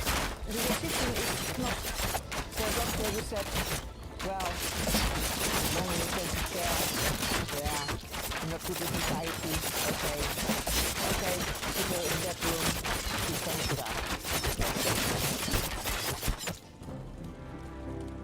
Some politicians in the Netherlands are wondering if the country's laws are becoming more dangerous than the diseases. See the slippery slope in our country. Kees van der Staal says he has a warning for the rest of the world. From my point of view, it's a very important task for the government to protect the life of the citizens. And what we now see is undermining of the rights of life, undermining of vulnerable people or medically fragile or socially vulnerable, that it's no longer evident that their lives is worthy. You had this law in 2002, the law that was passed. How do you explain it to people, the slippery slope, in very, very simple terms? Each year there are more situations brought under this euthanasia law. In the last 10 years, now a growing number from two groups, that was people with dementia, and the other group is people with psychological or psychiatric suffering. That's not at the end of their life, but there were two categories that are expanding now.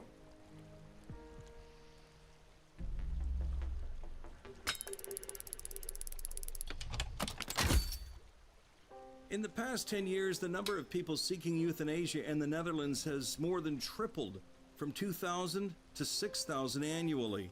200 of those are people with dementia and mental illness.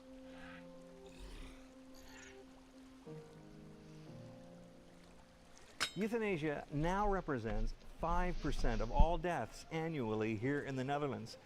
Now, this doesn't seem to bother Dr. Shabbat, who is the pioneer of euthanasia here, although he does fear the genie is out of the bottle. We do slide down with demented, brain diseases and psychiatric cases. Over 2016, these two groups together were 200 of the 6,000. That's small. That's always the argument the review committee says, "Don't worry, Mr. Shabbat, it's only 200 cases and we do 6,000. What is the percentage? It's less than 2% or so." So that's the way they reassure the public. But I say, well, maybe only 1 or 2%, but look at the steep rise in 7 years. Look at the percentage done by the life-ending clinic without a treatment relationship. And then you see that people who are fighting their fear of life and fighting against death flock to the life-ending clinic. And then you see that there is, in those brain diseases, a slippery slope.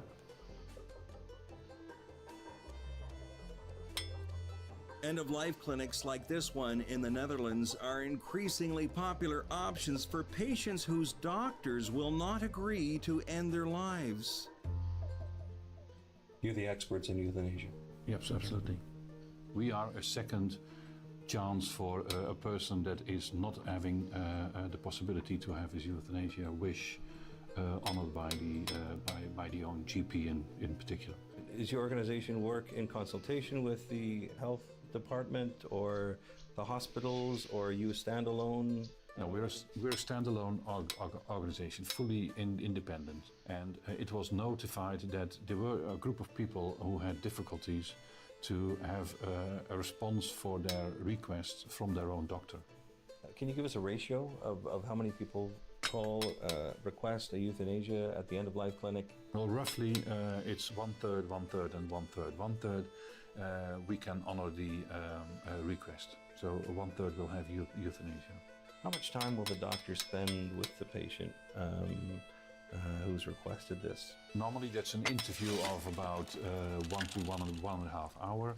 And on average, 4 or 5 of these interviews are being done before they end up in the conclusion that they will provide euthanasia. How does the end-of-life clinic deal with psychiatric patients? That's a rather complex matter. And that means that it can take us 12, 15 visits and meetings before we come to a conclusion. Another reason that I'd like to give is person with dementia.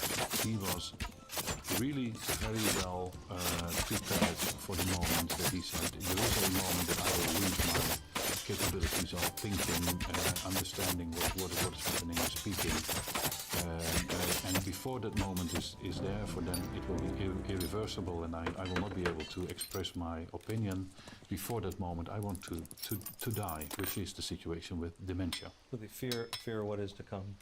That's in particular in dementia is that situation. Is it fair to say then autonomy, self-determination rules the day? Absolutely.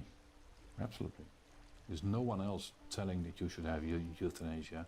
It's you asking for euthanasia.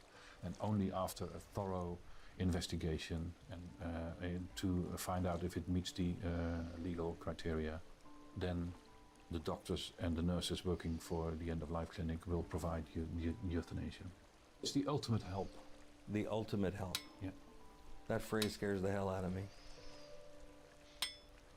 Oversight is a big concern in the Netherlands. In 2016, the media reported that a doctor was charged after euthanizing a patient who had to be physically restrained by the family. The patient had said they wanted to be euthanized in case of dementia, but physically fought back when the doctor was giving the lethal injection. This is something that euthanasia advocates are even upset about. That is a crime. That is just a criminal act by the medical profession. Because she said, I don't want it, and he still did it. That's murder. Just 10 seconds before I put in blood, I say, look in the eyes and I say, is this what you really want? And if you say, I'm hesitating, I stop a minute. And maybe after 5 minutes, that's the kind of thing with protection. And if the patient has written down whatever, if you orally say no, then no is the answer. Dr. Jacquier says it's murder, but a legal review found the euthanasia was performed in good faith. In good faith? Critics worry that there are more stories we aren't hearing. What we see is that there are more situations that there was a declaration of their will to have euthanasia when they should have problems with dementia later on in their lives. Sometimes the people are indeed given something in their applesauce or in the coffee to make them quiet and then to give the deadly injection. Some people express their wish to be euthanized in advanced directives, also called living wills. The problem is people can change their mind, but the living wills are considered legally binding. 220 Dutch doctors recently published an advertisement in a national newspaper saying our moral reluctance to end the life of a defenseless human being is too big. The doctors believe it's wrong to kill a patient based on a statement they can no longer confirm.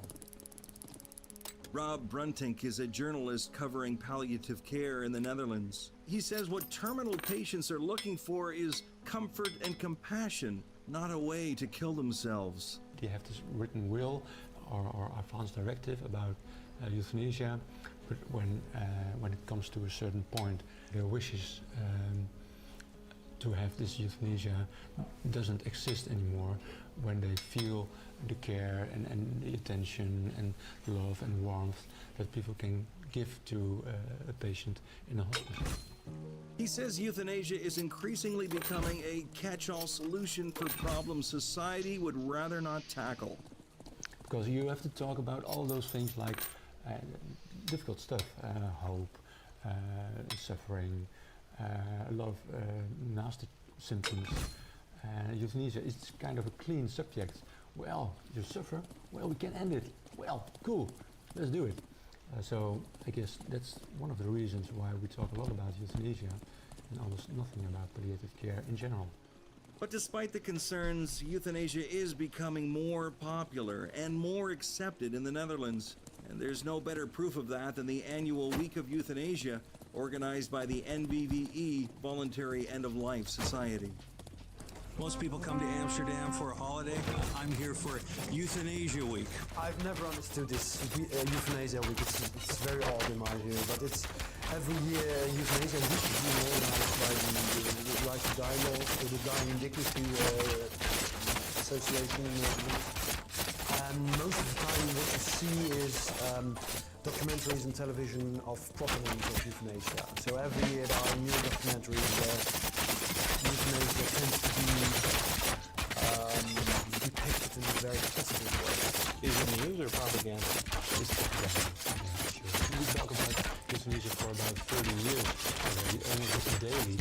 So we don't have a week of euthanasia in Holland. We have almost 51 weeks of euthanasia. I mean, maybe we have 1 week of palliative care. Euthanasia Week held a symposium specifically for people under 40 years old. Under Dutch law, anybody over 16 can ask for euthanasia, and under certain circumstances they will consider it for children as young as 12. And under the Groningen Protocol, even newborns can be euthanized under certain criteria. One of the big reasons why we came was this youth symposium hosted by the NVVE. I'm going to read you a little piece from their advertisement. It says, euthanasia and young people is not an obvious combination. Therefore, keep NVVE Youth on your calendar this year for another symposium. Why is it important to get the young people involved in this debate? Because young people have in several ways to deal with end of life. Their grandfather, grandmother sometimes passes away, so they have questions about euthanasia or assisted dying. We don't promote people to take everything into their own hands, but whenever they want to, we provide them with information. What's the best way to do this? One of those young people who came to the conference is Aurelia Brouwers. She came to the symposium because she wants to die.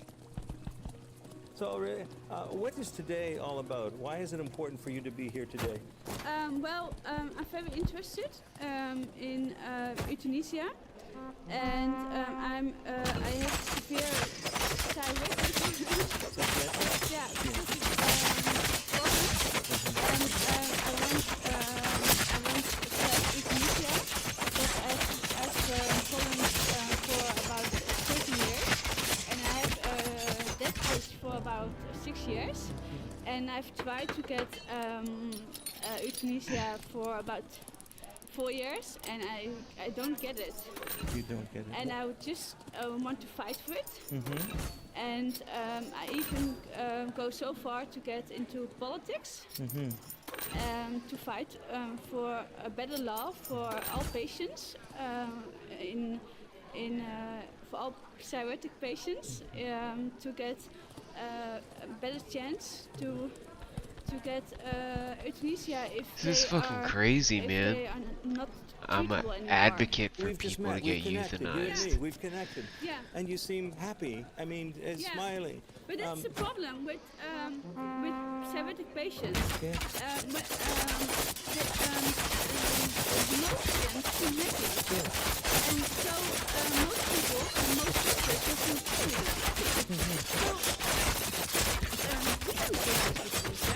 If you don't know what happens when they go home, then maybe when they go home, What? I go to Bro. the bathroom, I get a knife, and I cut my chain out. Well, what is tomorrow?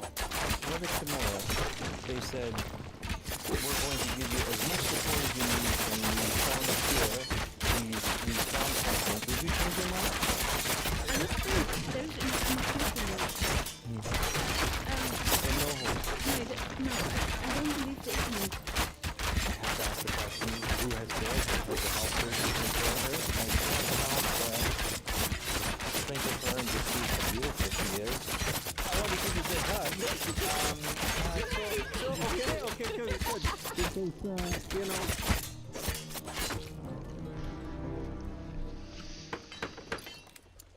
To me, this isn't treatment. This is abandoning someone in their time of greatest need. If euthanasia for the terminally ill leads to euthanasia for the non-terminally ill, which leads to euthanasia for the psychologically ill, where does it end? How about euthanasia for people who are simply tired of being alive? In fact, right now in Parliament, they're discussing a new law that would allow completely healthy people who are tired of life to end their life with the help of a physician. 23 and so tired of life, such a shame to throw it all away. Suicide for people who are not ill, who are not suffering from any illness, but who have the feeling that they are weary of life, and their life is completed, their life has become pointless. The one proposal is, if you start to say this should be only elderly people to qualify for this kind of assisted suicide. The other proposal says no, there shouldn't be any age limit. An 18-year-old girl, boy should also qualify for assisted suicide if he or she believes that their lives are pointless. In the Netherlands, they call it the completed life. The discussion about completed life is about relatively healthy older people who are just tired of life. Dr. Els van Wijngaarden is a postdoctoral researcher in the Netherlands. She's a neutral investigator who has written a book called Ready to Give Up on Life. It's a different discussion because it's not about medical grounds anymore. Many of the people she interviewed for her book wanted a better life, but had given up hope of it ever happening.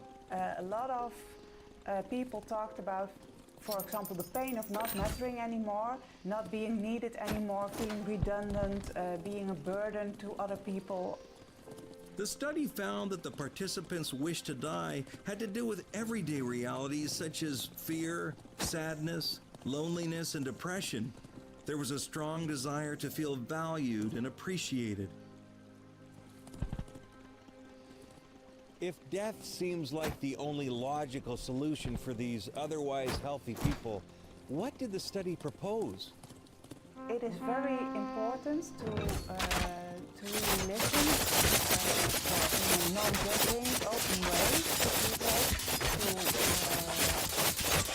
provide a kind of accepting climate, I would say, have really an accepting attitude towards their story so that people really feel recognized. We asked euthanasia advocates who would qualify for the completed life under this proposed law. People way of life might have some problems with hearing or seeing, but they don't qualify for the medical diagnosis involved in the euthanasia law. We noticed that these elderly people who were way of life didn't get their wish to have euthanasia granted with the physicians, only when they had severe complaints together with growing old, like a lot of pain with joints, etc., and incontinence. Arthritis, failing vision and hearing, incontinence? Aren't these fairly normal aspects of growing older? Are these now becoming the rationale for a life not worthy of living? If that existential suffering is worse enough, and you say, I don't want to do that, and you can convince me, and I have no options to make it better, then you actually comply with the criteria. But why is he coming to the doctor if it's not a medical problem? Because the doctor is the only one who has the key to the cupboard where the right medication is.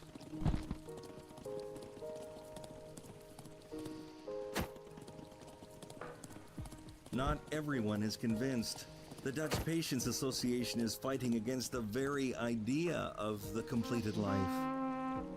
It's not a completed life. It means it's uncompleted life.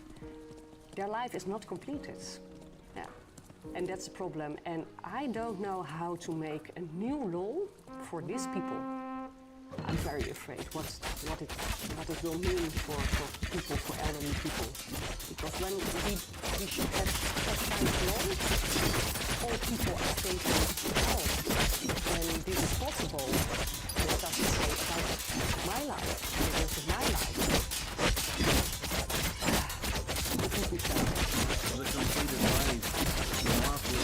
military way of saying somebody deserves to die. Language is critically important in this debate. Look at the title of this book, originally published in 1950, Allowing the Destruction of a Life Unworthy of Life. The book advocated euthanasia for the elderly, the mentally ill, and the disabled. The book was a guide for the infamous T4 program, a designation for anybody they thought deserved to die. Many did die. Is that where this is going?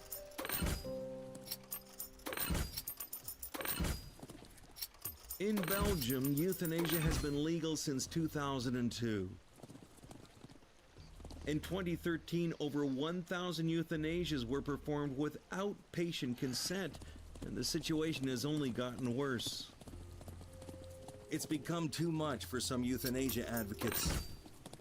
In September 2017, a respected neurologist resigned from the commission that oversees euthanasia in Belgium.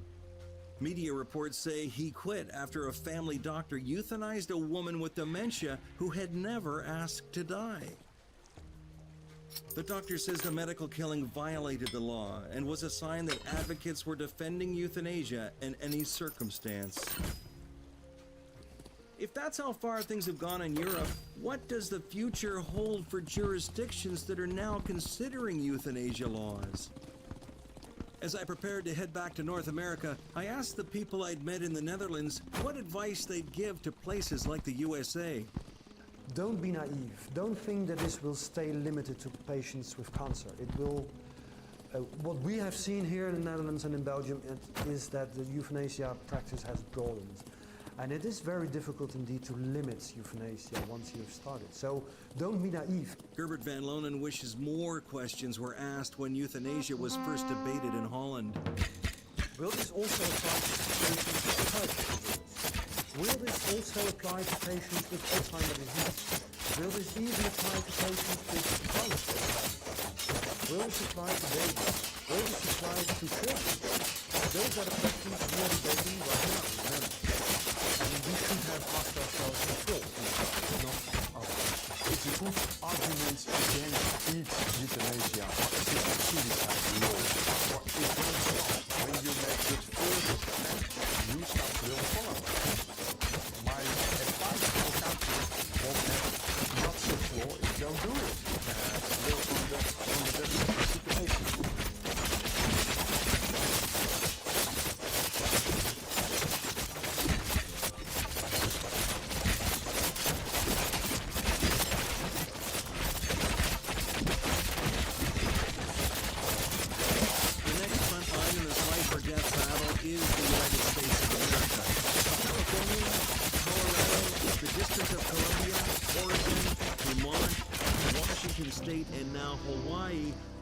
Assisted dying laws, along with Montana, which has a defense of consent provision.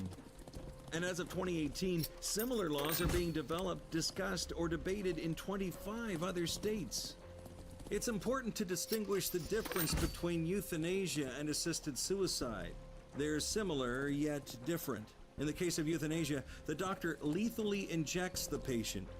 In the case of assisted suicide, the doctor prescribes lethal medication that the patient would then take themselves. Washington, D.C. What happens here is critical to the debate on a national level. I came to the USA to see how it's unfolding for myself, to meet with advocates, critics, and lawmakers. We're heading into a tipping point in the assisted suicide issue in the U.S. Alex Schadenberg is the international chair of the Euthanasia Prevention Coalition. He says American assisted suicide advocates are disguising their message in something near and dear to the red, white, and blue. They're selling assisted suicide as a form of freedom. But that's what seems to resonate with Americans. It's my choice. I can do what I want. It's about the value of life. It's about caring, not killing. Catherine Glenn Foster is a lawyer and a leading voice against assisted suicide in the USA.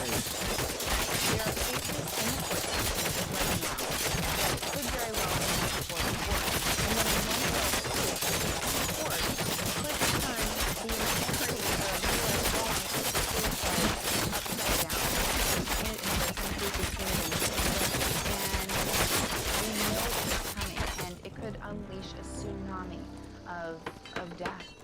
our country. A recent study from Oregon revealed some surprising data about why Americans were asking to die.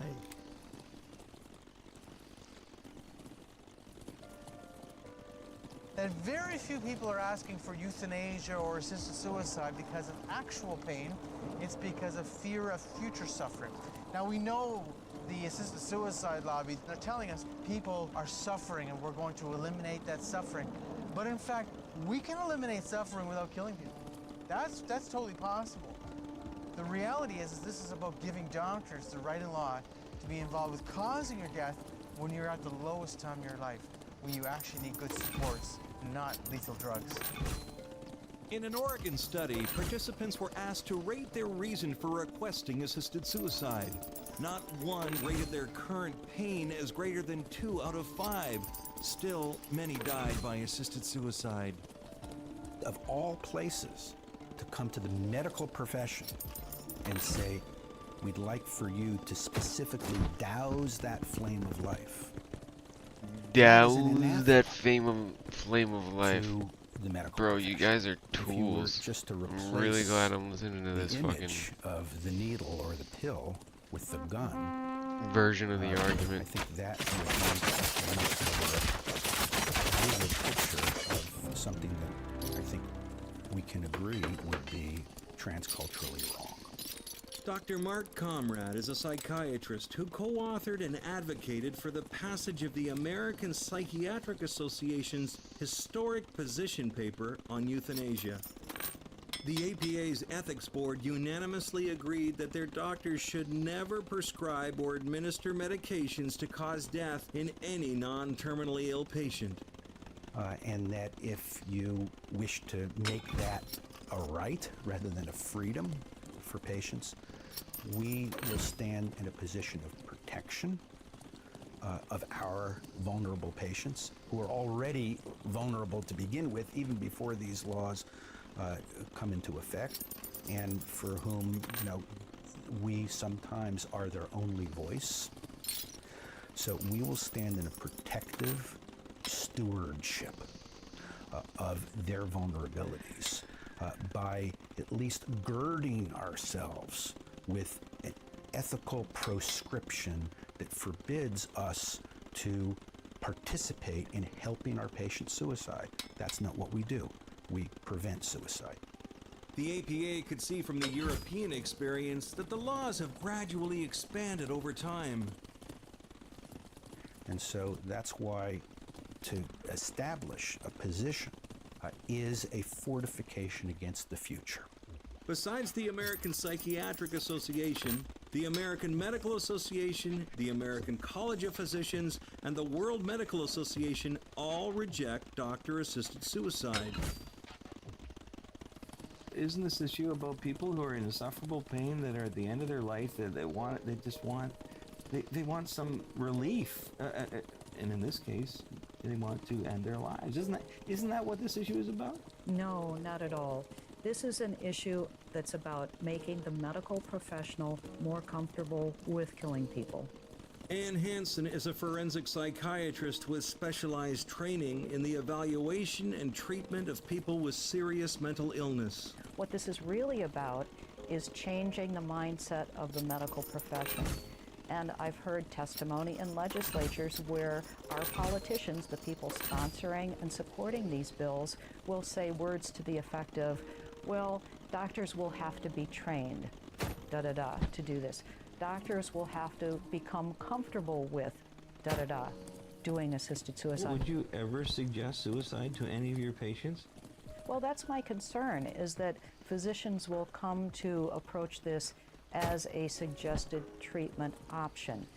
The potential for someone to persuade or to encourage or to guide someone in the particular choice certainly is there, and it could be done. Bill Peace has felt the deadly pull of a doctor's powers of persuasion. The most common reason people with paralysis die are from wounds, meaning a pressure sore.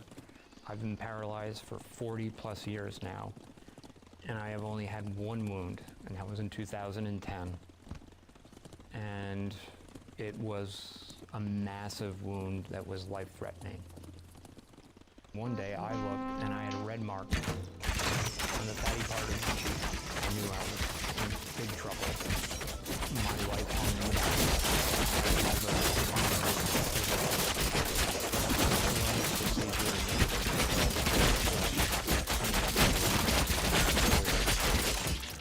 A real question, would I survive? That's how bad the infection was. A physician in the middle of the night came to my room. He said, "Are you aware of how sick you are?" And I said, "Yes." And the physician went down a laundry list of things that could happen. That I would most likely go bankrupt because this wound would take up to 2 years to heal. I may never sit up again. That the odds of healthcare covering all the costs that I would be incurred were remote. That I may never work again, I may never sit again. But at the end of this cavalcade, at the middle of the night, he said, "The decision to take life-saving antibiotics are yours and yours alone. I can make you comfortable if you decide to forego those life-saving antibiotics." He was very politely asking me if I wanted to die, and he would have made it happen. Bill Peace doesn't think doctors should be in the business of talking patients into suicide. If I were a 50-year-old dentist that came to the same hospital and needed 5 operations on my hip and limb lengthening because my femur is shattered, would not be offered that same opportunity.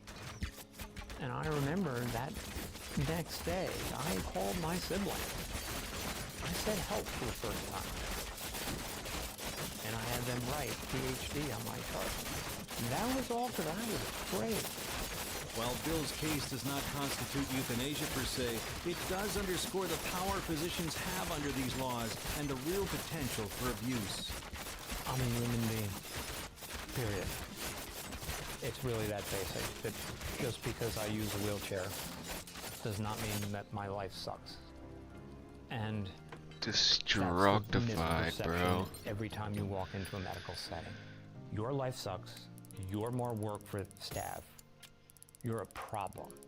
And that's every person that I have ever met with a disability has encountered that sort of bigotry. That when you go to a hospital setting, you're going to war. You're not afraid of medical treatment. Of You're course. afraid of a good-hearted physician that's going to independently decide you should die. Critics worry if doctors in the USA are given the right to take a life, things will go exactly the same way they have in the Netherlands. This is about state-sanctioned Lightning suicide. staff, This is about let's giving go. the government the right to decide who is deserving of death and who isn't. Nancy Elliott is a former elected representative from New Hampshire. She fought assisted suicide laws in her state and now dedicates her time to preventing the expansion of euthanasia laws. It was at the same time this bill came that my husband was very critically ill. He had a heart disease, he had diabetes, he had Parkinson's, he had numerous kidney disease, numerous diseases. And one of the reps, they had put in this bill, this was an earlier bill, and they put in the reasons why you might want to do this. And they had loss of autonomy, loss of dignity, loss of bodily control. And so I asked him, what are you talking about? And so it was really pretty clear that this is what they were aimed at. They were aimed at people like my husband, who, in their opinion, shouldn't be living. He would have been so hurt.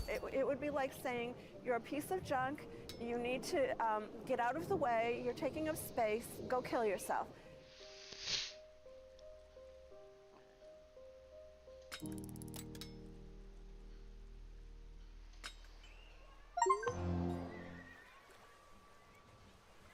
This is Portland, Oregon, the very first U.S. state to legalize assisted suicide back in 1997. The law allows terminally ill patients to request and receive lethal medications to end their life under certain criteria. Durststein, ja. Fred When I visited Death with Dignity, Durststein. the organization was recognizing 20 years of Oh, I'll laws be right back, passing in Oregon. guys. We're the organization that really works to get the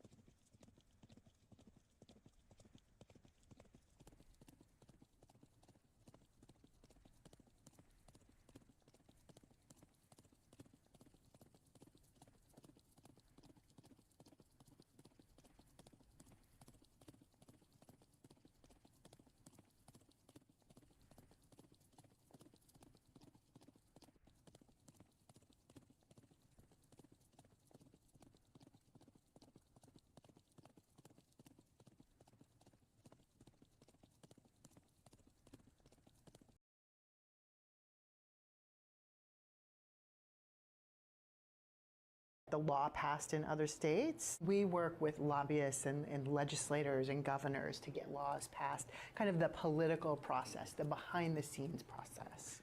And what is death with dignity? Death with dignity is a policy that's defined in law. And what it does is it takes a medical standard of care for what a physician or pharmacist should do if a patient requests a hastened death. What the Death with Dignity law does is it tells a patient and a physician, these are the steps that you have to qualify for a prescription to hasten death. When I looked through your report from 2016, the Oregon Death with Dignity Act, Data Summary 2016, one of the underlying conditions was diabetes, and to me that kind of jumped out of the page at me. It said, some with diabetes access this law, and we have thousands and thousands of people who live with that condition and would die without their insulin. So that's very rarely used. It's not one of the top, right? But is it used? It has been used, definitely. It has been used for diabetes. Because that scares me. People are choosing death over diabetes? There are scores of conditions treated and managed with modern medicine that would otherwise be fatal. But the fact is that for those cases, you and I have not evaluated that patient, but we don't know what else was going on with the patient. We don't know if there were coexisting disorders. So it's on the doctor then? It's on the doctor, right. That's a lot of responsibility to put on the doctor. And we want that. We want, if a physician is going to prescribe, we want them to have a great deal of responsibility. If conditions like diabetes are qualifying under the law, where are the stringent safeguards protecting the system from abuse? The way the law is written is that two physicians have to evaluate the patient, and both physicians have to come to independent conclusion that the patient has the capacity to make healthcare decisions. If there's anything in the patient's record or anything that is part of the examination that either of the physicians feel like there is a question about whether or not this patient can make healthcare decisions, then the process stops and the patient has to be referred for counseling, for an evaluation, and for treatment before the law can go forward. That's what the law says, but this Oregon doctor says that's not what's really happening. I had another patient who was diagnosed with a malignant melanoma, metastatic cancer, form of cancer that's got a very poor prognosis. And he was quite depressed because he was an avid outdoorsman, loved to hike, loved to be outdoors, and he was diagnosed and he was seeing his oncologist, and he was quite depressed about it, and she even documented that in his note, and he went to his cancer doctor. And she called me and said, you know, this patient really wants assisted suicide, and, you know, I need to be the second opinion. And I said, well, no, let's wait a minute. Number one, you know, what's going on? Let's talk about this. Well, what happened was that she must have found someone else, because 2 weeks later he was dead from an overdose of a medication. And so my colleague saw a patient with depression, but instead of addressing his depression, she gave him the means to kill himself. You were the second opinion, were you not? I was. And so they went for a third until they got the answer they wanted? That happens all the time here in Oregon. Dr. Charles Benz says there's less oversight for taking a patient's life than there is for taking out their tonsils. So it's the only procedure that I have at my disposal in the state where I'm protected completely from civil or criminal liability, and I don't even have to fill out any paperwork.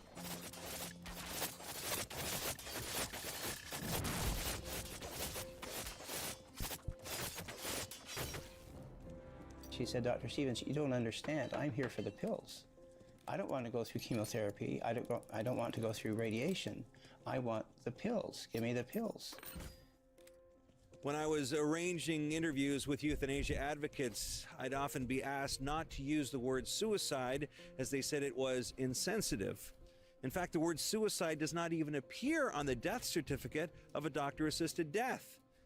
What we should be worried about is that suicides are contagious. When one person does it, others are likely to do the same.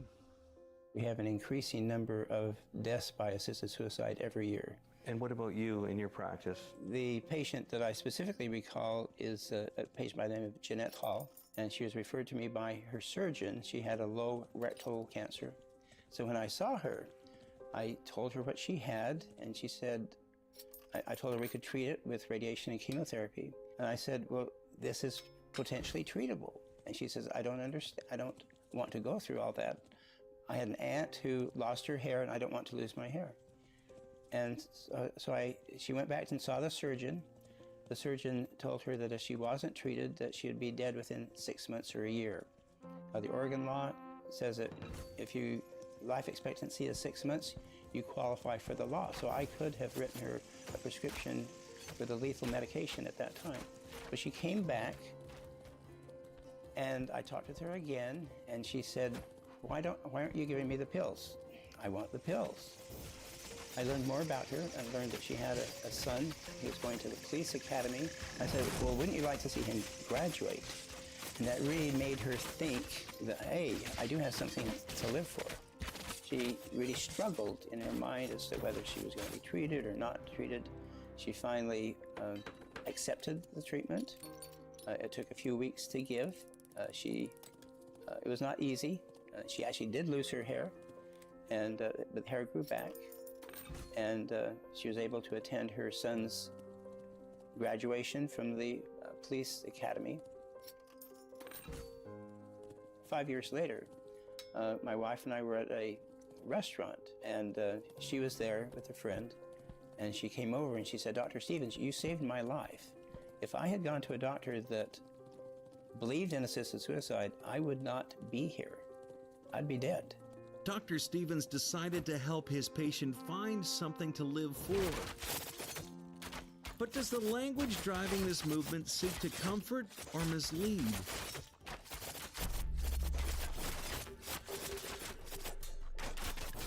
It's the King's English. The euphemisms driving this debate are the so-called choice in dying, options at the end of life, so-called death with dignity. Dr. William Toffler is Professor Emeritus of the Department of Family Medicine at Oregon Health and Science University in Portland, Oregon. So my wife that died 3.5 years ago of a metastatic leiomyosarcoma of the uterus. We were blessed with 5.5 years of life once the diagnosis of metastatic cancer had been made, which was about 4 times what had been predicted. And I treasure every moment that we had. Well, if taking a massive overdose of medication, kill yourself, is dignified, then what does it say for the majority of people who die naturally, like my wife did 3.5 years ago, at home, peacefully, with family surrounding her? But she didn't take an overdose, so that's not dignified?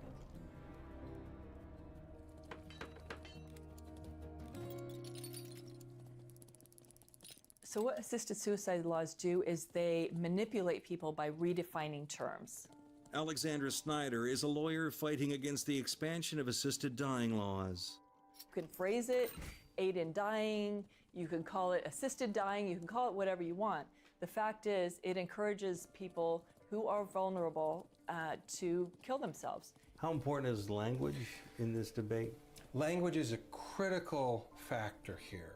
And as I think a famous person once said, all social engineering is preceded by verbal engineering. So if you can change the words, you can change how people think about it. But it's important to understand what assisted suicide is. Assisted suicide is the direct and intentional ordering of the death by a lethal overdose by a provider, physician, and it's self-ingestion of this lethal medicine, which is a suicide. Well, a typical suicide, if you think about it, is a violent, irrational act. And what Death with Dignity does is it adds a dignity to the process, it adds the physicians to the process, but this is very different from a suicide in terms of this is a rational act by a person who's dying to control the timing and manner of their death. Critics disagree. They say the only difference now is that a doctor is involved in the suicide of a patient and that language can be fatally deceptive. Language is vitally important in this debate. Whether we're talking about assisted suicide or death with dignity, think about the difference between those two phrases. One of them sounds bad, and when you ask a polling question saying assisted suicide, you get one result. When you ask that question with the phrase death with dignity, of course everyone wants dignity. It's a positive phrase. My job as a doctor is to alleviate their suffering. It's not to be a vending machine when they make a good, rational argument that they'd be better off dead. It's like being a lawyer for the defense and the lawyer for the prosecution in the same courtroom. Am I arguing for the health and well-being to extend life as long as is reasonable? Or am I advocating for their early demise because after all, they're going to die anyhow? And then, by the way, if you don't think that's a conflict of interest, I'm also the judge to decide which argument is the best. And if you're not bothered by that, I'm also the executioner. There are about 200 doctors in the state of Oregon who believe they can keep all that conflict of interest straight. It's a delusion. If society is going to do this, if they believe that situational killing is the right answer for some illness, You fucking shitting me, bro? Some points in life, then it should be someone outside of the house of medicine to avoid that inherent conflict of interest. Because after all, up until recently, there is no crystal ball reading course in medical school. And I say up until recently because for the first time in my university, in my department, some of my colleagues were teaching young doctors in training how they go about ending their patients' lives.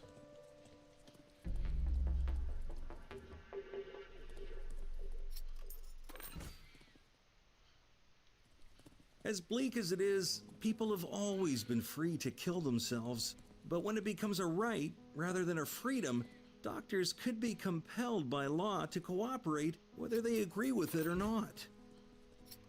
So a doctor who believes in doing no harm, a doctor who believes that they should never be involved with killing their patient, a doctor who believes in providing the best care possible, making sure the patients are well cared for, but never killing them, is now being put into a position where they're being told, well, if you get a request, you're going to have to send them to someone who's going to do this. Well, that's direct cooperation. The final frontier for many doctors is their ability to make a personal choice of whether to assist in a suicide or not. So people that absolutely don't want to participate find the idea of the medical system being involved in physician-assisted suicide so reprehensible that they can't even make a referral. The struggle as a doctor is a lot of us view it as we're servants of the patient. And then you have a law, and there's a tension there. And the question is how far along will a physician go? So will a physician go to the point of writing the prescription? Will the physician go to the point of referring to someone they know if the patient asks them? Will people say, I don't want to have any part of it? And right now, at least in Oregon and in America, people have absolute freedom. That's critical. That is absolutely critical. I feel like that we cannot compel a physician who believes that religion is his or her religion is telling them not to prescribe. I don't know how we could compel them to prescribe. That seems so radically wrong. But if it's a social movement, then isn't that gonna start to creep in, as it has in the Netherlands, as it has in Belgium, as it has in Canada? I don't think so, because as a social movement, those ideas are fringe ideas. It's very hard for fringe ideas to make their way into mainstream in this country. In this political environment, it's not, in 20 years it hasn't happened. There's not been an inch move forward.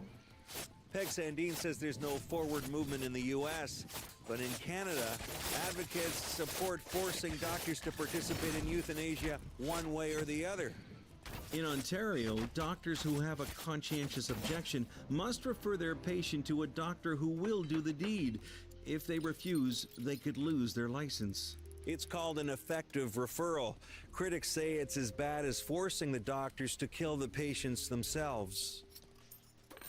Where doctors are being asked to refer for assisted suicide against their wishes, against their consciences, and against the moral fabric of their entire profession. It all adds up to a deadly diagnosis. The laws are fatally flawed.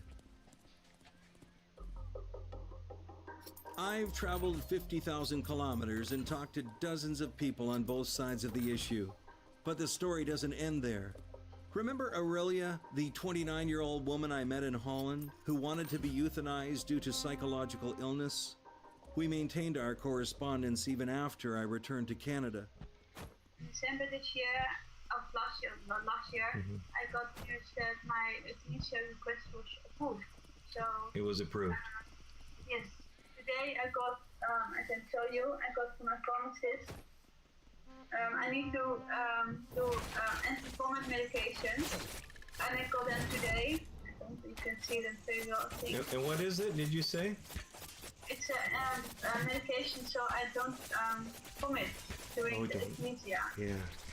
And when I got them, I started crying. Yeah. So because that is also part of my because I'm also mourning.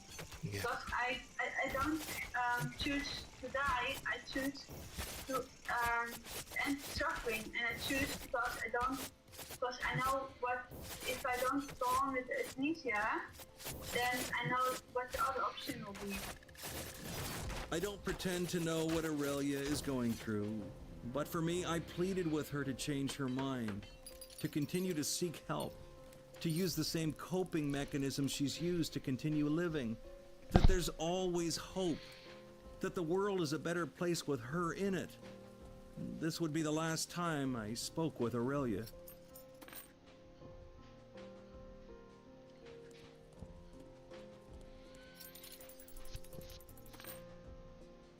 I'm left with the same questions I started with. What does it all mean? Where does it end? And have we gone too far? We've seen the law in the Netherlands expand bit by bit, from the terminally ill to the chronically ill to the mentally ill to those who are simply tired of life. I do respect the choice people make under difficult circumstances, but we have failed to find the boundaries, and the boundaries are blurred to an extent that we are shifting all the time. To those people who say it can never happen here, I would say this. I never thought it could happen here in Oregon. Who in their right mind would give their doctors the ability to kill their patients? Who would do that? Don't they see that there's just inherent harm in this strategy? That it could be taken to lengths that they can't imagine? And the laws keep expanding. In Canada, for example, lawmakers and advocates have accelerated the expansion of these laws to catch up with 2 decades of advancement in the Netherlands and in Europe. They're even talking about euthanasia for children.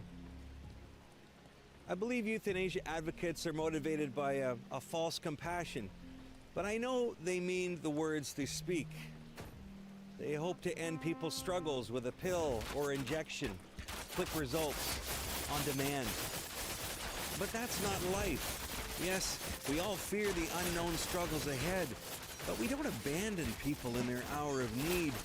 We give them reason to hope. Our difficulties become the very reason for others to reach out and show what true compassion is. Sheila Elson refused to abandon her daughter Candace when doctors told her to give up hope. Sheila brought Candace home against all odds and even medical advice. She was pretty sick. But they weren't doing any more for her at the hospital than I would do at home. Nurses told me that. Well, she wanted to come home, and in my mind, she was dying. She wanted to come home. Home was where she was going. If she was going to pass away, I wanted her to go in where she wanted to be. She wanted to be home. When Candace got home, something remarkable happened. The whole community rallied around the family to give Candace the care she needed, 24 hours a day, 7 days a week, until she recovered. Candace loves her life, expressing joy and humor, art and music. And a year later, she escorted her twin sister down the aisle to give her away in marriage. I know what we went through. I would not want another family to go through it. After surviving her close call with euthanasia, Helen's mother lived another year, just enough time to meet her second great-granddaughter. Build Peace continues to fight for the rights of the disabled through his blog, badcripple.blogspot.com. If I could do one thing, it would be just to undermine the myth of autonomy, that we have this right to die. No, we don't have a right to die. We have a right to live. Today, I'm taking my dad for a checkup with his oncologist.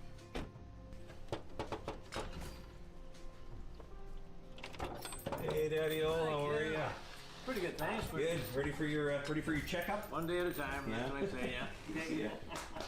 It's been 3.5 years now since his diagnosis, and Dad is pretty much cancer-free. I have to admit, after the operation, there were times we weren't sure if he was going to make it. But Dad isn't one to give up hope.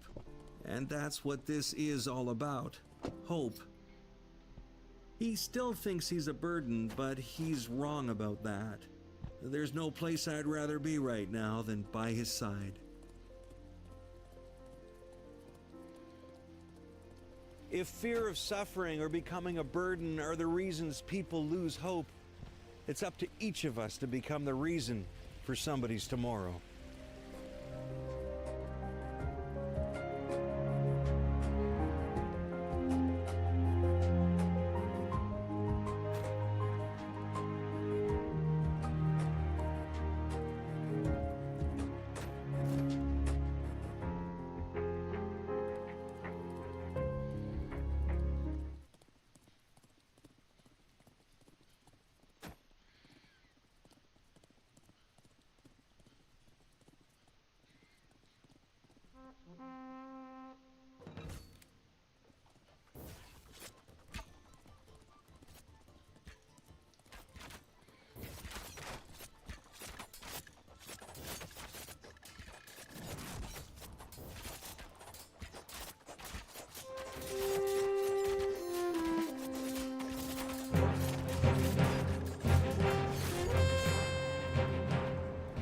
Tonight on Frontline, an intimate journey to the edge of life. Nobody wants to die. And nobody wants to die badly. Into the heart of modern medicine. There's almost always something else that we can do to put off the inevitable. Where patients, families, and doctors face the hardest decisions. If you're tired and you don't want us to do this anymore, that's okay with me. The moments of hope. People surprise us all the time. Patients that we didn't think could breathe do breathe. Patients with severe illness will go with you to the edge. The will to fight. We'll make it through this. Have to. Why give up? What's that gonna do? And the courage to let go. I think doing nothing is a very important consideration. It really depends on what you want. Tonight on Frontline, facing death.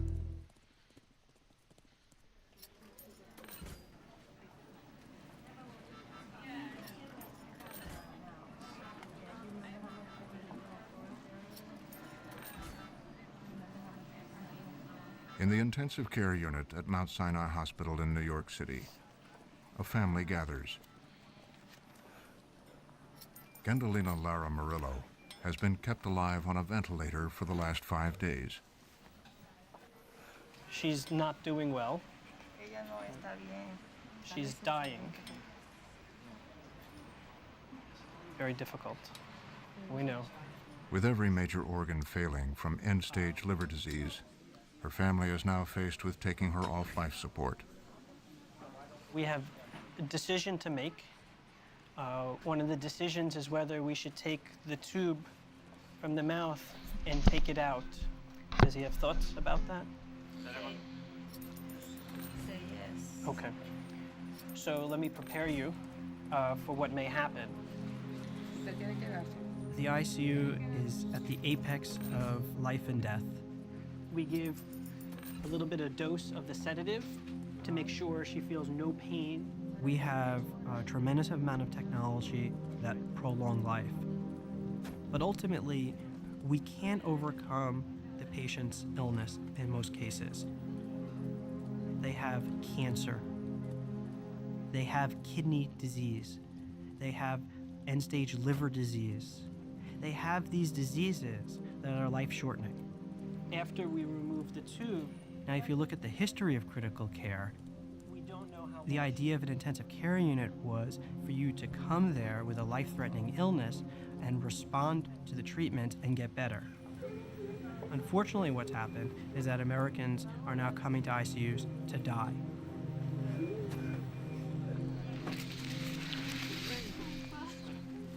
Okay. I'm gonna take it out, okay? Today, more Americans die in hospitals than anywhere else, often after prolonged illness and many medical interventions. What modern medicine is capable of doing is almost what 20 years ago was considered science fiction. Essentially, you can support pretty much every body system for years because you can keep their lungs breathing and keep their heart beating, keep their blood pressure up and keep their blood flowing. That suspended animation state goes on forever. And so the decisions at the end of life have become much more complicated for everyone involved. As healthcare costs continue to escalate, there is growing concern over the billions of dollars that Americans now spend each year on end-of-life care. There's a tremendous pressure now to reduce care to numbers, as though there's an algorithm for every decision. When you look at, Medicare data on expenditures at end of life and what is very glibly termed waste. 30% of all care is waste. That's the new mantra.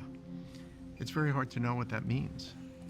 And it's very hard to bring that out of Washington and into a hospital and at the bedside with a single individual facing death.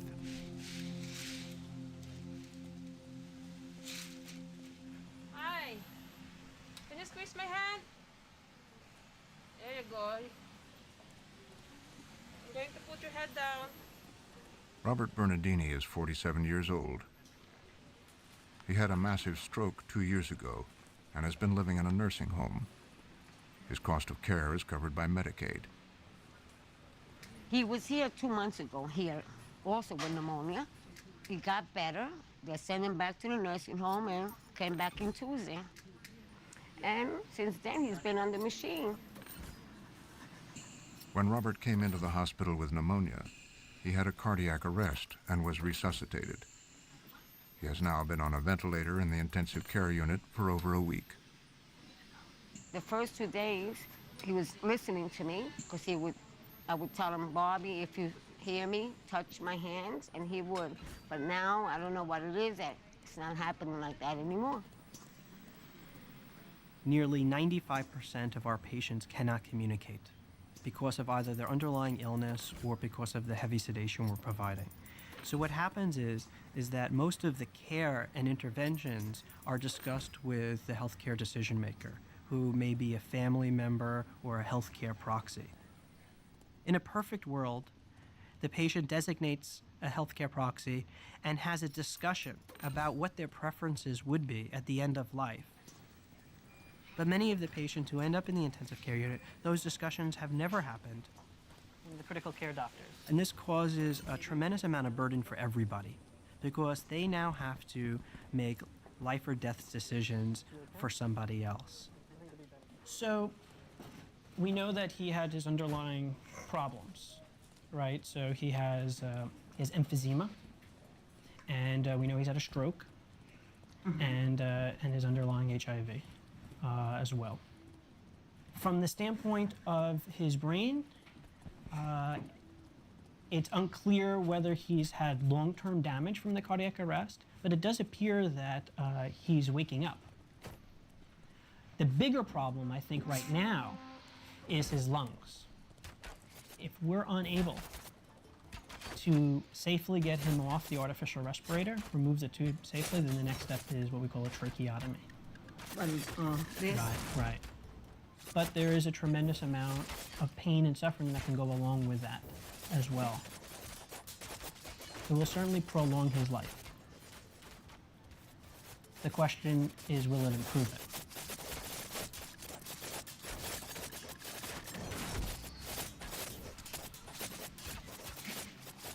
I don't know what to do about this. Should I just let him keep living in this condition? I don't know. I don't want him to suffer anymore. I mean, I'm suffering, and I know he is also. I can't handle this no more. But I just hope that I make the right choice. I don't know. I really don't know.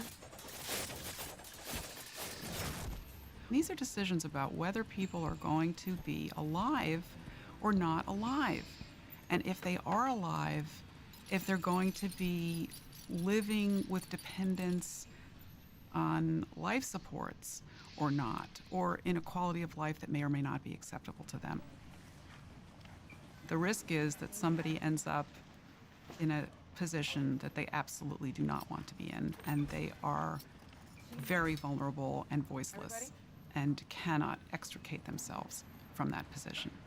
So she is very, very wasted, very poor nutritional status. She's had multiple amputations of her digits from her underlying disease.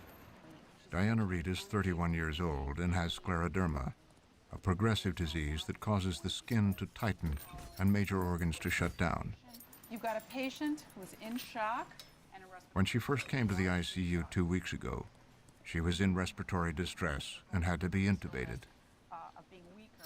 Although Diana told doctors that she did not want to be permanently dependent on machines, her family is not ready to take her off the ventilator. Now let's address the family situation, because we did meet with them yesterday and they're coming back in today, and we have some difficult issues that we've got to address with them. What we're doing is giving her every form of support that we can for all of her organs. She's getting maximum support from the respirator. She's getting medication to keep her blood pressure up. Her kidneys really haven't been working.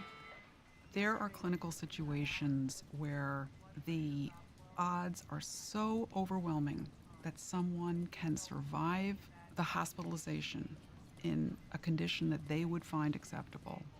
Then using this technology to support the physiology of the patient doesn't make sense. And yet, for almost everybody involved, it feels much more difficult to stop something that's already been started. Right now, I want to keep her the way she is on the respirator. You want her on the respirator? Yes. Okay. This is my pencil.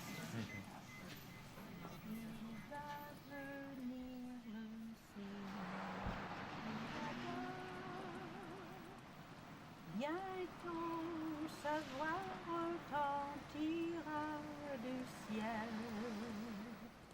car à mes yeux l'horizon se déclare Martha Lauraville is 86 years old and has dementia.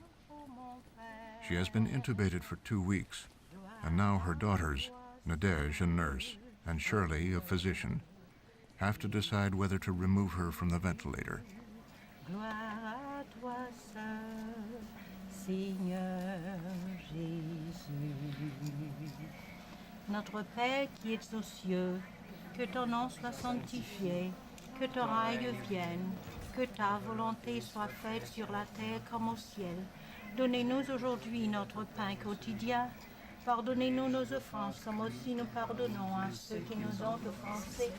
Et ne nous laissez point succomber à la tentation, mais Seigneur, car à toi seul appartiennent dans tous les siècles le règne, la puissance. She loves life. She's the one that always say, oh, I call 911 right away. And even though she was not acknowledging anyone, we didn't know if she was, she knows the surrounding, she lifted up those 2 fingers and showed. Of course, we applaud. We were so happy about it. I myself would not want to put mom through a trach. And I'm not sure at this point, what benefit is that? Will that prolong the life that she's right now for 1 month or 2 months? And although it is something that will be missed greatly, but to me, if it gets to that, it's something I would accept because of compassion for her. My sister, on the other hand, have a different opinion. I don't want to be the one to say DNA and to be the responsible for it before time. I want to make sure that the help was provided and she gets it. I would not stop her from breathing. I would help. I would maintain her until the last minute. I mean, who am I? Who are you? That's correct. We cannot decide. I want to see one day at a time and take it. There are 4 of us. We will take a vote, including the grandchildren, and see what we comes out to. And whatever comes out, that's what we're gonna abide by. Hi, how are you? Nice to see you again. The Lauraville family is meeting with doctors to discuss taking their mother off the respirator. We've come to a crossroad with regards to a decision. People cannot stay on a ventilator with a tube for a long time, given the possibility of infections and other problems that may arise. If it's successful, we remove the tube, she's able to breathe on her own. The question is, if we remove the tube and she does not breathe on her own, what should we do? First of all, I want to know if she needs to be reintubated again. Can she be placed the same way back orally, and if so, how long? Or does she have to have a trach, an actual surgical trach removal? Okay, so I think it's important to realize that what got her intubated is that she aspirated, not on food likely, but just her own secretions. And that's a part of the natural history of dementia. So that will happen again. So if we take the tube out, it's highly likely that at some point it's going to have to go back in. If we do that, we're going to be exactly where we are right now, again. I would go for the trach, and that's what I think mother would have wanted, irrespective. And the quality of life, remains to be seen, because we know that, that Alzheimer's is progressing. We don't know if she's going to be better tomorrow or she's not improving, but, we don't know how long exactly she's going to survive. Are we betting on how many days, how many months, how many weeks? We don't know. You never really want to impose your own personal morals or beliefs on a family. But, I mean, the truth is, I thought that probably the most humane thing to do would be to take the tube out and to see if she could breathe, and if she couldn't, then to just make sure she was comfortable. But that's my own personal bias. The family voted 2-1 that if the extubation failed, they would do the tracheotomy. Okay. Exhale. Exhale. Exhale. Very good. Cough. Count it out.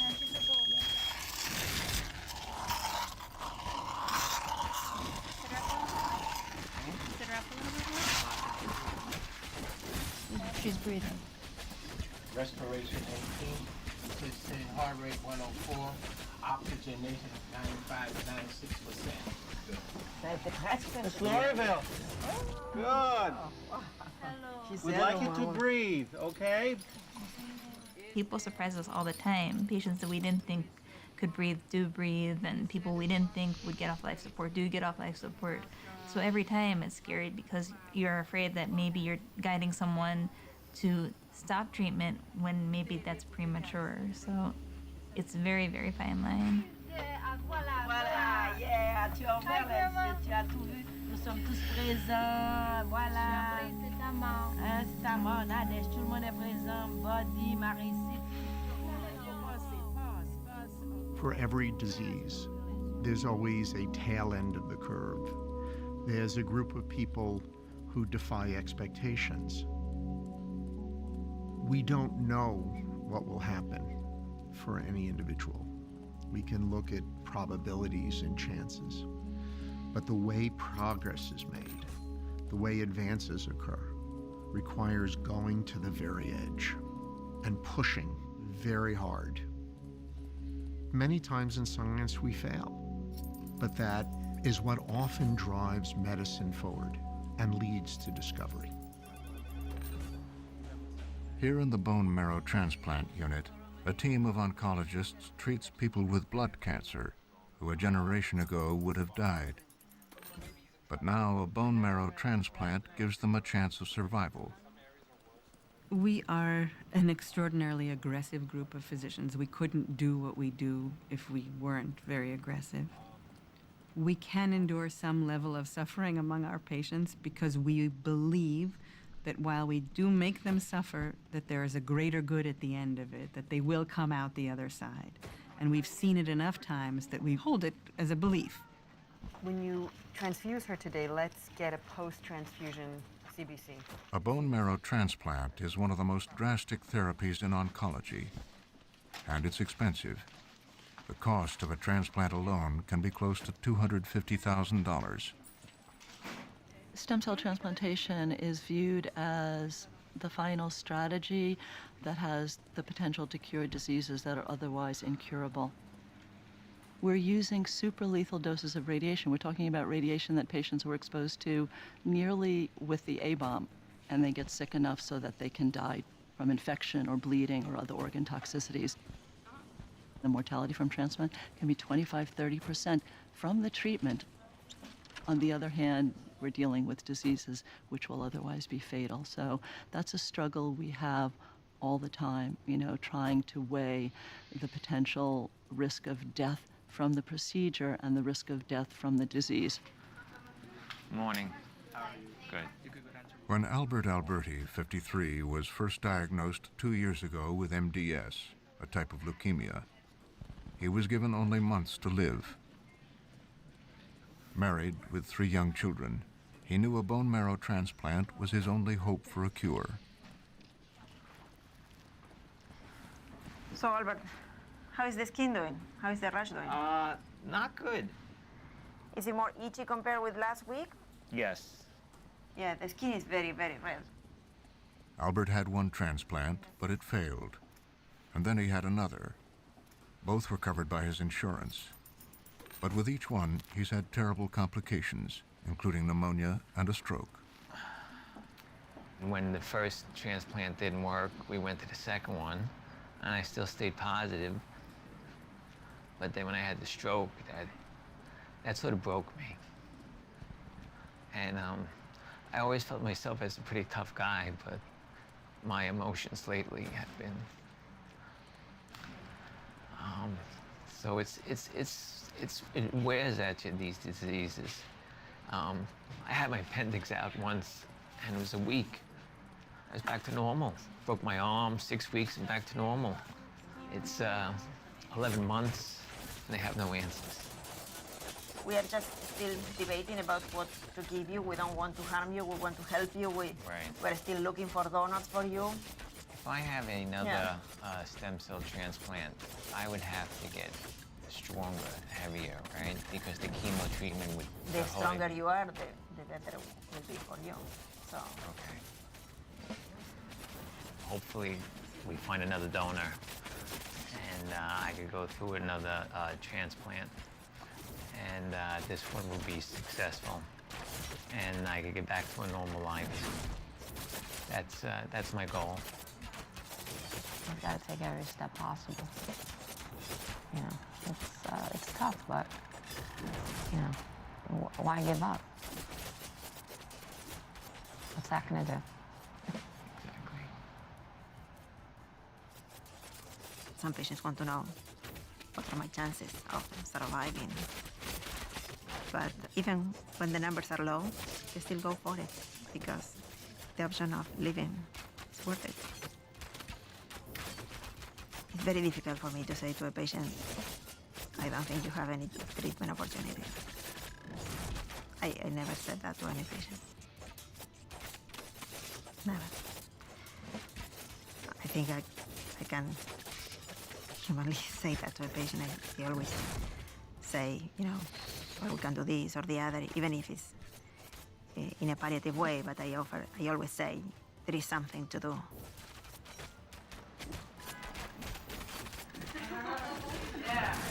Oh no. You go every Monday to get Lento's pizza. Lento's doesn't exist Cantina. anymore. Cantina. For nearly 9 months, John Maloney has been in the hospital with one complication after another. Oh, this is good. Have a ham and cheese sandwich. But now there is a chance to go home. You get the fresh ham. This has been crazy. He has been hospitalized since January. It's October now. I'm watching the seasons go. I opened my pool. I closed my pool. He never even saw it.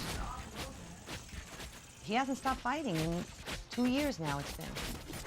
2 years, and he's just, keep going, I'm gonna do this, and we're gonna have time, and we're gonna do things, and I'm gonna get better. And that's still his mantra, that's still what he's saying. John Maloney, a corrections officer, was 55 when he was first diagnosed with multiple myeloma. He's tried every available treatment, including 2 bone marrow transplants, but his myeloma keeps coming back. So you're going to lift up as high as you can? It's hard to watch. You know, John was 6'3", 250 Beast mode pounds. on the He's like house. 150 pounds now. You know, it's very hard to see him like this. Sometimes when I come into the hospital, I'm almost gasping, you know, like, wow. And I told John, I said, no more cancer treatment, no more chemo. I can't see you be any more debilitated. But then you talk and you say, okay, let's try something mild, because doing nothing, it's scary to do nothing, because what if, I don't want him to die, you know? So you feel like you want to do something. I'm ready. Can you believe it? I can get out of here, right? Well, apparently you did the stairs. I did the stairs. Pretty good, too. I was kind of... Although doctors believe they can no longer control his myeloma, John doesn't want to stop treatment, so they've agreed to send him home on a mild chemotherapy. I still think you're not strong enough to get big-time No. chemo in the hospital. And let's face it, you've been here for so long, it's time to leave for a little while. Oh, it's very time to live. But I think we've accomplished the goal that we tried to accomplish. Right. To get you on some oral chemotherapy, to get you strong enough to go home, to Right. keep things stable. Right. And I think, you know, the goal was to go home. So. Definitely go home. Yeah. Okay. All right, great. Sounds good. Okay, have a wonderful weekend at home. All right, great. Thanks a lot. Thanks for everything. See you Monday. Okay. Bye. All right, John. You're back home for a while. No. It's back home. For good. For good. Some physicians can keep giving treatment, and some find it unacceptable. And that is, I think, where the art and science of medicine mix. The lines are blurred, and they're also different for different physicians. Sometimes there are patients for whom I think about them and I wish we'd stopped earlier because I think they suffered unnecessarily, but in the moment, in the heat of that moment, maybe I didn't realize it at that time. Sometimes there are forces outside of the patient and myself that are the patient's family, other physicians, and so sorting that out can be very, very tricky in those moments. And each situation is slightly different. The significant other came and said this morning that he told her he was tired and he wanted to, if any, to be a DNR. He still wanted everything done, but... A patient's girlfriend has just told doctors that he wants to sign a do not resuscitate order, a DNR. Norman Smelly has been in the hospital for 2 months, suffering from life-threatening complications of his transplant. Tell me, what's happening? You having pain in your belly?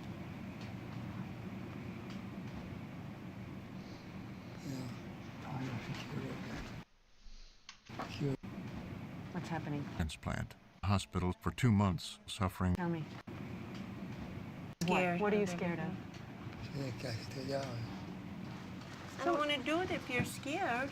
Norm, we don't have to do it. There's nothing wrong with the catheter. It's Right. working. It's not in. Although he's always told Dr. Rossman that he wants everything done to stay alive, he's now starting to refuse treatments, and she needs to know if he's changed his mind. Let me ask you something. Rita said that you've been thinking a little bit about if you ever needed a vent, what you would do or what you would want us to do. And have you thought about that more? And do you want to tell me something about that?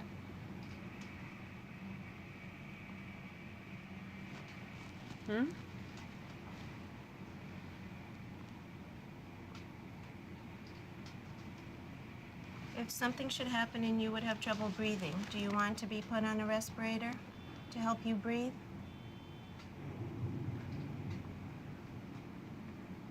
You do.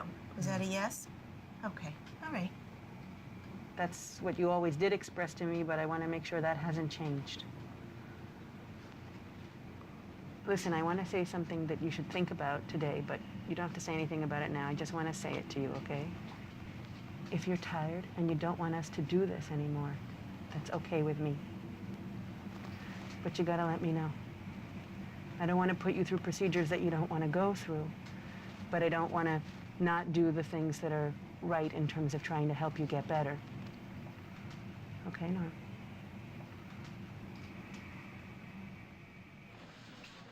This is what I told him. I told him if he doesn't want to do it anymore, Norman's girlfriend, Jima, has been with him 24 hours a day for the past 2 months. I'm trying to read from his face. But she is not his healthcare proxy. I want to respect what he wants. But he wants to sign DNR. He didn't say that just now. We asked him. So He said it to me. I that's believe what you that he said it to you. I think And he, then I this is told- what I think is I think is kind of going. I think everything is yes, no, yes, no. I ask, who's the healthcare proxy? Phyllis. If you can stop breathing, do you want us to put you on a vent? Yes. Oh, he said it. So, but I think 1 minute this way, 1 minute that. I know him, what he wants. I'm not the official healthcare proxy, but let me tell you, I don't want to see him suffering, people poking him, that's it. Nowadays, he doesn't want to be bothered, let me go, let me go. It's not one time he said it, so, he's tired.